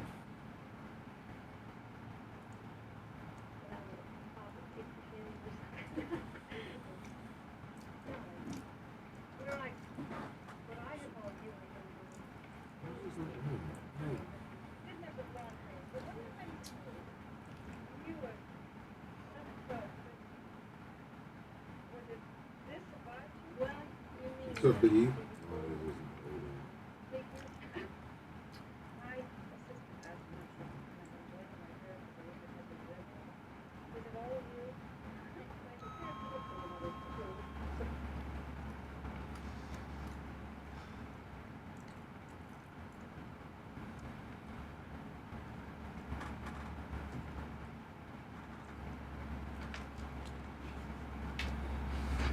Oh, there some outdoor lights for sunny days. For who? Sunny days. She says people say they look great. Who's that? Did some outdoor lamps for her. Oh, I don't know.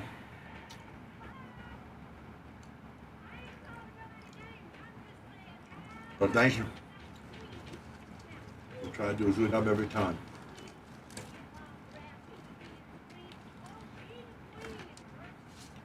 Sunny days. What kind of business you got? You don't even remember all the clients. I can't.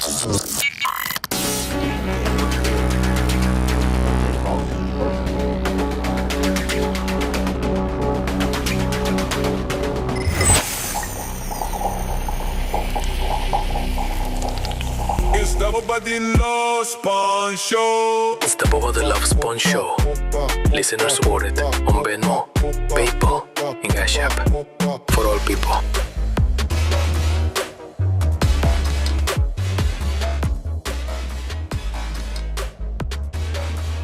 Oh. We're back, fellas. We're back. Back. And Lummy's got a read for us. Oh, GPZ. GPZ. It's as easy as GPZ. Tell us about it, Lum. Central Florida and all across the great state of Florida, listen up. When business or home needs serious wiring done right, there's only one crew I trust, and that's GPZ Cabling. They're Florida's premier low-voltage contractor handling data, cabling, fiber optics, Wi-Fi access, audio and video systems, access control, and security cameras that actually work when you need them. From Orlando to Tampa, Jacksonville to the Keys, GPZ has got the whole state covered. And tell them Bubba sent you. And tell them Bubba sent you. You're getting 20% off your install. Call GPZ Cabling today at 813-524-6794 or visit gpzcabling.com. Don't get wired wrong, get wired GPZ. I gotta say, good read, Lummy, but I think Gene's was a little better. Oh, Gene was way better. Gene's was a little bit better on the read. Gene, what do you think? Who did it better? Gene I Lasker. don't know. I don't care. Yeah. I wish I would have made my read a little bigger.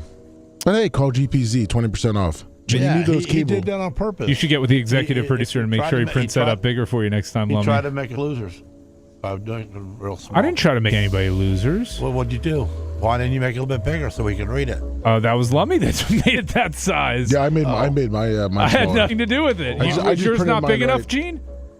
Was your copy I too guess small? Mine was a little bigger than yours. Yeah, it was. Well, you're just a dumbass. Seriously, why would you do yourself in that way? He did it to himself, Nobody Gene. can read that. I just printed that. Yours is the one Bubba had. Oh. Yeah, you had the Bubba read. Mine's just an email. No, I can't read that. I would have been failed. I know. I would have never got through that. I thought my eyes were better than they I are. can't see it.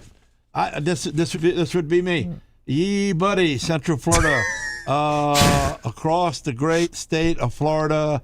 Listen up when your business or home needs serious work, wiring, or any of that. I trust. See a GPZ. He can get it. You can get it. Cabling. Gene, cabling. do you wear glasses or contacts? No. Are you able to see when you drive? Yeah, I see very good. I'm 20/20. Oh, so you just have. Look how small it is in a dark situation. You know, I gotta have light. Gene, I've come in when your computer screen on like Alckman Thursdays after you've been there Wednesdays, and man, that's a big font on those screens. Okay, but let me tell you something. You don't have to think. You don't have to worry about missing a word or not seeing something. This is, you know. Well, you have to worry about only seeing one word because that's all that can fit on the Well, that's screen. right. But you look up and you see it, you read it, it's done. Over here, you got to pay attention. You got to squint your eyes. I'm looking at you. Squint your eyes while you're trying to read something. Well, the light's very bright over here. Okay, I'm under the bright over lights. Here, you know, and so I don't like to squint. I mean, squint, you know, you magnify your eyeballs, but I don't need to because let me make my screen a little bit bigger. Yeah, and it's a couple clicks. It's easy. That's right. It was set to like 126, I think it was. Let your tools work for you. 165. 165. Okay. So, Gene, we talked to Lummy. He's going to the country concert. What do you have going on this weekend?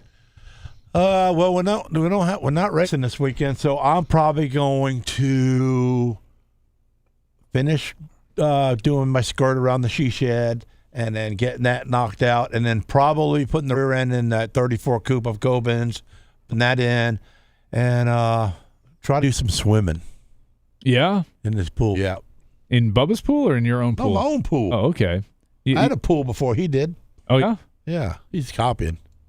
Are you a good swimmer? I'm not a very good swimmer. I I'm a can good swimmer. swim. I'm not going to drown for a living. I'm not going to drown either, but No. I'm not going to beat anybody in I'll go any out there in swimming the ocean races. and save you. Drag in. Okay, you could be a lifeguard? I could be. Oh, of course. I mean, of course Gene could. He's not going to see you when you're drowning, but he'll be able to swim out to you. All right, we got a couple more callers. I'll indulge because I did say we're a show for the What, people. you think I'm colorblind too? I can't see. We know you're not a colorblind. black You proved guy that with in the a 25-cent green call. pool. We proved that Come with the on. 25-cent call that you're not colorblind. Caller, you're on with colorblind Gene, Lummy, and Brian. Hello? Hello. Power pick. I'm burning. All right. Nobody. Pot up? Oh, damn it. Oh, you. Come on. I'm an idiot. That's the first major mistake of the day. Sorry, caller. Call back in. I'm a moron. We'll try the other line. Caller, I'm potted up. Thanks, Lummy. Are you with us? Hello? Yes. Yeah, here. 843. Yeah, okay, yeah, that was weird. My bad. Yeah, so I'm a little behind, but I hear you're dealing with vets, and I couldn't call in quick enough to be very careful with them. They're all getting bought up by like private companies and all, and they're just shady as hell. I have a pit bull, and they're prone to allergies, and I basically spent. What the hell are you talking about? He's a little behind. He's in the very first segment of the show, and he's calling in. He's talking about the vets? Yes. Yeah, he's bringing it. It's called bringing it back full circle. This is a weave, Gene. We got to appreciate it because this is a great callback. But no, you're right, sir. The vets are like all these private equity firms are coming in. It's all about money. It's all about upselling, and it's not about taking business. care. I get it's business. I get that it's business, Gene, but there's an element of No, Gene, you don't know what I dealt with. Like they basically are putting my dog. He's having allergies where he's like having patches in his skin, and what they're basically prescribing is this chewable it's $100 per prescription that only lasts a week. It's just a steroid. It's like taking a football player that got hurt at halftime and just numbing them up and throwing them back in. Right. It might temporarily not hurt them, but it doesn't do anything. So it's just a racket. Well, the basically my point is do your research and don't let them. You got a computer on file. Get busy. Figure it out. That's how my wife does it. Yeah, but you know you're paying. Thank you, sir.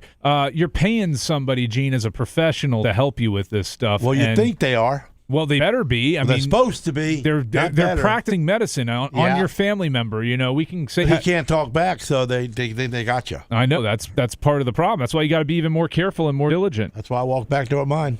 All right, you're on with us, caller. What's up? If you're the person I hung up on, I'm sorry. I'm an idiot. It's all right. This is for Brian. Aren't you a big-time cruiser on Royal Caribbean? Yes, sir. I love Royal Caribbean. I'm loyal to Royal. I am too.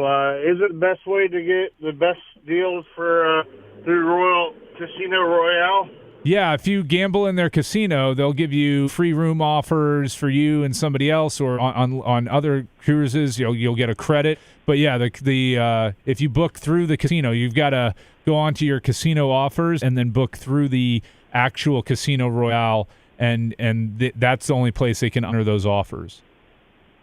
Okay, that's the best way to do it. Or you can actually do it through the app as well. But talking to somebody, they can go over some of your options with you, and sometimes you can upgrade your room with them on even on a casino offer where it's not as obvious when you're trying to book through the app. So it's for something like that, you might be. Pardon? I have junior suite offers. So I want to see if I can upgrade a grand suite or something. So you got money wasted on that, or you got to save up to do this? No, he's wasting the money in the casino if they're offering him a junior suite on a cruise ship. Huh. Yeah. Yeah, that's good for you. What game do you like to gamble? On Utopia. I got Utopia scheduled at the end of September, then I have Star of the Sea in March. Oh, cool! I'll be on Utopia in October for a celebration, and then I'm going back on it again in February for my birthday. So I do love cruising. It's a chill way to travel. But yeah, the Royal Casino, the Casino Royale, call in and see what they can do for you. Okay. All right. Take care. Well, thank you. Thanks. Joe Ocho Cinco, $100 for Colorblind Gene. Oh wow! What? Colorblind Gene. Gene, have you ever been on a cruise? Nope. I would love to see you on a cruise. Gene, you would like a cruise, I think. I think Gene would like it. Yeah. Like when you do go on a vacation, Gene, what do you like to do? I haven't really been on many vacations. At all? Mm-mm. Why not? I don't know. Just life's a vacation. I mean, when you're an outlaw and you ride motorcycles and you run a club, I mean, I go to Sturgis, I go to New York, I go to Vermont, I go to Crab Fest, I go to Daytona every year. So it's a lot of vacations. You ATV through the Mayan ruins in Mexico. That'd be kind of fun, right? I ain't going to Mexico. On a cruise ship. For what? To have a break, a change of scenery. Yeah, change the channel. Have you left the country before, Gene? Yeah, been to England. When was that? Like 8 years ago. What'd you think of it? Stupid. I can see Gene on a cruise wearing a, Stupid, man. They don't even serve ice. No. Yeah, no, ice is hard to get in That's Europe. ridiculous. It is hard to get in Europe. And then a friend of mine, one of my brothers, lent me a motorcycle ride and to go on a ride, and I'm going like, okay, so everything's backwards. You go the wrong way. Yeah, they drive on the left. And then they got mobiles, the round circle things with humps in them. Not only do you got to make a turn the wrong way, go around a circle, you got to go over the bump too. Yeah, that's about stupid. Yeah, I will agree. The traffic pattern there is tough, but did you enjoy like the food and the scenery? Nothing. No part. The fish and chips was all right. Kind of oily. I mean, anybody can oil up a fish and make it taste good. That's true. That's true. Really, nothing there for me. Yeah, so you're not going back to England anytime soon. No. What brought you there to begin with? My outlaw brothers that I've met that were here in the United States, and I told them that I would promise him to come visit him in his own state, his own country, call it over the pond. Oh, all right. So I went. So we couldn't interest you in a cruise. What do you mean? Buying? No. Like, what if Bubba did like a show cruise? You wouldn't buy me a cruise? I mean, I might, but what if Bubba did a show cruise? Would you go on it with everybody? Of course. Okay. I'm not afraid of water. Yeah, you already said you can swim. I can swim good. You'd be like a lifeguard. Yeah, I would see Gene in his little swim trunks, drinking a fruity drink, and sitting by the pool. Swim trunks. I'm not wearing nothing stupid. Yeah, he's not. Come on, he's a man. He's gonna wear board shorts like a man. Yeah, like the hippie boys wear when they surf. Them kind of square shorts. Yeah, like Jay and his friends wear, the hippie boys. Yeah, the hippie boys hang loose, right? Yeah, hang loose. All right, we have one more call. We'll get to it before we wrap up here in a minute. Caller, you're on with Babyface, Gene, and Lummy. Hey, Gene, Lummy. It's Mike. Mike? Yes. How are you? Good, Mike. Should we know Good. you are? First-time caller? Nope. It's not first-time caller. New Hampshire Mike. I'll just do that. Oh, okay. We're heading up to Germany in a couple months, and do you have any good tips for that? Yeah, put your arm out and put your hand straight up in the air. Gene, don't do that. Do not do that in Germany, Gene. That'll get you in big trouble. Well, you want to talk about the most anti-Nazi country in the world is Germany. Take your red bandana and roll around your right arm. Yeah, I wouldn't do any of that. I have not personally been to Germany. I would love to go. You're going for beer, like Oktoberfest? We're going for the marathon, but the Oktoberfest is going on as well. Oh, so you're going to run? No, to spectate. Oh, so you're going to watch people? Oh, your sister. Okay, I was like, you're going to watch random Germans run? Well, he drinks beer. That's cool. No. Drink some beer, Yeah, I mean, I heard like the Black Forest area is amazing. Worth going to, go check out their cuckoo clocks. Obviously, the Oktoberfest stuff is fun. Man, I'll spend all the money just to go watch a clock. Jeez. Sometimes some people are just really stupid. What do you have planned so far, sir? We do have the Oktoberfest. We are going to do a couple of museums, and we are stopping through. Do you really go watch the clocks there, Mike, from New Hampshire? No. I've never heard of the clock thing, so so that's you can't give me the sound of your favorite clock? Cuckoo, cuckoo, no. cuckoo, cuckoo, cuckoo. Now, how would everybody know that dumbass Babyface would do that out loud? Well, it's cuckoo clocks. Their Germans are famous for their clocks, man. Bubba's gonna get you did a great job last year. I made damn Babyface do a clock. Look at these clocks on my screen. Oh my gosh. Okay. Well, Mike, thanks for taking the show down. Mike, you were fine, man. You have a great trip. Good luck to watching your sister-in-law run in Germany, I guess. Hope a clock falls on your head. Yeah, it'll be fun. All right. Oktoberfest. Do you know how to tell time, Mike? I know how to tell time, and I know that we're coming up on it here. Damn, it's ready to go. Great. Yeah, we got 2 minutes and 8 seconds left. I love you, Sarah. You do love Sarah? Oh, hell yeah. What was your guys' wedding song? What do you mean, wedding song? Like when you danced for the first time at your wedding, what was the song? Oh, I don't know. You don't know your song? Mm-mm. You love Sarah that much, but you guys danced. I got married at the church by a friend of mine who was a preacher, and only had four of my friends there. Oh, so you guys didn't have like a reception where you danced or anything? No. Mm-mm. Okay, what about you, Lummy? What was your wedding song? We didn't because during COVID, they had the lockdowns.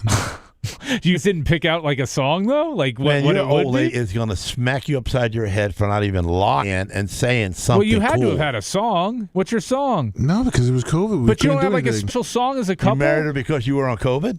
No. You blaming it on that? No, you couldn't have a ceremony. Oh. There was no ceremony, no dance, ceremony, no nothing. no dances. But you weren't gonna have a song together, like you weren't gonna have, like you didn't talk about it or pick one out. COVID what was was yours, a long baby? time. Face big time. You got big time. I'll Stand By You by the Pretenders. You know the Typical. song. You missed a good chance of being gay. I'll stand by you. I'll stand by you. Oh my God. Won't let nobody hurt you. Oh yeah, okay. I'll stand by you. Listen, ours was Dolly Your boss Parton. say that to you too? That's what Gina tells you? And she'll stand by me. Ashley and I had Dolly Parton. I Will Always Love You. Oh, really? It was the Dolly Parton version, though. Yes, Whitney Houston? No, just the Dolly Parton version of it. Well, I got to say, rest in peace, Dolly Parton. Do I hit anything here, It's Lummy? gonna fire. There you go. There we go. I knew it was coming. I was waiting for it. I was Good going to say, man, Macho Man. we normally have that music popping. Guys, it's been fun. We got another day to get through this. Hell no. Fantastic job, Brian. Thank you, Macho Man. You guys did great. Thank you for all the support. Thank you, the listeners, for their support. We'll be back tomorrow. I don't envy Bubba. He's got a hard job here. It's a lot of stress, and we'll try and make tomorrow not suck as much as today. So thank you all. Take care. Thanks for letting me finish. You've been listening to the Bubba the Love Sponge Show, starring Me, Bubba the Love Sponge. Co-host and show historian, Lummy. It's Brian Motroni, king of Count Program. Gene Lasker, voice of the people. Glad you could hear me. Gary Cantrell, video editor. Yeah, back here wiring up. It's Mini Macho. Veterinarian agent, Thomas Buttoned Up Bean. Co-host, Dr. Dan Diaco, Esquire, of Council. Co-host, J. Diaco, Esquire, the Spitting Cobra, of Council. Now, time for the legal disclaimer. Exactly. The Bubba the Love Sponge Show is intended solely for the enjoyment of our listening audience. Any rebroadcast, retransmission, or other use of this show without express written consent of the Bubba Radio Network is prohibited. We must dissuade him of his delusions. Until next time, always remember. I'll repeat hello.